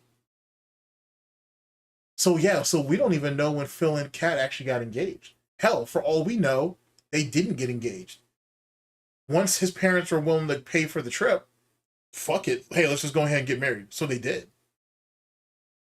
Interesting. I hadn't thought of that. Just curious because, man, like I can imagine the cost of just trying to do like a wedding now. What do you think, Philly? If he just got engaged over the weekend, they're not going to get married at the end of the year. They probably won't get married till next year. Most people don't jump into marriage that fast. I mean, people do. Like, if they're just going to go to the courthouse and whatever, then so be it. You know what I'm saying? But if they're actually planning out like a full-blown wedding, that could take a year plus, depending on the situation and circumstances, of course. But if they're just going to go down to the courthouse, which he's going to have to do anyway, you know what I'm saying? I mean, theoretically, they can just go down there and get their wedding certificate right then and there. Which, now that I think about it, I don't think anybody's ever pursued Phil's marriage certificate, which I'm pretty sure that's a public document. And that would tell us exactly what day they got married on, at least legally. I've got so many more ideas now. Anyhow, I will save my devilish schemes to myself. But I thought it'd be interesting to bring it up. How fucking expensive everything is right now. Travel, booking of anything, food. I mean, it's probably a nightmare. Are you going to tell us how you felt the bite of that, Phil? Because last time I checked, didn't your parents like flip the bill on all that? So you really wouldn't know, which is the reason why DSP brought it up. He wanted to gloat about it. Let's see if he goes any further, though.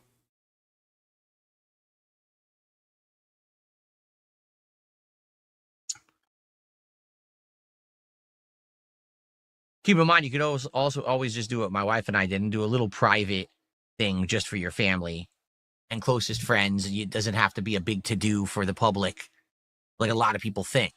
For some reason in America, we've made weddings more about the people outside of the wedding than the people getting married in a lot of ways, right? It has to be this big social event where you invite 1 million people. Most of those people are your friends and family, Phil. And who are you to say anything about anything? You didn't flip the bill on your wedding. So who are you to criticize something else? And didn't Panda want a big wedding or a wedding in general, and you couldn't afford it? It's the reason why you guys never got married. You can't even take your. What is that? Let me dive deep into this shit. I'll make sure there's a timestamp in here for this. Well, it'll be a little bit before this, but you'll get it. But you're such a broke boy that you can't even take your wife on a honeymoon, but you were able to spend thousands upon thousands of dollars for your quote unquote studio / setup. So Kat's never gonna get her ass to Japan. But you got the nerve to talk about other people who have large families and lots of friends and shit that care about them. And them wanting to have a big wedding on their special day. When you get married, you're only expecting to get married once. I mean, unless you got piece of shit's parents like yourself, Phil, where, just in case you guys don't know, Dave and Linda, or Phil divulged years ago, that Dave and Linda have cheated on each other multiple times throughout their marriage. Which leads me to think, is Dave and Linda even married? Is it possible that they're actually just separated and they just didn't get married? Because old timers like that usually don't see the point in getting divorced. It's just easier to separate. And if they've cheated on each other multiple times throughout their relationships anyway, which Phil has divulged, who's to say anything about anything? Makes you think. And you know what I'm saying? You have to have a giant venue with music and food and all of that. You realize that? Yeah, your marriage is supposed to be a celebration. And why are you so butthurt about it? It's not what weddings ever were meant to be. What are you talking about? Weddings are always a social gathering. And whether you're paying for food to be catered or people went ahead and brought food on their own, people had to throw money into it. What are you talking about? Like, he sounds like he's talking about, like, you know, like, I think it was like on TLC or one of those channels, where they used to have those, like, My Giant Wedding or whatever that bullshit. It sounds like stuff like that. The reason why I can bring that up is because I used to watch, what was that, what was it? It was like New York retail, or not retail, New York real estate? I don't know if that's what it was called, but it had those three agents. This is way back. This is years ago now I think about it. But they used to have these three realtors and shit. It was Frederick.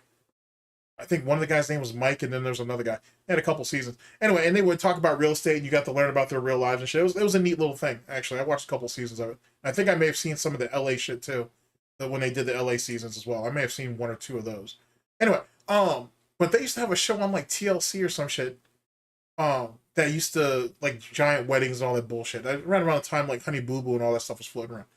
And so maybe he's talking about that. And if he is talking about that, I get it. The extravagant shit, the celebrity bullshit, weddings or whatever, I get that. But fucking A, PewDiePie had a pretty large wedding. He had a pretty, matter of fact, if you look on Twitter, you can probably still find pictures of it. He had a huge wedding. He had a huge wedding. And you could say the upper echelon of YouTube royalty were there for the most part. But they had a beautiful wedding.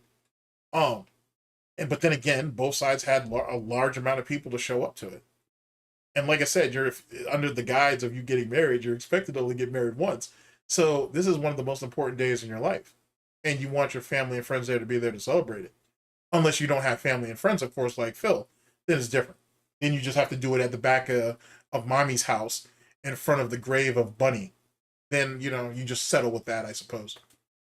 Back in the day, weddings always took place in the backyard or in a house or, you know, at the church, and you just go home and you hang out.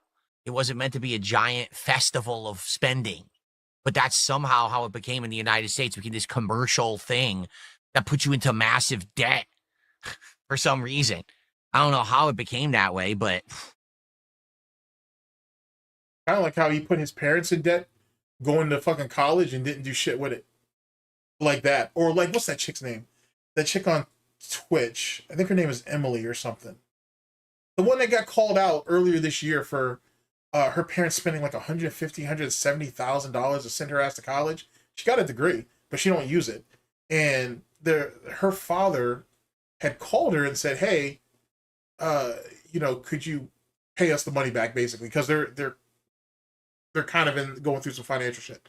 And she basically made a hissy fit about that shit, about paying him back. People in her audience called her ass out and said, "Hey, you're a multimillionaire. You should pay your parents the money back." I don't want to do that. I shouldn't have to do that. I'm their child. Yada, yada, yada. I'll just send them on a nice trip. I'll get them some nice gifts. Why don't you just give them the money? And then eventually she had to concede, and now she's slowly paying them back, which just shows you what kind of scumbag piece of garbage she is. Here's the point: if you've got the means to do things like that and whatnot, pay your parents back. Just pay back the money. You're a multi-millionaire. Why the fuck couldn't you pay the money back? You see what I'm saying? Like, that's just a thing. Like, what the fuck? Like, it's yikes. It's just a thing, bro. It's fucking crazy.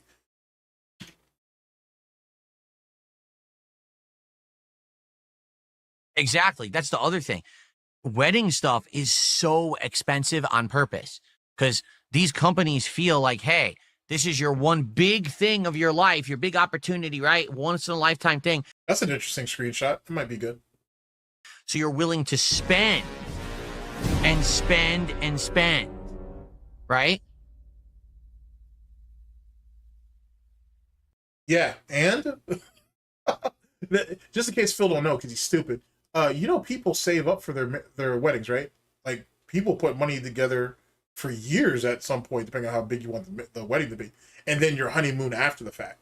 You know, that's the thing, right, Phil? You realize that, huh? Oh, that's right. You never went on a honeymoon, so you wouldn't know anything about anything. Ah, you didn't even pay for your wedding, so you literally don't have no right to be talking about anything. Ah, okay, gotcha. Huh? He's going to tell his audience he's behind on taxes and use the money to get married instead. Who, me? That definitely didn't happen. I mean, you can... What? No, you did fundraisers. You did fundraisers. Yeah, you did. Did a few of them. You did fundraiser. He came out with his little sad little fucking petty story and shit about how his parents were sick and dying, and he really needed to visit them and shit like that. Matter of fact, this is really fucked up. This is a pretty sad sense of irony. On April 1st, which is April Fool's, someone on his stream called his ass out and said, "Are you and Kat going to Connecticut to actually get married?" They did. I'm pretty confident it was like April 1st when this happened, and he immediately was like, "No, not at all, not at all. My parents are sick and dying, and that's why I need to raise all this money up, so so I can go out there and see them, so I can so they can meet Kat and all this shit." I'm pretty confident it was April 1st of 2019 when someone called him out. It was on. I want to tell you, he was on Twitch. He was on Twitch at that time, and someone called him out on that shit and whatnot, and he blatantly lied his ass off. Oh my Christ, he lied his ass off and shit, just like how when he gets caught in lies now. So trust me, there was already shifty ass shit going on back then, and then on top of that, if you look at it from the detractor side of it, there was already people speculating that he was going to get married. So there's that too. So trust me, they had his ass dead to rights from Jump Street. But yeah, he did a few fundraisers leading up to that shit. Oh, I need to get this money together so I can go out and see my parents. And all those times I'm not there, I'm not getting paid. And so I'm gonna miss all these days off. So I need to be able to get videos together. I need to be able to get these streams to go really, really well. So I have the money to go out there, spend time with my parents, come back, and I'm not completely, at a deficit. The fuck you didn't. The hell are you talking about? And then he ends up admitting later that he had misappropriated some of that money, i.e. WWE champions. Argue it did because you're an idiot, but you'll never have any evidence of that because it didn't happen. Yeah, that's what innocent people say. You don't have any evidence, so how can you prove it? Yeah, that's real innocent, Phil. And why did you say it like that? Why didn't you say you told your audience you were behind on taxes? Stop trying to distract from the situation. Answer the question. But you used the money to get married. You worded it wrong. You worded it wrong. Why are you so confusing? Why are all my... Gaslighting the fuck out of people. Gaslighting the shit out of people. My troll's so slow. It's so hard to even have try to figure out what they're saying because they can't even type right. Like, you didn't even phrase it correctly. There's people, yeah, it did. Okay, it happened, huh? Okay, so prove it right now. Uh-oh, are you gonna give us a retcon and you're gonna give us an explanation? You're gonna get yourself baited into this shit. All right. Can you prove it? Can you prove that I said that I was behind on taxes, I needed some money to pay them, and so I raised money on a stream and instead I put that money towards a wedding? Can you prove it? You raised that money for a bunch of streams, but it wasn't even about the wedding. Like, what I'm saying? That's not the point, and it's not the point. That's why you're hyper fixating on that shit. You know that you fucking used your sick and dying parents, in air quotes, to drum up money and shit to go out there and see them, and then it turned into a wedding after the fact. Because he did a giant podcast when he got home. He did a giant podcast when he got home talking about the whole situation. And then I'm pretty sure not long after that, Jasper was unveiled, which leads into a whole nother problem in itself, because the timeline, I'm sorry, I'm going off on a spiel for a minute, but the timeline on how long they had Jasper's all fucked up too. Because he said that we had Jasper for a really long time, and we actually had him when we left to Connecticut to get married. One of Kat's friends came to come and babysit the cat, which is weird because Phil has said that he's cool with one of his neighbors. So why didn't he just have one of his neighbors come by and actually check on Jasper? And then, check this out. The whole story sounds like a lie, because we know how bad Phil's house is now. So it probably wasn't in the greatest shape after Panda left. So I'm supposed to believe that this scumbag would let a person that he's not even familiar with walk around his house while he was gone? Think about that. I'll do a video, or I'll do a stream. We could touch back on that. To be honest, I should put that on the Fight Club channel. To be honest with you, I haven't done anything on that channel forever. But anyway, I will either do a video or I'll do a stream where we'll touch base on that. Actually, we can do both. Now I think about it. But anyway, I'll do something where we'll touch base on that whole situation, because that whole marriage arc, sick parents thing is all bullshit. It's absolute fuckery. And yeah, I'll put that on the list. That'll be an interesting watch. Right now. No? So you're a fucking idiot. You made it up because you don't like me, so you just made up a narrative. There's no way you could prove it because it didn't happen. No one could ever prove it. You're a moron. There's nothing else to say about it. All you can say, I made an accusation. Yes, you did. Now, where's your evidence of said accusation? Well, I don't like you. I don't need evidence. It's funny because didn't Review Tech USA accuse Sly of that? He accused... Let me think. This was a while ago. But yeah, I think... RTU does that now anyway. But he accused Sly of that. He said that Sly was painting a narrative about him because Sly didn't like him. But the thing is what Sly said was true. Sly didn't lie. What Sly said was true. It was factually true that Rich did this thing. And Rich was trying to make it sound like, no, you're only going with this shit because you don't like me. The fuck? So either DSP saw that, or all of these lol cows are on the same fucking type of wiring. It's one of the two. But I distinctly remember Review Tech accusing Sly of that, which was a blatant lie, by the way. Like Sly was correct in saying what he said. Damn. That's what I deal with every day. Like, literally. Well, we just don't like you collectively, so because of that, we don't need evidence. We just believe that you're a bad person. Yeah, but that's not actually, like, evidence of anything. You're just stupid. You just show... Oh, so if I can prove that you... So, wait a second. So if I can prove multiple examples of you lying, and you have a podcast allegedly coming up with someone else, and I send them all this proof that, hey, you probably shouldn't do anything with this guy because he's a known liar, I would be wrong for that? Even though I have proof and evidence to do so? If that's the case, make a list of shit that is supposedly a lie or misnomers or whatever about you, and I'll tackle that on my own. I have no problem with doing that. I'll set time aside for that one. Just so I can see you squirm and try to defend that shit, say that it's all out of context. I didn't mean that. I was upset. You guys are going to twist my words anyway, so no one's ever going to take me seriously or listen to me. I've already got you covered on multiple fronts, Phil. You couldn't beat me even if you wanted to. That you're part of a mindless groupthink mentality of people who don't like me. You're just, again, terminally online, always connected, plugged in losers. I wonder where you got that narrative from. I wonder where you heard that. I wonder where you must have heard that recently. I'm just trying to figure out where he got it. I'll figure it out. There's probably some type of drama going on that I've missed because I've only kind of really been back in the loop a couple of days at this point. And he heard that from someone. Who taught you that word, Phil? Who taught you that phrase? Who mean absolutely nothing to anything in society. Oh. Like, what are you talking about? And then on top of it, he sent me $5. Like, to not only to phrase it incorrectly, have no evidence of anything, and then he sent me $5. $5 that's going to inevitably be charged back unless it's a super chat. So, and even then, no, it wasn't that. It was, I think it was on Kick. Kino Casino was saying that DSP was saying that you couldn't charge back on something, and they were like, you can. Like, you factually actually can do that. But I'm pretty sure you can't charge back like a super chat, though. But if it was a tip, though, excuse me, you definitely can. Oh, man.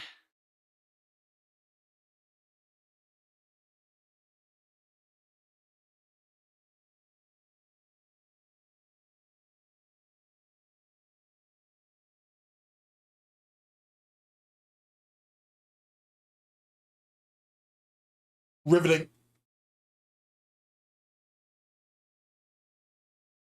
Sometime today, Phil. Sometime today. Why do I sound so hurt? I'm not hurt. I'm sad. You have to understand, this is the state of... I'm not hurt. I'm sad.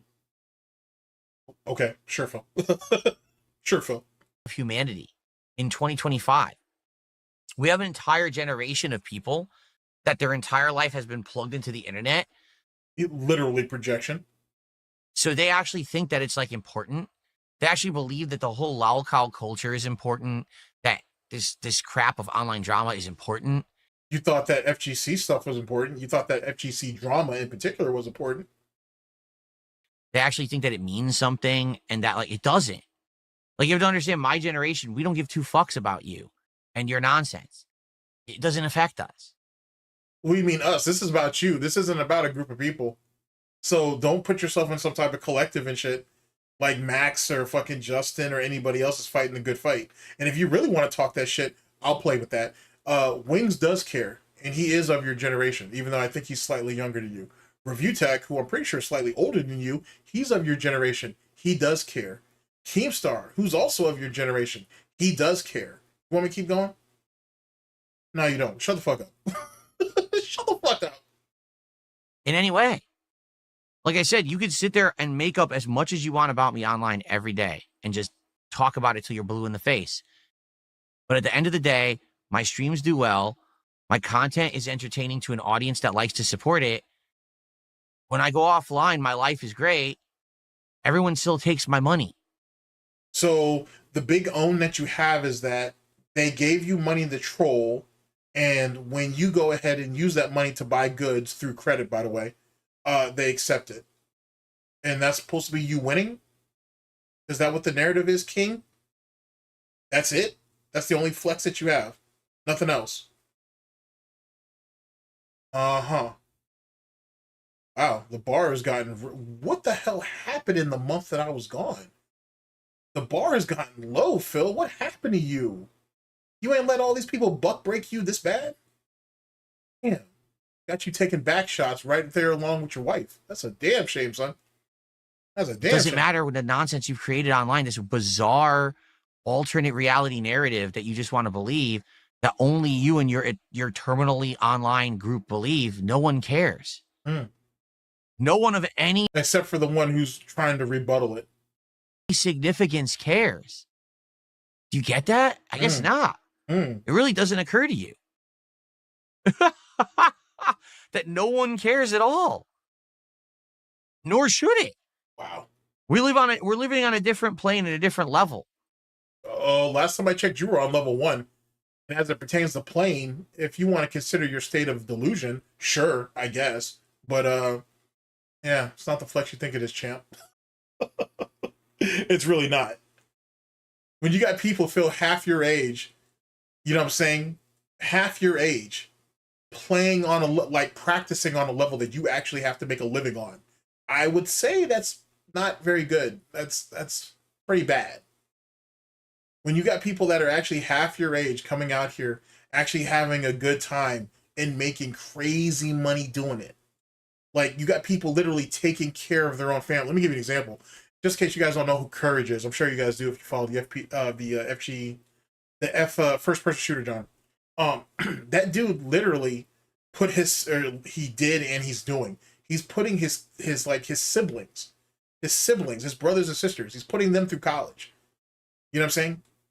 He's pretty much, I think his parents' home was paid off, but he basically supported his whole family. You know what I'm saying? Like, he literally took care of his own through gaming, online and on stream and shit. And then obviously other investments. That's what he did. What is if DSP wants to talk about being a productive person in society, what did DSP ever give back to his family? Don't worry, I'll wait. You're living on this weird virtual online only existence of nonsense that doesn't matter. It doesn't in any way. It doesn't affect normal people who actually go do real things in the real world.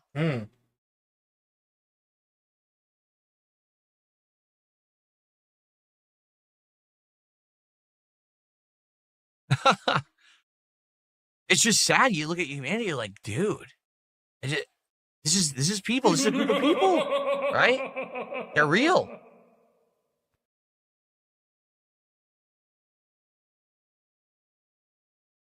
Swamp Dog Clyde did a $2 super chat saying, "This is the content I enjoy." Well, you know, everyone enjoys different things, and more power to you.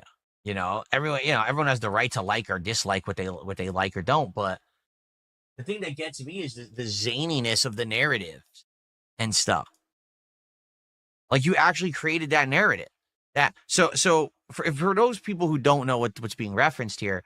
So you did all that bloat to now finally address what the core problem is? That you say no one cares about, it's beneath you, and you're on a different level of fucking, I guess, maturity and shit, and in life in general? But yet you have a podcast called the Level 1 Podcast.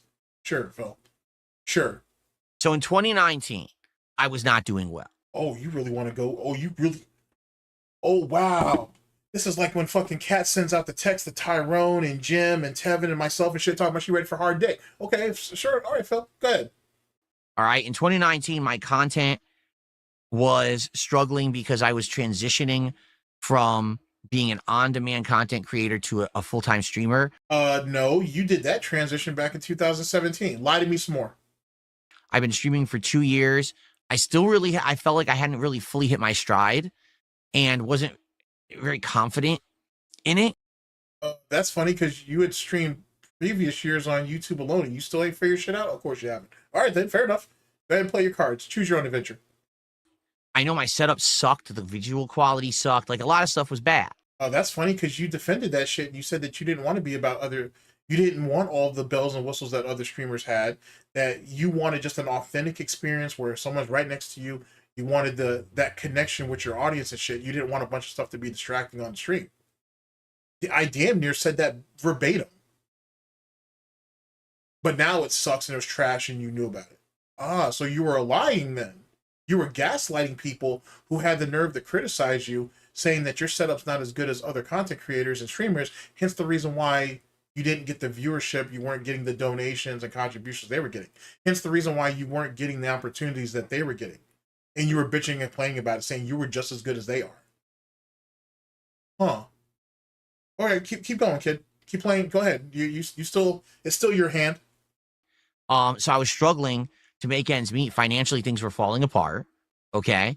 And at that time, I was in a bad way when it came to things like paying my federal taxes and stuff. I wasn't even like raising enough to consistently pay it. I was barely making ends meet. I had so much debt. So you thought it was a smart idea to move Kat from Michigan to fucking Washington, knowing that you were in financial straits like this and it only progressively got worse? And you thought it was a good idea to put that woman through that? Okay. That I would be raising funds on a stream and immediately that money would go to pay a bill. And if I didn't pay the bill, I was in trouble. So if I'm immediately just paying. Keep in mind, Twitch was still in play at this time. So we still had YouTube, we had Twitch, we had Pay Me Tons. Old habit, sorry. We had Patreon. All these things were still in play. As well as I think he still had that bullshit merch shop. I don't think they completely dropped his ass yet. Every bill as soon as the money comes in. How do I have money to pay things like my taxes and shit? It was all. So wait, so he's saying that we were using all of our donation money to pay bills. So where did the money from ad revenue from YouTube come from? Because he was still putting slop on YouTube. And where was the money from Twitch coming from for memberships, gifted memberships, and all of the money that generates through Twitch's system? Where did all that money go? He's only telling you about tips. He's not telling you about everything else. So all the tips were going to paying bills. Where he's saying, where was he going to find the money to pay his taxes? Well, where's all the rest of the revenue that you were generating coming? Where did all that money go? Awful. All right. So particularly, I do remember in 2019, and not that I'm proud of this, of course, there were bad, things that I had to do. Like, oh, I'm doing a stream with $1,000 goal. And if I hit the goal, I'm good off and I can pay my taxes and everything's good. Actually, the total was higher than that. You were just fortunate enough to scrounge up $1,000. And if I don't, I'm kind of hard up and I don't know what's going to happen. And it was kind of emergency stream, need help kind of a deal. Terrible that ever happened. That wasn't just in 2019. He was doing stuff like that in 2017. So what? And then if you want to talk about just emergency, this is important, black shirt begging type videos and shit, he's been doing that far before that. So, I hope to never have to do something like that ever again in my life, right? So what happened was I did streams like that in 2019, admittedly, for sure, 100%. And then at that same time that all that was going down, all right, my parents contacted me and said, we really want you to visit us. Oh, all hands on deck for this. All hands on deck for this. Because we're getting older, because we're starting to get a bunch of health problems. We want to spend time with you while we still can and before things like fall apart. Right. So it took your parents being, I've already said this before. I've said this a bunch of times in the past. So it took your parents being sick and dying for you to go out there and see them on their dime, by the way. It's not like he had the money to do it, or nor was he going to pay any money to do so. Matter of fact, that's one of his main reasons why he never went out to see his parents, and they had to come and see him. Actually, two reasons. One, he said that they made an agreement when he first moved out there to Seattle, or to Washington State, I'm sorry, that they would try to see him once a year. That they would try to come and see him once a year, because he didn't want to go back to Connecticut for some reason. And two, the reason why he never wanted to go back to Connecticut, or he never could, let's say that, never could go back to Connecticut to see his parents, is because he said he would never have the money to do so. He would have to always stay working. So how often were you planning on working when your parents came out there to see you then once a year, Phil? Something to think about. Right? And who knows? Like the way that they were saying it was, it's not the end of the world, but at the same time, we want to have a nice time together with you and your fiance. And this is why I asked you guys earlier. We don't know it. We actually don't know when Phil and when Phil and Kat actually got engaged. So according to the timeline, early 2019, they were already engaged, according to what he's saying here. Remember, she didn't move in until basically first quarter of 2017. So is he saying that, did he ask her to marry him as soon as she moved in? Yeah, bitch, I got you locked into the Snort fort. Now it's time for you to take the ring. What was it? And if that was the case, ladies and gentlemen, when were they ever going to get married? Keep that in mind. Great screenshot, by the way. While we still can. And he's saying it's not end of the world, but he's literally saying that, hey, we're getting really sick. We got a bunch of health problems. We don't know how much time we have left. We need you to come out here and see us. So how's that not almost the end of the world, Phil? Because we don't know if our health turns or whatever. We're getting to that age, and they were getting notified that they were having some medical problems. They were getting notified? You mean they were going to the doctor and getting checked up? Something that maybe you and Kat need to do yourselves? Or did you already know natively that she has cancer and she's dying? Whatever, semantics. Things, and so they really wanted me to go out there. Okay, they paid for the entire trip, right? 100%. 100%. And you're proud of that?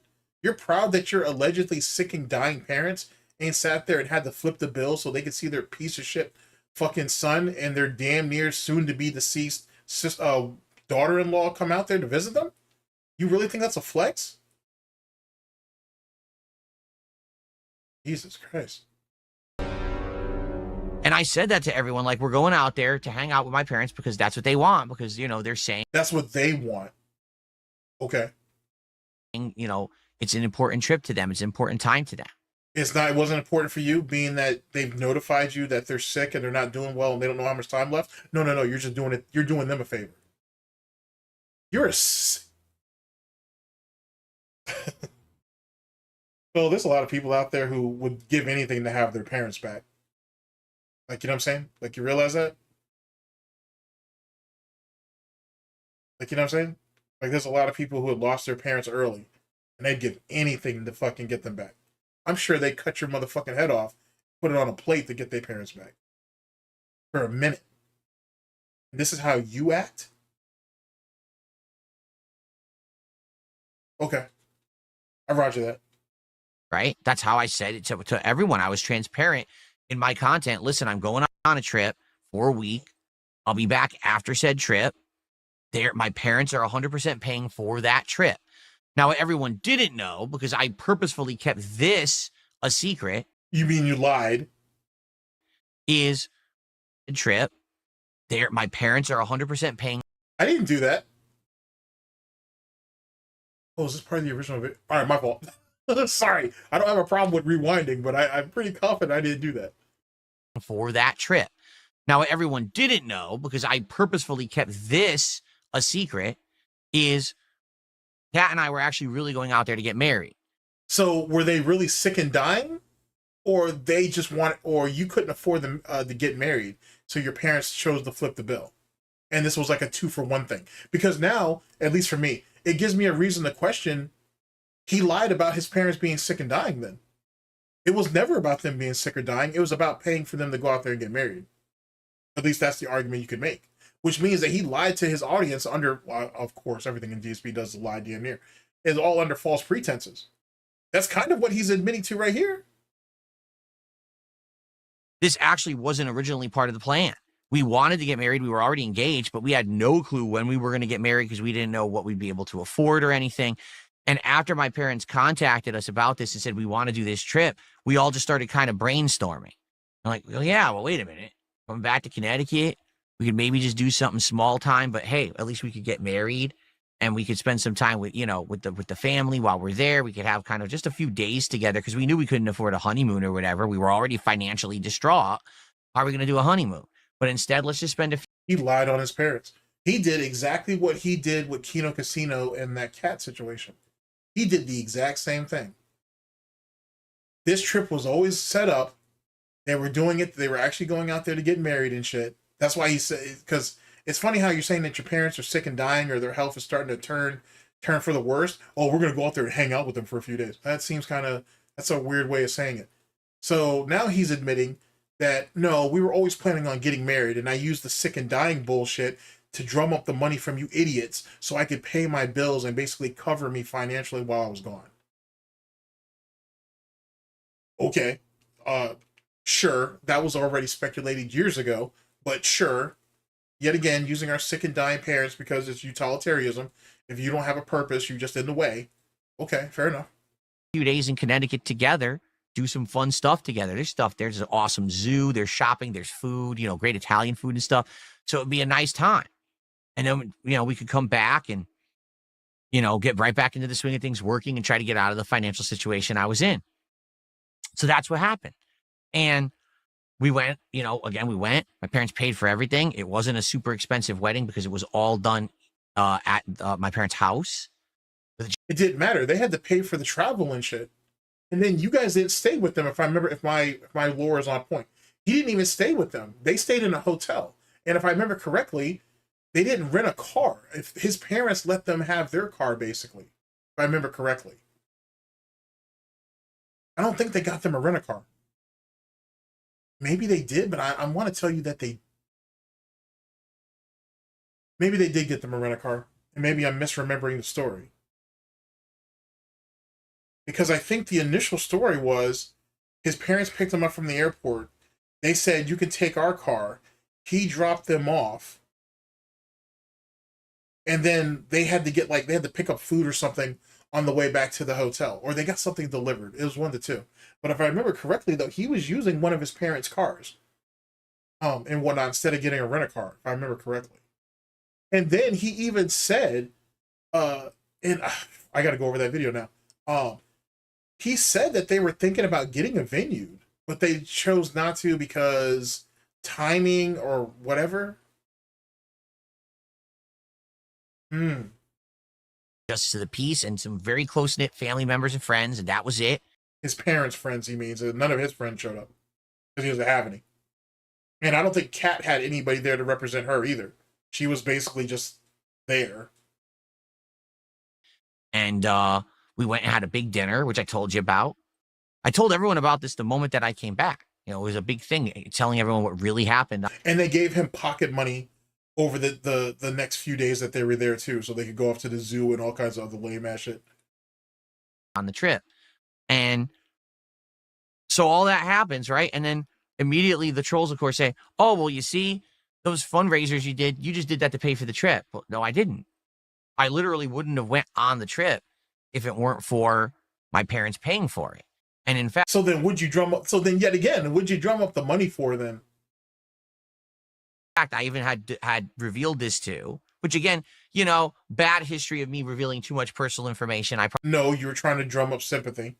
Probably should have never revealed this, but you know, my mom and I had this very serious conversation. Another thing too, and I need to point this out. It's funny how whenever it comes to money, he's always talking to his mother. He never talks to his father about money. It's always his mom. Always his mom. And now don't get me wrong. There's nothing wrong with speaking to your mother or to a woman in general about finances and shit. So I'm not trying to say that. But it is interesting to me that he always runs to his mother for money. And when his mother doesn't have it, he goes through her to go to other people to get money. Let me give you an example. There was a time, only a few years ago actually, where I want to say it was before 2020 or it was early 2020, but I feel like it was before 2020. Phil was down bad, and he really needed the money bad. And someone had recommended, why don't you just ask a relative or something? Oh, none of my relatives, you know, I don't really talk to them, or I don't know what they have, this, that, and third. Later on, he ends up admitting that he went through his mother to one of his uncles, so I'm assuming one of her brothers, and they gave him like a boatload of money to help him out of a situation for a few months or whatever the case may be. So he doesn't have a problem with poaching his mother or going through his mother to poach other family members for money. But he never goes to his dad about that. Ever. It's always been his mother. Even with this financial talk, the 10-year plan and all that nonsense, I'm sure we're going to get into that. His father wasn't present. His mother was. He spoke to his mother about that. Not his dad. Not his parents. Just his mom. Peep game. About my financial problems and things that were going on at that time. Keep in mind, this was 6 years ago and all this is resolved now. But basically, she wanted to send us on a honeymoon. She wanted to pay for us to go on a honeymoon. And I said, Mom, what's the point of my wife and I going on a honeymoon if we come home and we can't pay our taxes and then we lose our house? You did fundraisers leading up to you leaving out there to Connecticut. So theoretically, you already had the money to cover that. Uh-oh. We forgot our own narrative. Remember, he's trying to fight off, oh, all the money that I raised for those fundraisers, I never spent any of my money on that trip. Okay, what'd you spend the money for? What'd you spend the money for? Because now he's also saying, oh, well, I told you guys that my parents were sick and dying. Well, they really weren't. We were going out there to get married. Okay, so all the money's from the fund, so all the money drummed up, all the capital that was raised from the fundraisers, where'd that money go?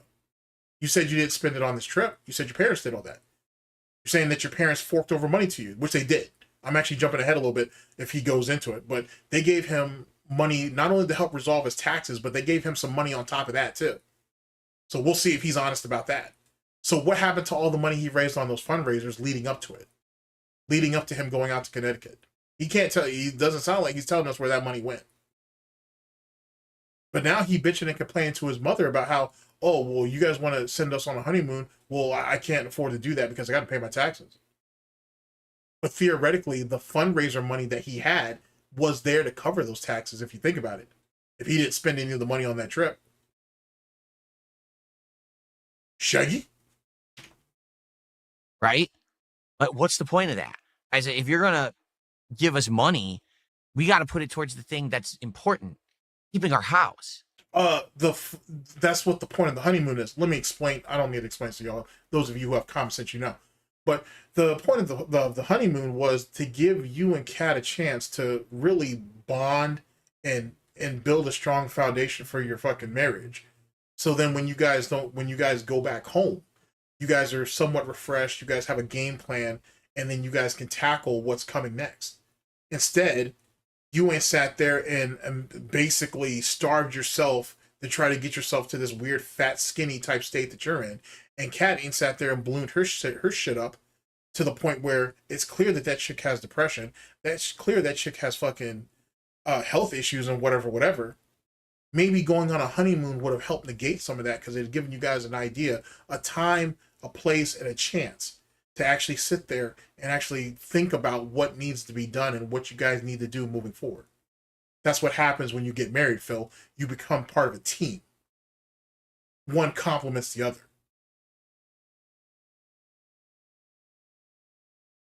Oh my. Oh, it just gets deeper and deeper.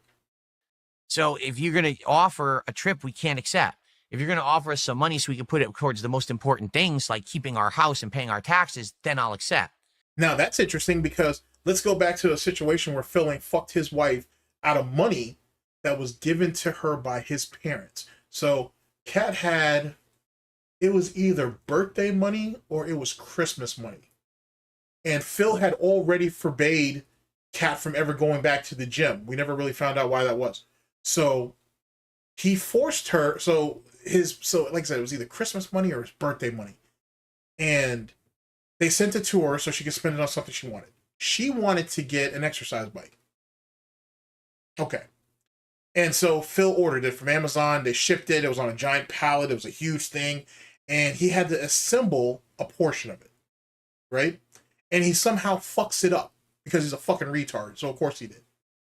And then he goes into a whole rigmarole about it. It's all bullshit. It's all stupid and yada, yada, yada.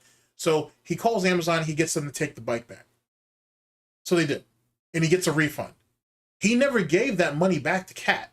He spent that money on bills. And then he justified it, because you can find his tip. It's in a detractor. It's in a detractor video.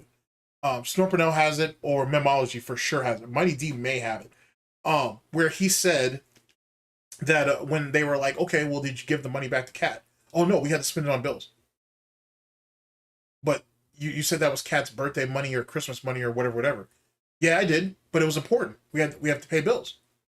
Why do you guys think I asked you guys for contributions? We have bills to pay. And she said, you know, hey, use that for the household, I guess. He didn't even come to, then Denson, his fucking audience, even pushed back and said, well, why don't you just get her another exercise bike or something? And I think someone even said, why don't you just get her a gym membership? And he went into a whole rigmarole about how, you know what I'm saying, I'm doing what I need to do to keep, you know, the household afloat, yada, yada, yada. She doesn't have a problem with it. I don't understand why you guys are bothering me with this. I did what I had to do.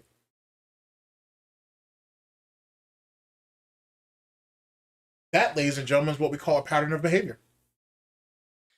And that was a discussion we had, and she was basically very upset. She wanted us to go on a honeymoon. I'm like, well, what do you want me to do? That's not the life I'm in right now, you know? So you called your mom a stupid bitch and told her to give you the money. He didn't do that. I'm just adding that. But it's pretty much it. Hey, mom, I don't give a fuck about what you think I need to do. Just give me the money, bitch. That's basically what it sounds like. And it sounds like his intent was always to get the money. Oh, thanks for you know, having us come out here, and thanks for the trip and everything, man. I'd love to take Kat on a honeymoon, but I'm in a bad strait right now. So Phil's mother, Linda, goes to Phil's father, Dave, and says, hey, you know, can we give them a little bit more money? He'd really like to take her on a honeymoon, and yada, yada, yada, yada. Dave kicks the money out, and he's like, okay, well, I was able to get you the money. I was able to procure the money to send you on a honeymoon. Oh, well, I can't go on a honeymoon, Mom. I got taxes and I got all this other shit going on. I can't do that. But you just said, yeah, I know what I said, Mom, but I've got all these tax issues and stuff. I just can't do that right now. I'll take the money though, but we can't go on a honeymoon, Mom. We can't do that. It's not in the cards for me right now. That's probably what actually happened. He put the thought in his mother's head that it'd been nice to take Cat on a honeymoon. She somehow coughs the money up to do so, and he flips it and says, no, I need the money for taxes. Keep in mind, we are deep in our WWE Champions addiction at this time, too. Keep that in mind. As well as our drinking habits have been crazy at this time, too. Keep that in mind. The federal government ain't going to be so happy to know that they're not getting payment from me, but then I went on a fucking trip, you know? How are they going to know? If you really told your mother that, your mother should smack the shit out of you. If you think you're going to play, I would. If Dave was there, I'd smack the fuck out of you for saying that shit. For trying to play your mother stupid like that. Damn sure doing that shit in front of me. I'd have pimp smack the fuck out of you. You know, that's not how it works, right? Oh yeah, because your mother's been alive that long and she don't know how to pay taxes. Sure, Phil. Gotcha. I mean, she probably don't know what it's like to be in tax debt, if that's what he means, cope sip. But yeah, I'm pretty confident Dave made sure Linda was never fucked up down bad like that. I'm sure they had it rough when they started, but he did put her through what you put Kat through. Imagine that. You're not even half the man. You're not even a quarter of the man that your father was. Imagine that, Phil. Don't get me wrong. Most of us don't live up to our fathers, but you're definitely proof positive of that. So my mom ended up giving me some money. I used it to combine with the money that I had raised on the streams. With the money my mom had given me, I paid the taxes. So wait, how much did you owe in taxes to do that? Because remember, he was on a payment plan for the federal government and he was on a payment plan for the state and business occupation tax. So now he's saying all the fundraiser money that he built up over those 2 or 3 streams, all of that combined with what his mother gave him went to taxes. How much did your mother give you? Now I need to know, or I want to know. How much did your mother give you for fucking, how much mother, let me stop. How much money did you owe on taxes? How much money did your mother give you for that alleged honeymoon that now had to go to set taxes? And would you do with all of it? Because we already know he misappropriated some of that money anyway. See, shit get deep. Shit gets deep as fuck. This shit is way deeper than Snorts, ladies and gentlemen. Please believe. He shouldn't have done this. He shouldn't have he shouldn't have retconned the story. The story before sounded like a lie and it was a problem. I roger that. I know that because I covered it. But this right here doesn't make it any better. It just opens up a bunch more questions and it allows me I had plenty of room, you know what I'm saying, to fucking cut his ass up back then. I can literally make bacon bits out of his ass now. Way before Sunspot Gallery does. Big up Sunspot Gallery. I can cut his ass up into all kinds of little bacon bits or bacon cubes at this point. Because now he's just opening up even more holes in that story. Fucking dummy. This is why, ladies and gentlemen, don't lie. Don't lie online. Don't do it. It's not good. There's always going to be someone who's going to be able to pay attention to the shit. And the taxes got paid and I was good. And then you all know the story. I went through a bankruptcy and all of that. And now I'm in a much, much, much better position. You know, never going to go back to that situation ever again. But, you know, learn my lesson, the stupid mistakes that I made. And that's that. So ever since then. And keep in mind, though, too, another fun fact for you guys. On the trip from Washington to Connecticut, he had said when him and Kat met that they were never going to, he gave up playing gotcha games and mobile games, this, that, and the third. This idiot, if I remember the story correctly, when his parents bought the tickets, he had paid, Phil did, unless his parents actually did it and he just said he did it, but Phil had paid for two lines of basically internet data plans or packages that they could use while they're on the plane. Now, this mongoloid fucked up because he paid for the 2 packages, had them both sent to the same email address. They were able to get one to work, but they couldn't get the other because this mongoloid couldn't have just sent the other one to Kat's email and it would have saved themselves a bunch of trouble. Or he saw the initial email and then there was an attachment and he didn't know how to open the attachment, which is what I'm thinking is what happened. So basically the airport finessed his ass. Anyway, they played mobile games. They had to take turns, I should say, playing mobile games on the way from Washington to Connecticut, and then did the same thing on the way back. But he had said that he had already promised Kat that he was going to give up mobile games at that point. I just thought I'd point that out. I just thought I'd point that out. The narrative has been, oh, well, Phil scammed his viewers. He did all these fundraisers. He did. You scammed your viewers and you theoretically scammed your parents too, actually. Got a 2-for-1. For say to pay his taxes, but then he went to Connecticut. He spent all the money on a trip to Connecticut to get married. That didn't happen at all. I literally didn't spend $1 of my own money while in Connecticut. $0 were spent. All the money was spent on the taxes. And then the more money that my mom gave me was also spent on the taxes to pay them all off so that I was good. I was even. So again, they made that up. Now, where's their evidence? Oh, well, the evidence is that you've lied about other things. That's not evidence of this. It's a pattern of behavior.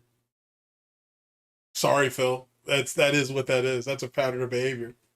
I'm going to just say that the other person misspoke, but I don't even think it was that. I think it was a troll, and they got you to bite. And they did a fantastic job. So I can just go ahead and immediately smooth that over and just say you got baited by a troll tip because you're so quick to show some type of level of superiority and to show that you know everything about everything, that's what led you to get into this giant spiel, which has only made the situation worse. This isn't very good. You shouldn't have addressed this. Sometimes, Phil, you got to let some troll shit go. You can't chase after everything. But you're stupid, so you'll keep doing it. And that's why you have so many detractors, trolls, haters, and critics, because you're predictable. You're predictable.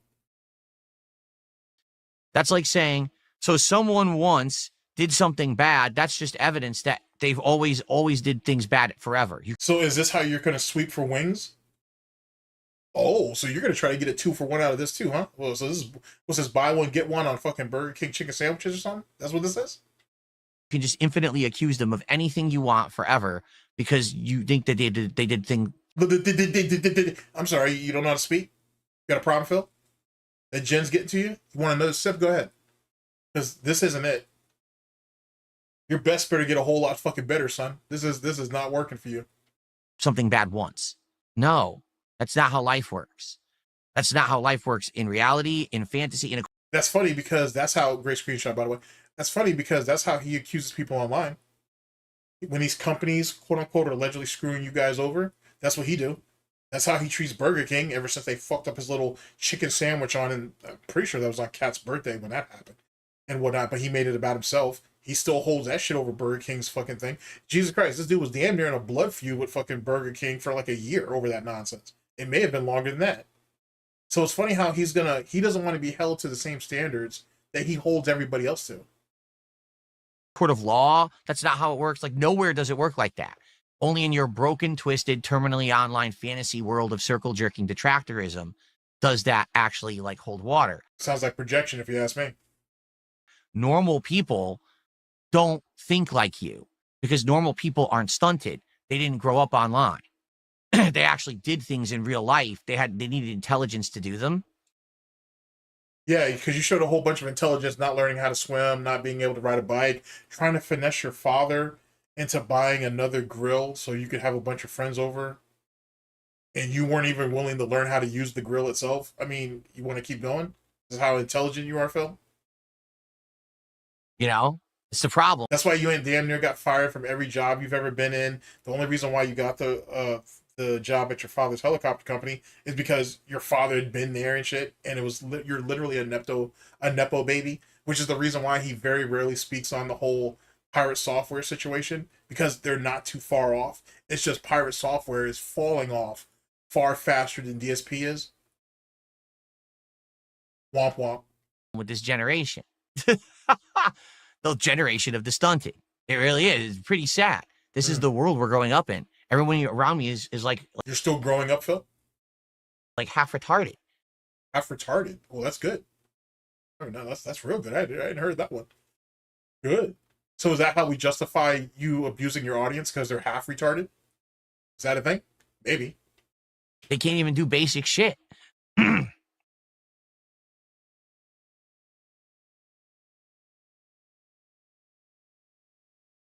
Hope Sip.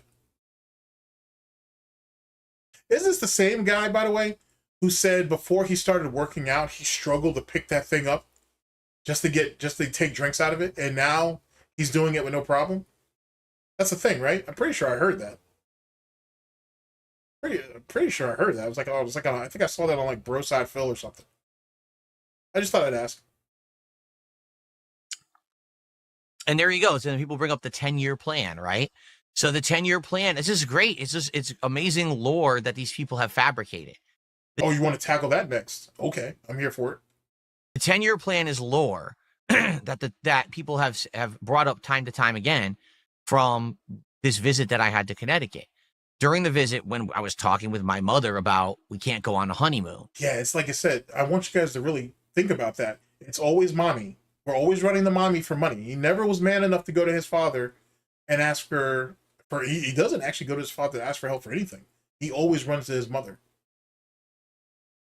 Very strange. It almost makes me think that his parents are separated. And maybe that's the reason why he doesn't talk to his father as often as he does his mother. Or he doesn't he doesn't beg his father as much as he begs his mother, I should say. But for all I know, he begs them both. My mom said, well, listen, if you're really in this financial distress and all this is going on, you have to find a way to get yourself out of it. You can't just be stuck in it forever. So we need you to figure this out. And I said, well, we can have like a 10-year plan. And what it could be is within 10 years, I'm systematically taking steps to get myself out of the realm of online content creation and transition myself into some kind of an offline job or career so that I'm not beholden to people on the internet anymore. So you recognize that you're beholden to people on the internet and you did everything in your power to keep being beholden to them. I want you to think about what he just said. He's saying that, hey, I want to go ahead and do this 10-year plan so I'm not beholden to people online, even though he's still beholden to people online. That's okay. That's a choice, I guess. Here, let me see if I can bring just that snidbit back. I hope. Much better position. You know, never going to go back to that situation ever again. Sure. But, you know, learn my lesson, the stupid mistakes that I made. The same mistakes you're still making. And that's that. So ever since then, the narrative has been, oh, well, Phil scammed his viewers. He did all these fundraisers for say to pay his taxes, but then he went to Connecticut. He spent all the money on a trip to Connecticut to get married. That didn't happen at all. I literally didn't spend $1 of my own money while in Connecticut. $0 were spent. All the money was spent on the taxes. And then the more money that my mom gave me was also spent on the taxes to pay them all off so that I was good. I was even. So would they say? Even then, I don't think that's true.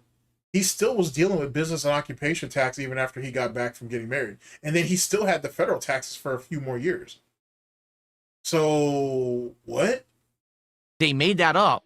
Now, where's their evidence? Oh, well, the evidence is that you've lied about other things. That's not evidence of this. That's like saying, so someone once did something bad. That's just evidence that they've always did things bad forever. That's what you accuse Review Tech USA of doing now I think about it. Just in case you don't know what I'm talking about. Pokemon Sun and Moon.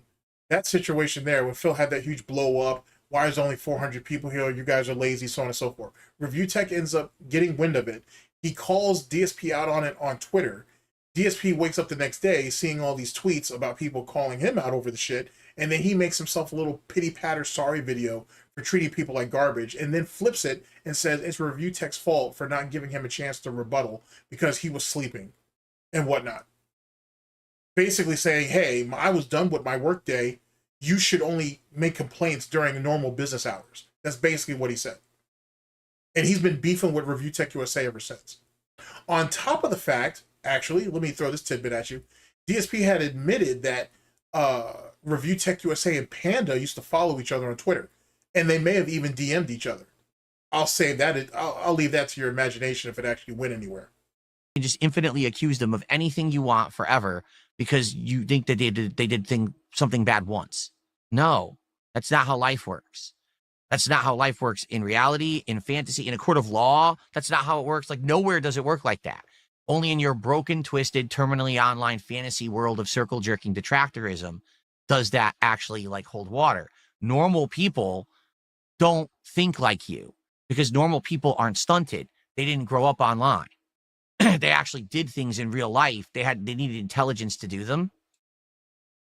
You know, it's the problem with this generation. The generation of the stunted. It really is. It's pretty sad. This is the world we're growing up in. Everyone around me is like half retarded. They can't even do basic shit.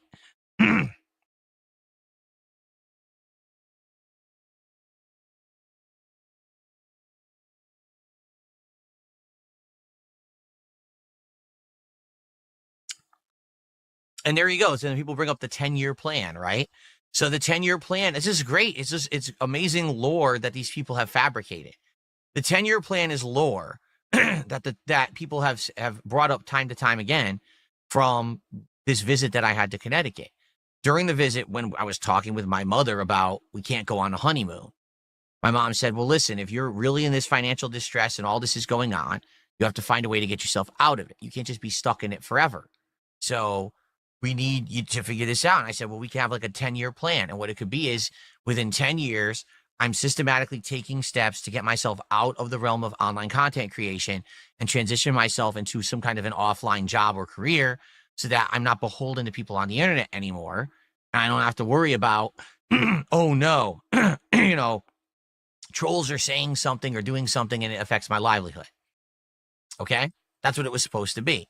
So I was working on that. I was actually taking a look at different things to do, you know, jobs that I could possibly take on. And then now keep in mind, he still planned on suing his detractors, trolls, haters, and critics because we still affect his livelihood. I want you to keep that in mind. I want you to keep that in mind. Holy shit. Nothing changed. COVID happened. And COVID changed the entire world. COVID 1,000,000% changed everything. All the opportunities and things that would have been disappeared. So in 2021, you couldn't look for a job. In 2022, you couldn't look for a job. In 2023, you couldn't look for a job. Last year, in 2024, you couldn't look for a job. I'm sure there's somebody who needs a customer service agent somewhere. Or you thought you were too good for that. Jobs dried up. Careers and things are gone. Everything's gone from the United States, outsourced. Anything that would have been everything's gone. So we're all just on unemployment, Phil? Is that what you're saying? We're all on government assistance, like the retards in your fucking chat? Great screenshot, by the way. Value. Like, just take a look around here at what happened with places like Boeing. You know, a place where, oh, that's a good place to work. Not anymore. What were you going to do at Boeing outside of doing customer service? And if you even get into that, what else were you going to do at Boeing? Boeing mass layoffs, lost contracts, everything fell apart. You know? Even thinking, well, you can do... And that's weird because Boeing still hires. What are you... Whatever. Whatever. Retail. Retail's awful now. Retail is a joke. Really? Retail's a joke? Doesn't your wife do retail? Oh, so I bet that bitch is a joke too, huh? Okay, fair enough. Retail, they don't even educate anyone who even works at the store, including the management. Oh, so now retail people who work retail are uneducated. Okay, that's an interesting perspective. Go ahead, tell me more. Yeah, you know, it's completely unprofessional. Everyone's just completely disposable. Everyone's mistreated. Not even consistent hours. Can't get health care. So you're okay with your wife being in that position? You're comfortable with that? Okay. It's just a joke. So anyway, after COVID happened. Damn, I wasn't expecting Kat to catch all them strays. That's a damn shame. If I had a conscience, I might be sorry. But God, dog, dude. She didn't need to catch all that. I looked at the situation. I was like, I don't even think it's feasible. I actually think it's a good thing I didn't jump out of content creation and go to an offline job, because I probably would have lost my job and I would have been completely screwed, because I would have been out of the content creation loop. People would... Is that what we're going to do? Just keep playing off of what ifs? If that's the case, then why do anything? Why do anything? If what if it could go bad? What if said thing happens? Then why do anything at that point? Oh, wow. Oh, man. Mature adult, ladies and gentlemen. Wouldn't have cared about my content anymore, because I would have quit. You know, I would have actually shot myself in the foot. And then on top of that, like I said, I went through a bankruptcy. I got myself out of the bad situation. I'm much better now.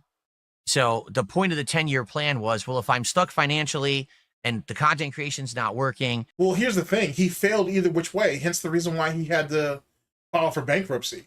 Unless bankruptcy was always the plan and he never told his mom, because he filed for bankruptcy in what? October of... Oh, man. October...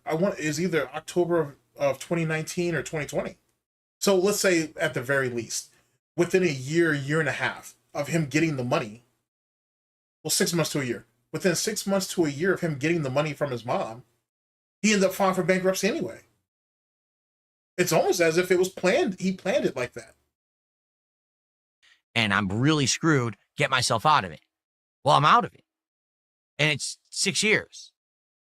In fact, I would even argue about a year ago I got out of it. So in 5 years, I completely got out of the situation. If you got out of the situation five years ago and not 6, then theoretically you didn't need the Keno Casino stimulus package then. So why did you use those guys and end up snaking them then, if that's the case?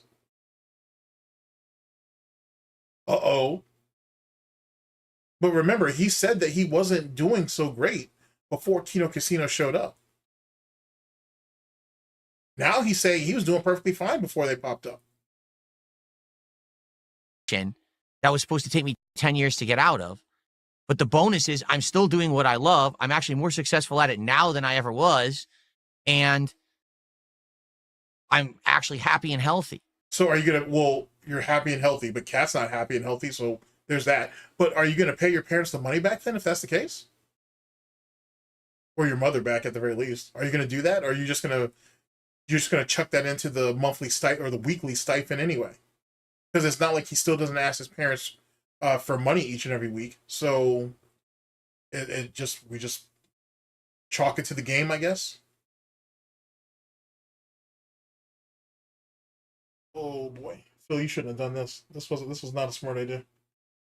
This was not a smart idea to do. This was really, really bad. This is really, really bad. You could have gone without this. You could have gone without this. People could eat very good off this if they choose to. Good gosh. Which actually wasn't even part of the plan. Now I weigh less. I'm actually getting fit. And how's Kat doing? I'm having a great relationship with my wife. Like, everything is good. So you say 10-year plan. No, I already beat the 10-year plan in 5 years. I cut 5 years off of it and I'm good. I'm on the right path. Everything's going well. So what's your... So, and how much longer do you have until you can apply for credit? Like another 2 years or some shit like that? And you can't even take your wife out on a honeymoon, so you're on the right path, though? You're winning, you're good? Huh, okay. Point about a 10-year plan. Exactly. Do you have any money in savings? Do you have any investments going? Have you figured out what you're going to do if Kat gets sick? You got money put away for that? Have you even started a nest egg whatsoever? No? Okay. Just keep streaming until you die, right? All right, bet. You have none. You're an idiot. You live terminally online. You circle jerk each other in your community to think, oh, see, Phil had a 10-year plan. He failed. No. You did fail. You legitimately did fail, to be honest with you.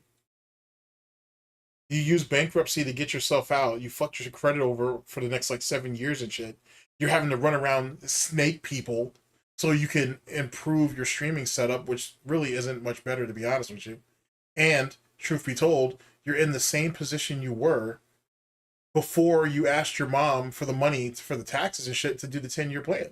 Remember, idiot, the 10-year plan was so you weren't beholden to people online, and so if people online fuck with you, they can't hurt you. Now, for the better part of it, almost a year, well, for the last few months, you've been saying that you want to sue your detractors because they're fucking with your income. Which is the same empty threat, ladies and gentlemen, he's been making for years. He's been talking about for years of suing his detractors. Or if he could, if he had the money for it. The fuck are you talking about? You didn't beat anything. You took the coward's way out, and it's costing you even more money in the long term. And you're still a fucking junkie. You're an alcoholic. You have a spending addiction. You have a gambling addiction. The fuck are you talking about? I exceeded it. I actually beat it. I beat the plan. In 5 years, I'm better off than it would have been if I had actually quit. How did you beat the plan? The plan was there to help you. It wasn't your opposition, but I want you to take that in. That's the reason why he's saying that he beat the plan, because he looked at the plan as something that was imposed upon him. He looked at it as a deficit. It was forcing him to do something he didn't want to. That's why he said, I beat the plan. Keep that in mind. Doing content creation and got a retail job, I'd be making way less than I make right now. I'd probably be miserable. I'd be stressed out to my limit, barely making ends meet. You literally said that while you were streaming. So how is it any different? Instead, in 5 years, I'm much better off. So what is your point? Again, no one ever has a point. Because now that I just said that, now they'll move on to another thing. Well, let's talk about something else instead. But wait a minute. We just talked about your narrative about me spending tax money on a trip. That's completely blown out of the water because you have no evidence of it. Then you brought up the 10-year plan. I just completely got rid of that. So what? You didn't do anything. Like, if anything, your story has changed in such a way that you've opened yourself up for a whole new line of criticism. You haven't proven shit. And that's your problem. You always accuse people, your detractors, trolls, haters, and critics, of needing evidence or need to be able to present evidence when they make a claim against you.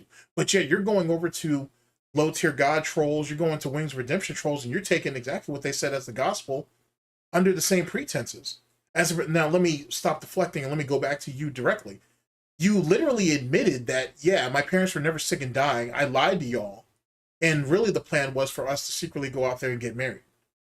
You're sitting there and using someone who baited you. They literally baited you into this one nuance that was wrong with what they said, and you went ahead and rode with it. You went ahead and took that, thought, oh, okay, I'm going to catch you on this one little discrepancy, and I'm going to run with it. I'm going to go ahead and blow your complete narrative out. And you didn't. You exposed yourself further.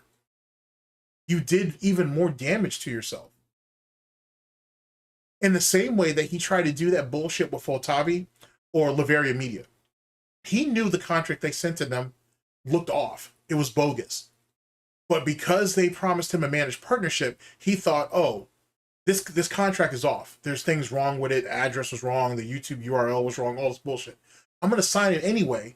And if you guys try to pull some bullshit, I'm going to be like, oh, this contract is null and void. So I get to go off scot-free unless you give me what I want. That's how his mind works. He literally thought this was a gotcha moment. And all he did is put himself in an even more severe situation. If SOK hadn't stepped in the way they did, that Liveria or Fotavi, whatever you want to call it, they could have literally stuck his ass with that channel for 30 days. Possibly even 60 days. They could have had him fucked. His whatever channel it was he signed on, I want to tell you it was KO Gaming, would have been out of his hands for up to 60 days, potentially. Because he tried to play a technicality because he thinks he's so damn smart.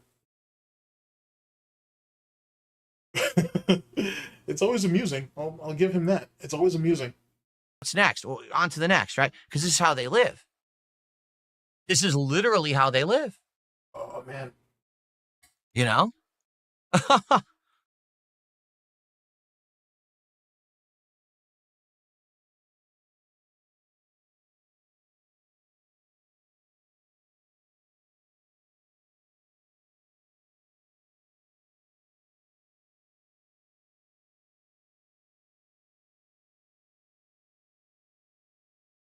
Donald actually made a good point in chat too. He says, so you see these people, they bring it up, right?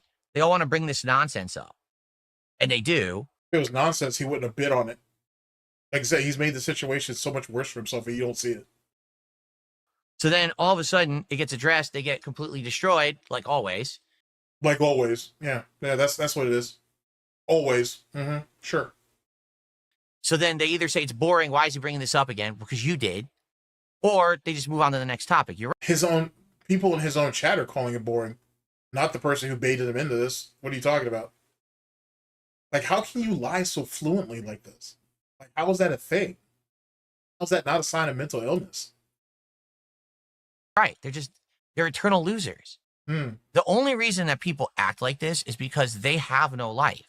They literally, their entire existence is right now online, trolling someone. They have nothing for themselves at all. No positivity, nothing to show for anything. So all they do is they crap on others. They're insanely angry and jealous at everything around them in the world. Isn't this the same guy who was crying and complaining over the past couple of months, saying, why don't people want to have his life? Why don't people want to be him? And was literally getting mad at that people weren't interested in having what DSP has or being him for obvious reasons. Now we're saying this. Okay, sure. So they have to lash out at those things to try to make themselves feel better. Bring down everyone else because you're not happy. Listen, I've been there. I told you guys when in the 2000s, that was me. 100%. I've admitted it. And yet he's still crying on Twitter about allegedly being bullied by fucking Mike Watson and Jaha. Sure, okay. Coward. When I was in my 20s, I hated my life.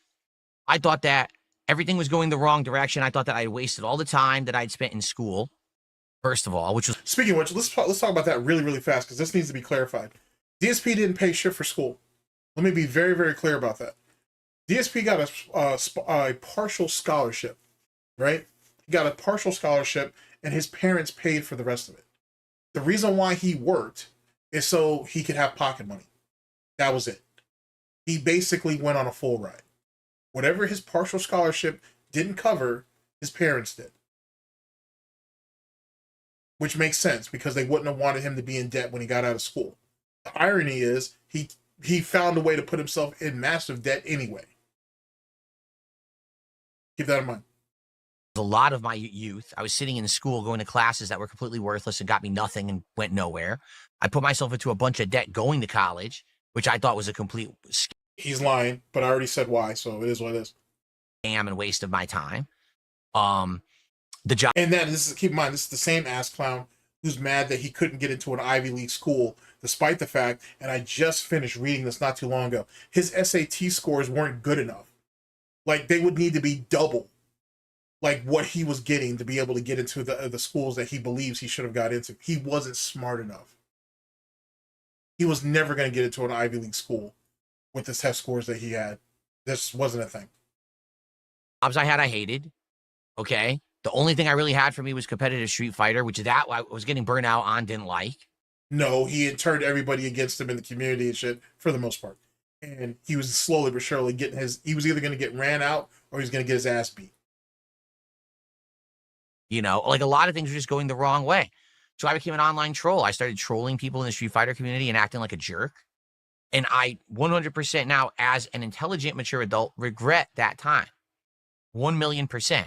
I've publicly apologized for it. To who? Who did you publicly apologize for? Another thing too. I don't know if this has been brought up, so I'll do it now. How was it that you're bitching and complaining to Mike Watson on Twitter about how he supposedly bullied him and Jaha supposedly bullied you at a tournament? But didn't he say that Mike Watson apologized to him over what happened at the SoulCal panel in 2010? When they remember that was Mike Watson, John Choi, and Alex Valle, and they had clowned his ass or whatever. And supposedly, a little while later, Mike Watson and DSP talked through YouTube chat, direct message, whatever you want to call it, and they supposedly squashed all their beef, and Mike Watson apologized, this, that, and the third. So why are you on Twitter bitching and complaining about anything if supposedly Mike Watson apologized to you? If Mike Watson never apologized to you, which is what I really thought. I never bid onto that. I can't remember how that started. Maybe DSP said it and people kind of ran with it, but I never believed that Mike Watson apologized to him. It's not a thing. And he's on Twitter. You could ask. And I've never seen that tweet where he said, yeah, I did apologize to the guy. I just don't think it happened. But if it did happen, then why is DSP still bitching and complaining about this if you already had him apologize over another situation? Something to think about. I've privately apologized to certain people who I actually really were mean to back then, and they've accepted my apology, which is amazing that they did that. Who? Name names. Name names. Because I thought he said that all of the OGs from his time aren't even on Twitter anymore. That's what he told Craig from Side Scrollers about. I want to say that was that Killer Kai? Or was it Shady K? It was either Killer Kai or Shady K, one of the two. He said that he said, yeah, I bullied this guy and this, that, and the third, and I humiliated him on the big stage at a tournament, this, that, and the third, and whatever. But I feel really bad about it, and I'd apologize to him if I could, but he's not online. Fucking Craig was like, "Oh, really? Okay. I found him. What? I found him. He's right here. I found him on Twitter. Uh, uh, So you can apologize. So you want me to send him a message for you? We'll get back to that. So what's he talking about? And not only did Craig find him on Twitter, the dude was active on Twitter. But DSP said that all the OGs are no longer on Twitter anymore. But that was a lie because we know DSP stalks people in the FGC. I just thought I'd bring that up. Very big of them. And I moved on. 100%. I've moved on from that life, and I'm now a happy, positive, constructive person. That's bullshit. If that was the case, though, then why are you still bitching and complaining at the Cannon Brothers? Or about the Cannon Brothers, I should say. Why is that still a thing? If you're a happy, healthy, mature adult that's moved on. Fuckwad. That's what he is. Fucking fuckwad. I don't need to dwell on the past because I'm past it. The problem is a lot Except for that tweet. Except for that tweet. of people out there who are these online troll communities, they're in that level. They're in their 20s. They're angry at life. They're upset. Why can't I afford a house? Why does my job suck? Why are these people? You can't afford a house. You've been in that house for over a decade and you still don't have it paid off. Like, you know how wild that shit sounds? You know how wild it sounds that you're sitting there paying a mortgage and you're only paying the bare minimum on it? You know how weird that shit is? You know how weird it is to sit there and say, I hope I die before Cat because I don't want to be alone? That's pathetic, by the way. And even more importantly than that, DSP clearly doesn't have anything lined up for her. Meaning that if he dies on stream, which is inevitably what's inevitably going to happen, Cat's fucked. There's no way she's going to be able to maintain that mortgage on her own. There's no way he has insurance on himself. She's done. And she's probably going to end up inheriting his debt.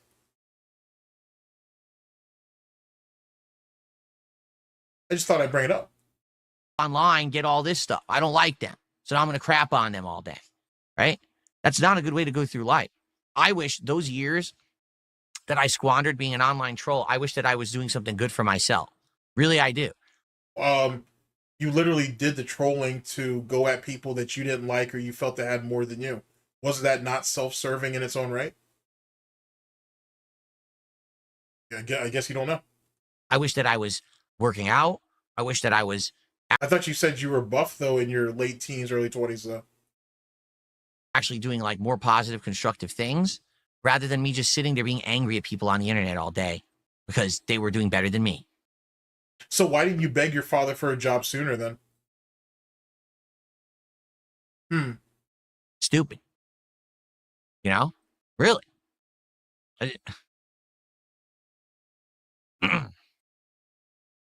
What a sad little man.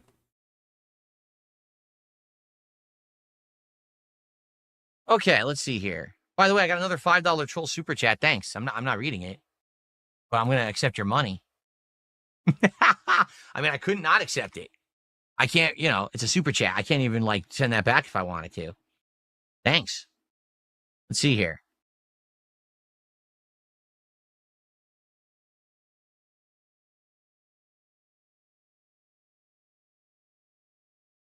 See, here's the thing. Someone tipped $2. He says, so you've reached the back in my day and kids these days part of aging. I remember Howard Stern made fun of the prior generation that had a realization moment. He became like his parents. I remember he used to make fun of the older generations for being out of touch. I think everyone has that moment, or everyone should have that moment. When you look back at your past and you realized how immature you were and how stupid you were and how you were like knee-jerk reaction, emotional. And now that I'm not a reactionary person, so I don't have to worry about that. And nor am I around people that are reactionary people. I don't surround myself with people like that because those people tend to make bad decisions. It's not really a good idea, to be honest. Sorry, it's just not a thing. Knee-jerk reactions always lead to problems. It's just not a thing. Sorry. And you still do knee-jerk reactions. And that's the problem when you're a reactionary person. Most people, after a certain age, don't grow out of that. They just keep doing it. Not to say people can't change, but more than likely, if you've always been someone who just reacts to everything, you're always going to be that way. More than likely. And that's just not something that I feel the need to get into with that. That's just not something I choose to deal with. Don't get me wrong. I don't have. It's not like I'm fucking running some type of intellectual institute around me. But I've been around people like that when I was younger and shit, and it always leads into problems. There's a bunch of fights that I gotten into because I decided to stand strong behind my peoples and shit and whatnot that could have been avoided if a conversation could have happened. And any person who tells you that they don't have time for a conversation, they don't care about this, they care about that, some type of agenda, then it's easier just to walk away from that. It's far easier to do so. That's the reason why you're alone, Phil. Just in case you can't realize it. That's the reason why you got to badger people for months, if not years on end, to get them to do what you want. See, you can't see the other perspective of it. All you care about is what you want. You're not thinking about anybody else. Fucking idiot.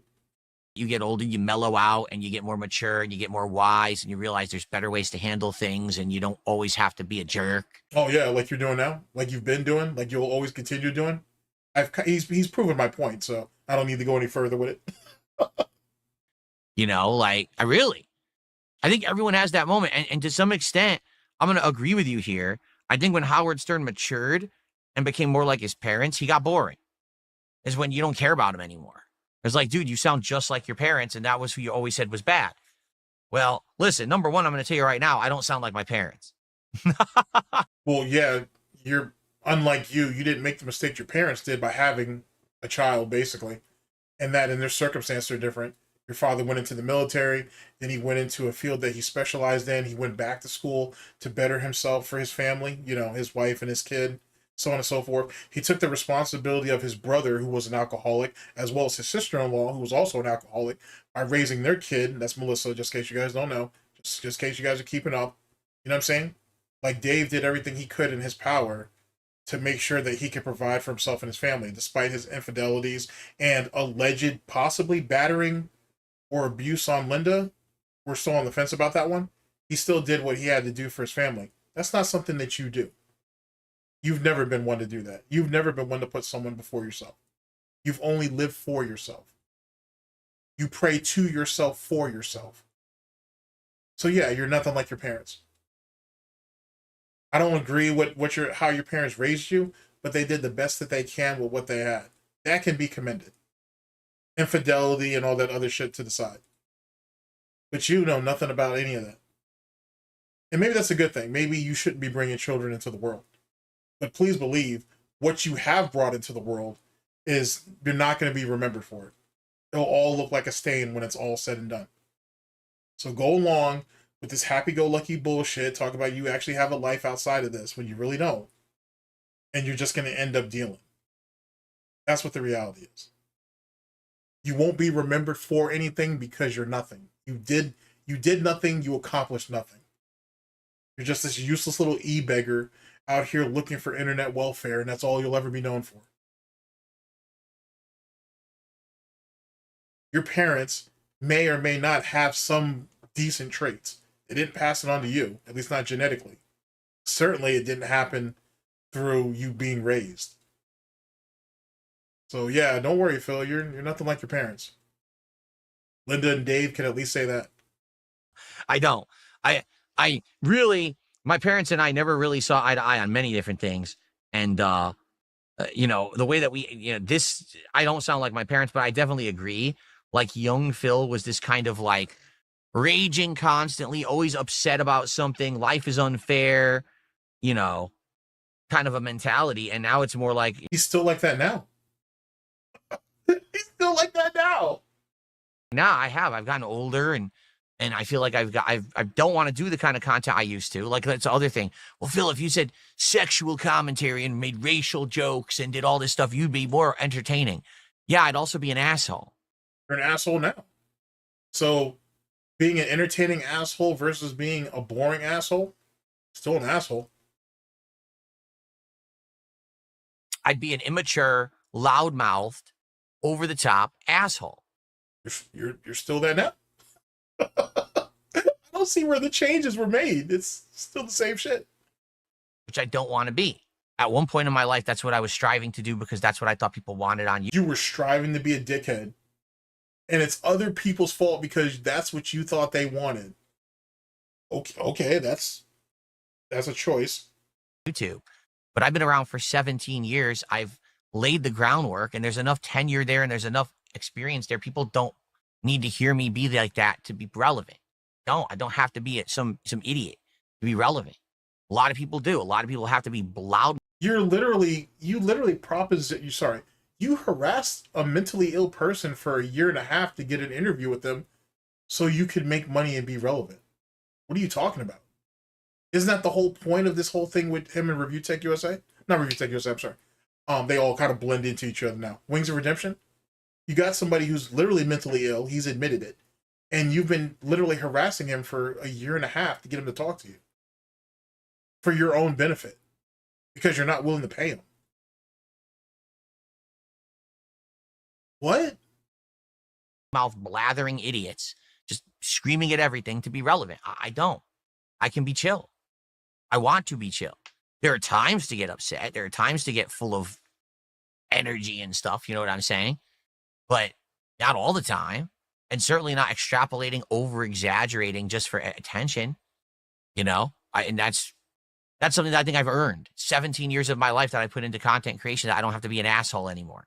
You know? He's earned the right not to be an asshole.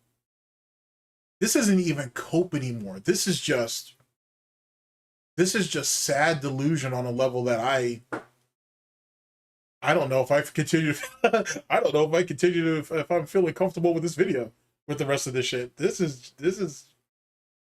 sad. I'm still gonna laugh at it though, but it's kind of sad. I got another $2 tip. What would you say was your worst year of your YouTuber streamer career? I mean, it all depends on what you mean. Are you talking financially? Are you talking emotionally? Are you talking psychologically? The fact that he has to break it down into categories like that should tell you something. That right there should tell you how mentally fucked up DSP is if you got to break your situation down like that. That's really, really telling. You know, there's so many different things that happened in 17 years that, you know, you could argue were things that sucked. You know, when I moved across the country and all of a sudden it seemed like public attitude toward me completely flipped. That was the height of this is how you don't play. And it seemed like everyone just wanted to flip their attitude about DSP, who previously everyone liked. Now all of a sudden he's like That's literally not true. Not everybody liked him. Like, this is how you don't play was the culmination of taking something that DSP prided and turning it on its head and showing you how much of a piece of shit it was. And more importantly, how much of a piece of shit he was. The narrative was already out there. It just took the brilliance of someone like an Evil AJ to put it all together.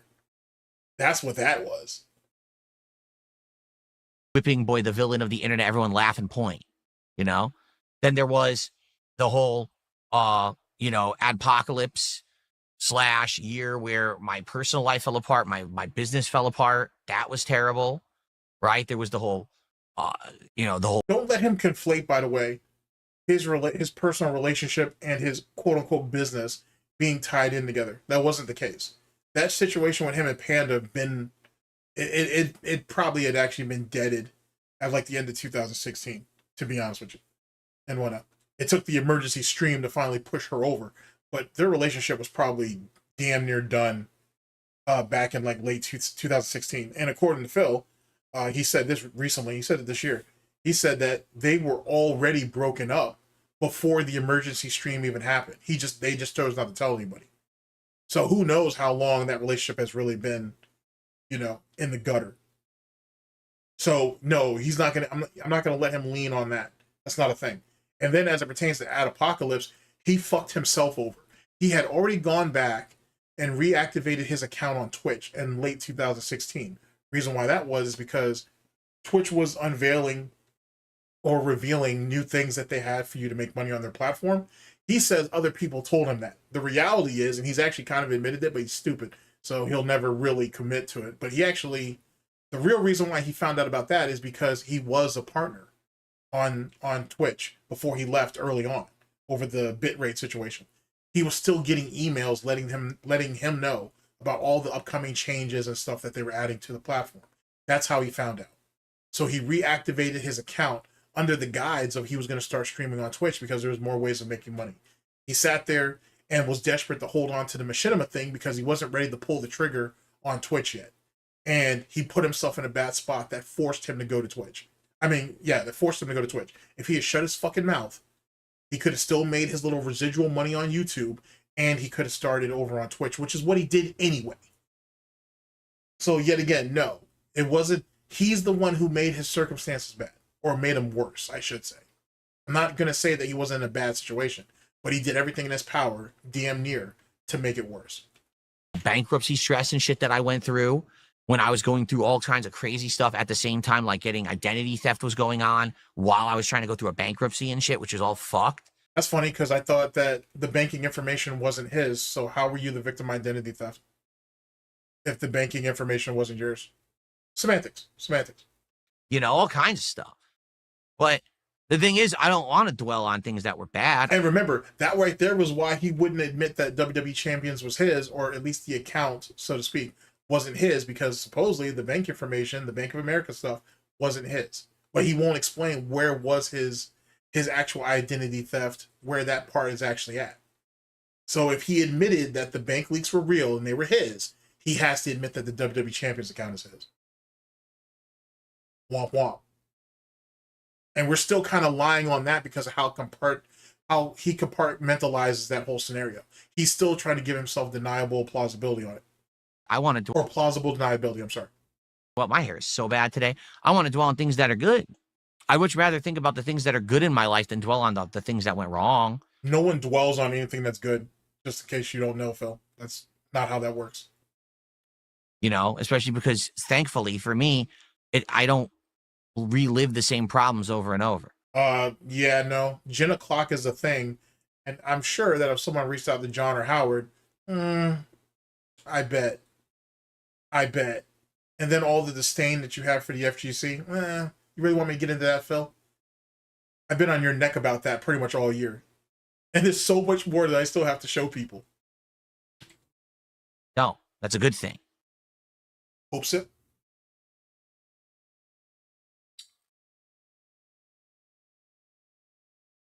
Little Squish, how are you? What's up, Little Squish?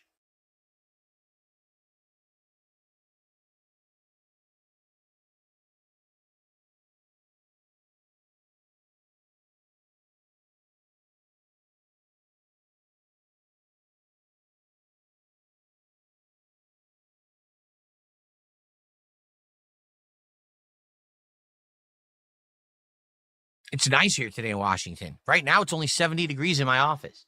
It's actually super cool and nice. It might get so cool I have to close the window a bit. We'll have to see. I have my fan on low, and it's 70 degrees in here, which is pretty crazy.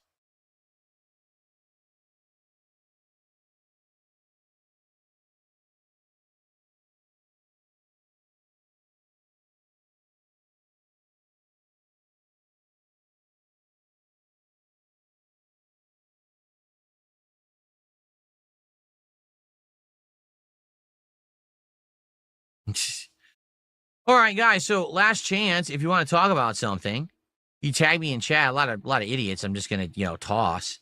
But anyone who wants to chat about anything, let me know. And thanks for the early support. We're already a third of the way.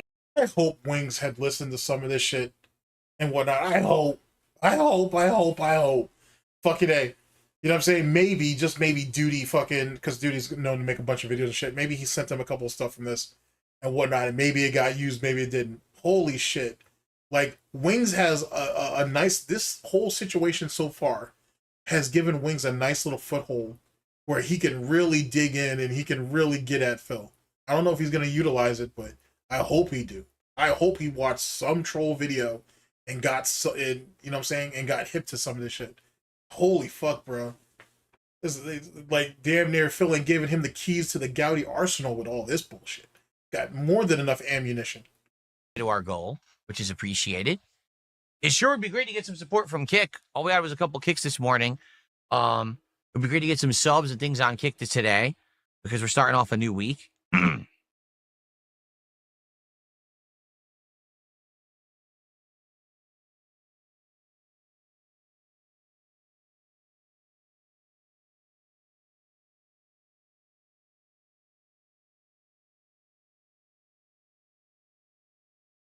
Someone's been asking for an OG badge forever over on Kick.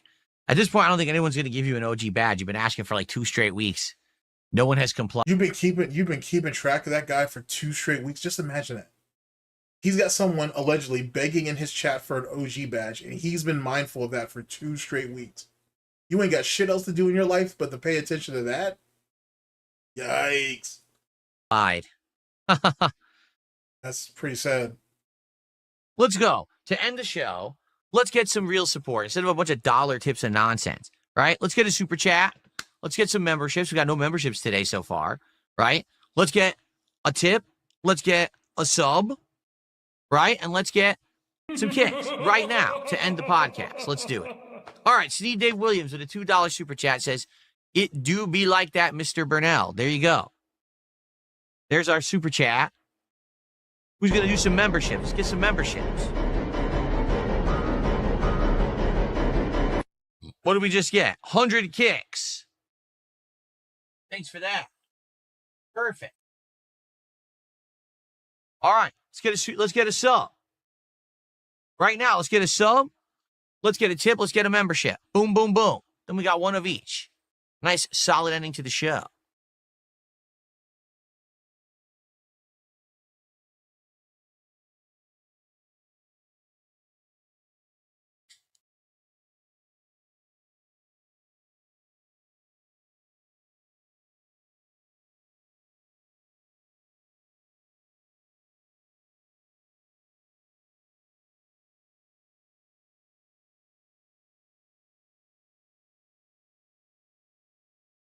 Sometime today, Phil. Sometime today. Huh. Why don't I gift? Shut up. There's a rumor going around that with Black Ops 7 about to be released, that they may actually do a sale on all the previous Black Ops 2 on all the previous Black Ops games. That might be pretty good. It's just a rumor right now, but if it actually happens, I wonder if it'll be on sale on Steam, actually. Yeah, that might be cool. Sorry, I just thought I'd throw that out there. Subs myself. You're not supposed to gift your own subs. I believe there are free subs again. Let me check about that. Remember? Wait, you just said you're not supposed to give free subs, but you did. Didn't he do that on Kick? Didn't he do that on YouTube the first few months when they had it? The fuck you mean you're not supposed? Why would they give them to you if you couldn't gift them? Membership gifting. Yeah, look, they're back. The subs are actually back. And not, excuse me, not the subs, the memberships on YouTube.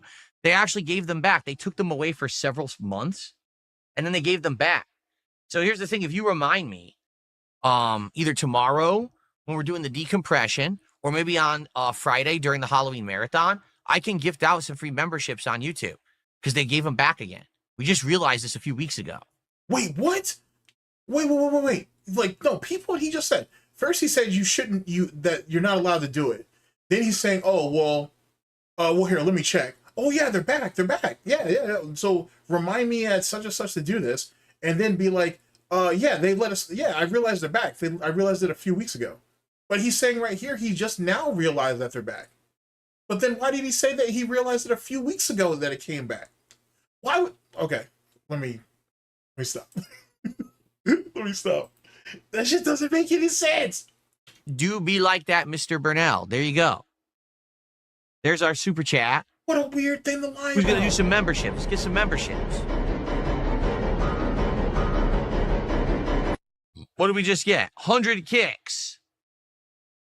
Thanks for that. Perfect. All right, let's get a sub. Right now, let's get a sub. Let's get a tip. Let's get a membership. Boom, boom, boom. Then we got one of each. Nice, solid ending to the show.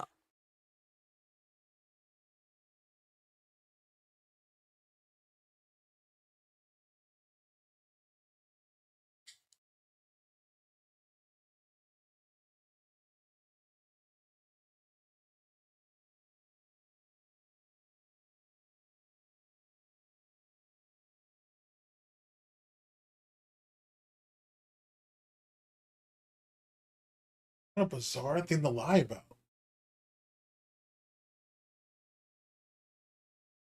Why don't I gift subs myself? You're not supposed to gift your own subs. I believe there are free subs again. Let me check about that. Membership gifting. Yeah, look, they're back. The subs are actually back. And not, excuse me, not the subs, the memberships on YouTube. They actually gave them back. They took them away for several months, and then they gave them back. He doesn't know. He doesn't know. I think there was probably 1 month where he didn't see it, or there was one day of a particular month he didn't see it, and he just never went back and checked after that. That's more than likely what happened. So here's the thing: if you because Max, Nick Merckx, Ninja, like all the people who dual stream, especially when they dual stream on YouTube, Tim the Tatman, they give that shit away all the time. I don't know if it's something that's available at the beginning of the month or not, but they give those things away right away. Right away, they give those things away. I think Tim the Tatman, I think he has that shit automated, where he automatically gives that shit as soon as they become available, and they'll automatically just give it out for him. I think. You remind me, either tomorrow when we're doing the decompression, or maybe on Friday during the Halloween marathon, I can gift out some free memberships on YouTube because they gave them back again. We just realized this a few weeks ago. See what I'm saying? He's saying right now, they're back, guys. They're back. He's like, and then I'll give them out. And then he says, oh, we just realized this a few weeks ago. What? You just realized a few weeks ago that the shit's been available? Then why are you lying and telling this guy that you're just now realizing that they're available? That's fucking bizarre. Unless he's confused, which I guess it could be. Damn. All right, whatever. That's me nitpicking.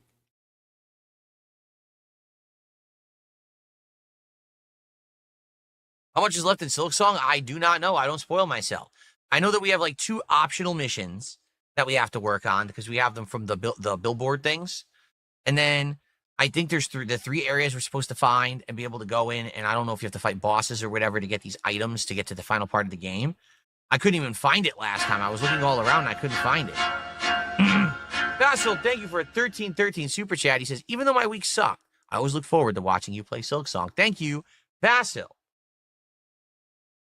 I'm very much looking forward to it today. I do hope that, we make major progress today. Again, I never really know what's going to happen because there's so much in the game that I'm not aware of. And that the game is not really straightforward at explaining, right? Like, a lot of this stuff is so well hidden, I never would have even found it if you guys didn't, clue me in on it. Yikes.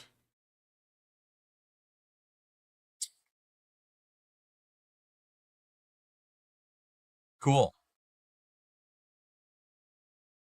All right. So we're not going to get a membership, but we're not going to get a sub right now? Really? We can't? Or a tip? Ridiculous. Absolutely unacceptable.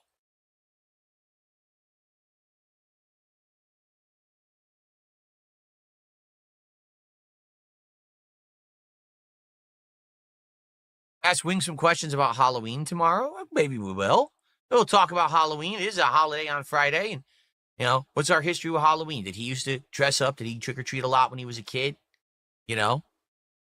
Does he have any decorations in his house for Halloween? Like, what does he do? I'm curious. Actually, I am curious. Actually, I'm curious if Wings of Redemption's mom and mother and father got into fights and shit, apparently like your parents did. And maybe that's why he's desensitized for putting hands on on Kelly.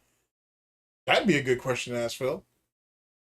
Are the two of you mental midget monkeys fucking stunted because you saw your parents get into physical altercations with themselves or with each other? That's actually a better question, I think. When I was younger, my family was heavily into Halloween. Now we're more generic. Like, the Halloween stuff's in here. While in my house, we have, more fall decorations. We don't really put up, Halloween-themed stuff. There we go. Bill's a copyright cuck. What does that even mean? That's funny. What does that even mean?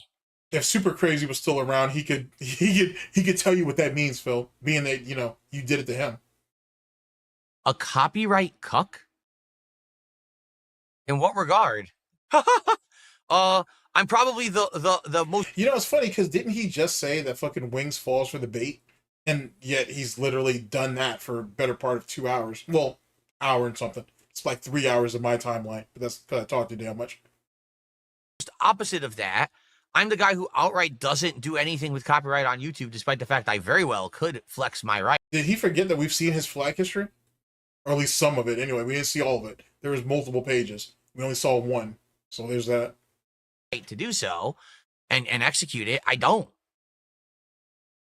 So I guess thanks for the sub. Okay. I literally don't do anything. There's tons of people who just steal my shit that I could claim. I don't do that.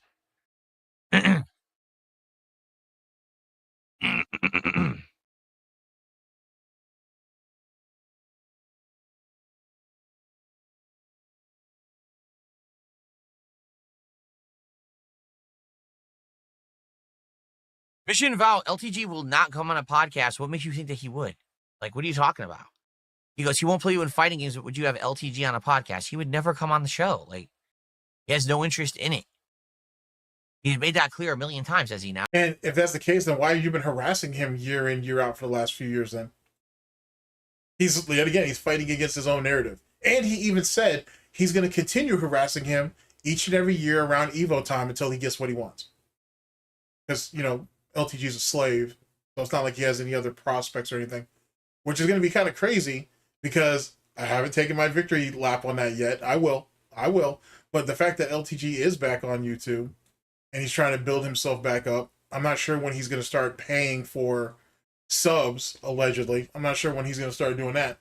But once he ends up, if he does decide to do that, I don't know if it's a matter of if more than when, but whatever. If he does start to do that shit, or fucking LTG gets some real traction, watch how quickly DSP's desperation to try to get him ramps back up. Just saying. Huh?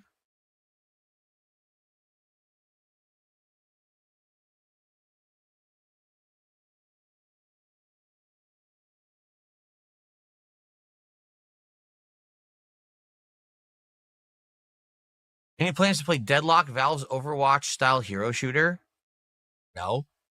Don't even know what it is. Don't care, I guess. Lifelong gamer, variety streamer, ladies and gentlemen.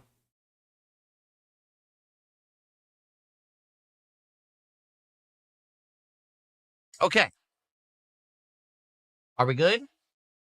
Have we addressed all the hot topics so that I can go on break and then we can start with Silk Song for today? So, by the way, again, FYI, tomorrow we should have the first guest on the podcast in a very long time. And we'll have a half an hour build up, and then Wingsofredemption is going to join us roughly around noon. And we'll see how it goes. If it ends up being short or long conversation, I have no idea. I feel like there's a billion topics we could talk about. It really depends on where the conversation takes us or leads or what it has to do with anything. And, you know, we go from there. You know, we'll see how it is. I wanted to get feedback. It seems a lot of people wanted to focus on me. Don't ask me why. Like, I don't see the point. It's not like it's not your show. It's not like it's not on your platform. You're the one hosting it, and you're surprised on why you got all the questions? Imagine that. We didn't really get anywhere. It just made you look like a fool, and I made a bunch of money. Oh, you mean all those dollar tips that are really, what, 67 cents actually a piece or something along those lines? Bunch of money, though. And then he was unappreciative of all that anyway, so all that shit's more likely going to get charged back. So there you go on that. The legend of Mort continues. It's kind of a waste of time. I thought you guys would want to talk about Wings, but I guess not. I guess some people are just that boring. Sounds like it's a bad sign for what's to come. That's what it sounds like. Seriously. No, we don't give out Halloween candy. We can't because we live in a private community. I've explained this a zillion times. What sense does that make? You've literally admitted that you have kids in your neighborhood. It's not illegal to give out candy. The fuck? I'm not even going to dignify that with a response. There's no way that's true. There's no way that's not true. If you live in a neighborhood, and you gated or not, right? Unless there's something in the homeowners association that says you can't give candy out, that's not a thing. You have the option of not giving out candy, but it's not illegal to give out candy. I mean, most people don't do it in the common day and age because, well, let's be honest, people are crazy. People are crazy, and there's far more ways of tampering with candy or poisoning candy than ever before. So giving, it's easier just to buy your kids candy and just do that. It's far easier doing that shit than taking people out there. It's just not a good idea. But There are some very ritzy type neighborhoods. I guess you should go ahead and take. Some people take their kids to and whatnot because you can easily bank up. You'd be surprised, but it's not. It's not illegal to give out candy, as far as I know, and definitely not in his neighborhood. That just doesn't sound right. It just sounds like people just don't do it.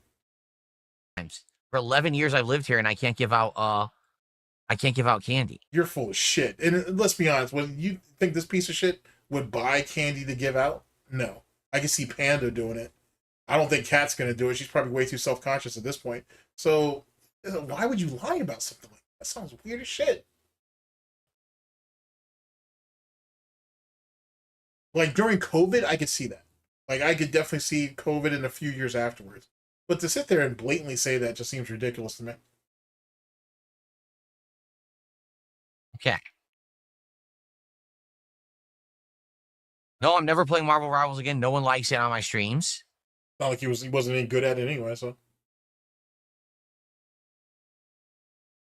That in the competition curve is too damn high at this point. Not to say you can't jump in it, but for him, if the competition curve's too high, he get body fast. And that unfortunately, Marvel Rivals does seem to have some form of skill-based matchmaking. So he's only gonna be in the fucking kiddie pool for so long before he's gonna have to come out of there and get into the adult pool. So that's the thing.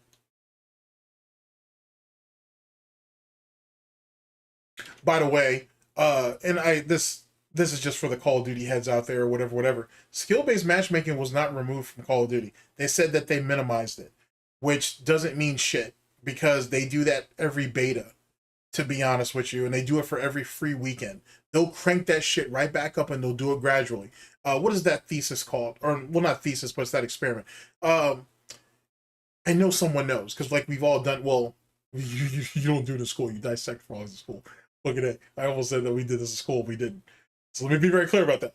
You know that experiment where you put a frog into boiling water and the frog's going to obviously scramble itself back out. But if you put a frog in room temperature water and you gradually raise the temperature on it, the frog will literally boil itself alive because it's gradually getting used to it until it dies. That's what Activision is going to do with skill-based matchmaking. Or Microsoft, whatever you want to call it. That's exactly what they're going to do. They're going to gradually raise that shit up and whatnot, slowly but surely, and whatnot, and to the point where it's right back to the way it was. And unless you are hypersensitive to that, it won't even matter. And they'll just use the basic online Call of Duty community to sit there and argue, saying that everything's fine. They told us that they did this thing, everything's fine. When in actuality, they're just figuring out a way to crank it back up. That's my opinion anyway.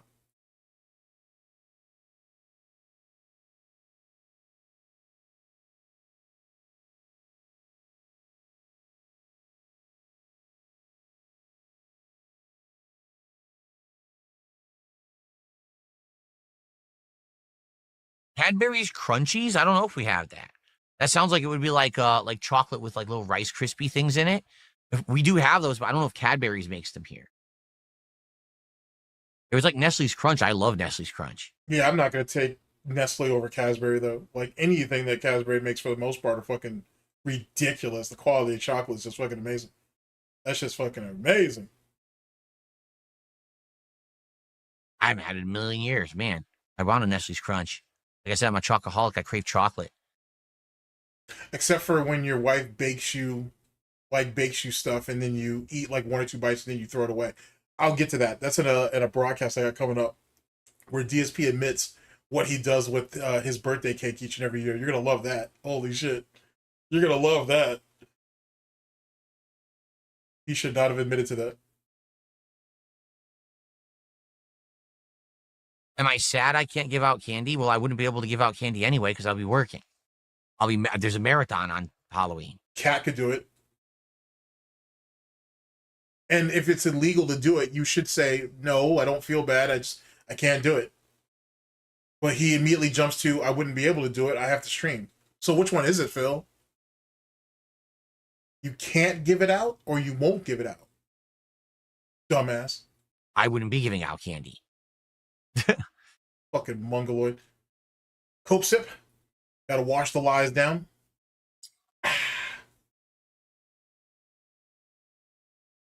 What kick moral support messages? can we get kick moral support messages?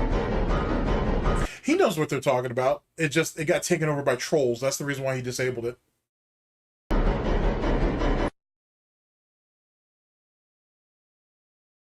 This is good. Talk about how you groomed a kid that 100 kicks. I can't talk about how you groomed a kid. I don't know who you are. I mean, if you groomed a kid that's horrible, you should report yourself to the authorities immediately. But I can't talk about how you groomed a kid. I don't know the situation. But I appreciate the 100 kicks. That's nice of you.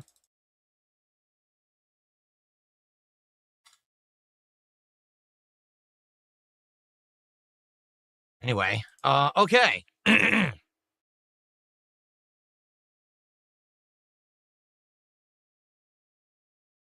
You know, I just thought about it. He's slowly but surely reverting back to the way he was, like, post 2020. Like, you know, when he was still snorting into the mic and he was doing all the throat clears and all that bullshit. He's slowly but surely reverting back to all that. Like the boiled frog experiment. He's slowly but surely bringing himself right back to it. Because there was a period of time you barely even heard him snort. But he's slowly bringing it back. King of Hate rises.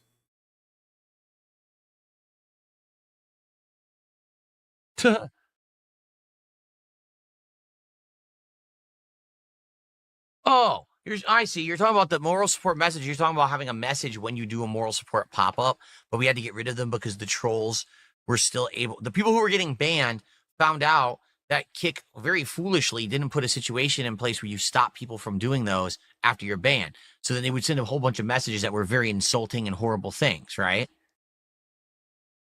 Okay. What grown man talks like that? I use the term man loosely, but what fucking grown-ass person speaks like this? Holy shit. I understand what you're saying now. Especially given the vile bullshit that he said over the years. God damn, what a sick little monkey.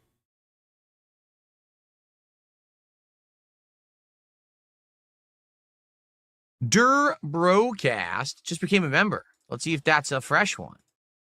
It actually is. That's our first member of the day. Sweet.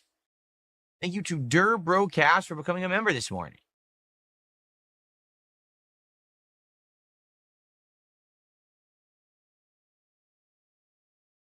Very nice. Thank you for that. Now we're up to 81 of support. I have to sneeze. You didn't feel the need to mute the mic? He would do it for any other time, though. See what I'm saying? He's slowly but surely reverting back to what he was. Not that he ever really changed anyway. Tickle in my nose, out of nowhere. Ooh. Okay. All right, are we good now? Cool. So, good show. Despite the fact that idiots came by to throw money at me to talk about old topics that go nowhere and just make them look like, again, terminally online losers. I don't know why that's what they want. I thought we were... Someone needs to track that down, like where he got this terminally online thing, like, and using it as frequently as he did. Someone obviously taught him how to use this term or phrase. Maybe he heard it from Kino Casino or something. I don't know, but because it sounds like something that iDubbbz has been talking about recently. So maybe that's what that situation is. Something he picked it up from somewhere. We're talking about like wings today or whatever, but oh well. It went the way you wanted it to go, and now we're at over $80 of support and climbing, so yeah, $1 tip at a time. Wait till those chargebacks come into play though. Holy shit, that $80-something is gonna fucking disappear real fast. By the way, Nick Smith just did a $2 super chat. He says, I, Nick Smith, don't support poor kick trolls EU. There you go. I know, it sure would be better to get some more kick support. I'm just saying. Some subs, some kicks. It'll be great. Anyway. All right. I think we'll end the show. All right, guys? Thank you for watching. Now, tomorrow, I wasn't originally going to do a podcast, and now we are. Tomorrow will be the whole, stream of wings coming by, and then we're going to do a decompress after. That's not a podcast. I thought it was supposed to be an interview. Now it's a podcast? What the fuck you... All right. Hear that? All right. Where we're going to just chill and hang out and talk about what had happened and go from there. It should be a fun, different kind of a stream to break my content up. And all that's going to happen is we're going to push everything down one. So, it was going to be Pokemon tomorrow. Instead, Pokemon will now be Tuesday. That's all it's going to be. Not a big deal. Just 1 day stream missing, but everything else just gets bumped like one stream. and then we're good. Okay, folks? Cool. All right, thank you. Great show. Despite the fact that people always try to derail or whatever, I don't care. Good for you. I enjoyed it. I hope that you guys did too. And I certainly hope that you're going to join me tomorrow for a very special one. Is he literally mumbling to himself? Sorry, the music's throwing me off. I just hope I remember how to do everything technically. It's been a few months, but thank you guys. See you tomorrow. Peace out. Okay. Alrighty, folks. So it's time for a break. Okay? I'm going to go on about a 10-minute break, use the restroom, and see what's going on with my family. Probably blow my nose because I just sneezed, so probably my post-nasal drip is about to start. Oh, now I haven't heard him bring that up in a while. He wants to bring up post-nasal drip. And then when I come back, it's time for Silk Song. I think we have 2 missions left to do in Silk Song from the bulletin boards. And then after that, I think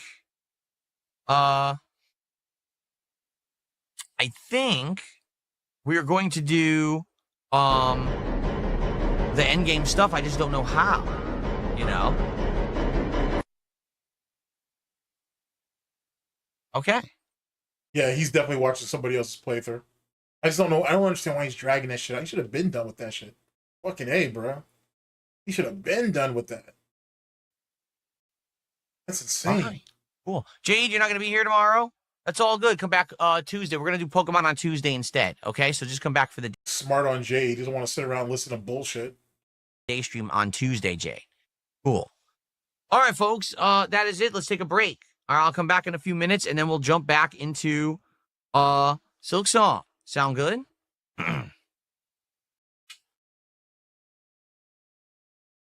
For more survival horror tonight. And then tomorrow is the big day. On the podcast, Wings of Redemption will be my guest. It'll be a fun, hour to 2 hour interview and then a decompression session. Tomorrow night is the continuation of American Truck Sim. We're going to have Pokemon, and we're going to have, I believe, Ninja Gaiden 4 on Tuesday, which means Wednesday will be the return of Hollow Knight Silk Song. Okay? All right, everyone. Thank you so much. Enjoy the break. See you tonight for Tormented Souls 2. See you then. Shoot him in the face because he's on the fucking... Okay. Well, that's a thing, I suppose. Oh, man. Okay. So, like I said, there's going to have to be a couple of timestamps in here. Because, holy shit, there's at least a few gems and shit between not giving a fuck about the Wings abuse allegations, not the fucking bitch fest about the wedding and shit, the nonsense about the 10-year fucking plan bullshit. There's some bangers in there. Like I said, hopefully Wings gets clued in on some shit. That would help, I think. Holy fuck, it's a long one. Anyway, let's see here. How do we finish this off? Let's do this. Two-faced piece of garbage. Okay. All right, ladies and gentlemen. Final thoughts, and then I will let you guys go. Holy shit! Hey, not expected to be this long. All right. Final thoughts. The trauma bonding I think is one of the main things I want to point out to you. He really wants this to be a trauma bonding session between him and Wings, and then on top of that, it sounds like he's going to sit there and try to admonish him for falling for troll ash tactics and stuff like that, which just a second. My fault. So like I said, trauma dumping, it sounds like he's going to try to give him advice about whatever. DSP is the last person who should be giving advice on anybody. And then him going into the situation about the 10-year plan, about him basically admitting that, hey, he lied to them about needing to visit his sick and dying parents and whatnot. He took that money and used it over here, but then again, he's also admitted to misappropriating that money elsewhere. It's a mess. It's all over the fucking place. Like I said, when I send this off to the editor and whatnot, I'll have them put some timestamps into place, so it'll be easier to kind of maneuver around all this shit, because shit's way longer than I thought it'd be. Just fuckery. Absolute fuckery. Well, anyway, whatever happens, whatever happens. Like I said, I already have a video planned. This should go out Wednesday. I have a video already planned for Friday, which is Halloween, and we'll pick it back up. You know what I'm saying? Sometime in November with all this nonsense. I'll fit it in there somewhere. Whether the interview happens or whatever the fuck. We'll see. We'll see if it's actually worth a damn, or does it need to be edited down, or whatever the case may be. In any case, ladies and gentlemen, thank you very much for listening in. I very much appreciate it. And I'll catch you guys for the next one of these, whatever that may be. Hopefully sooner than later. Ladies and gentlemen, this has been the Snort Report. This has been DSP News. Always late, never breaking. Sorry. Unreliable coverage that you can't count on. Oh yes, a GTG Network and Productions. For the Snort Report, Hard Snorts Gin and Tonic, SNORTBUCKS Coffee Company, the best beverage company, Tim Snortons, and all of our subsidiaries and affiliates. I've been your host / anchor GTG, and I'm signing off. Take care of yourselves, people. And yikes. Take care of yourselves, people. Like I said, if that interview ended up turning out to be anything, if it even happens, let me know. Like, you know what I'm saying? Like, let me know if it's anything even in there worthwhile. If not, I'll take a look through it and we'll see what's what either which way. Take care of yourselves, people. Later.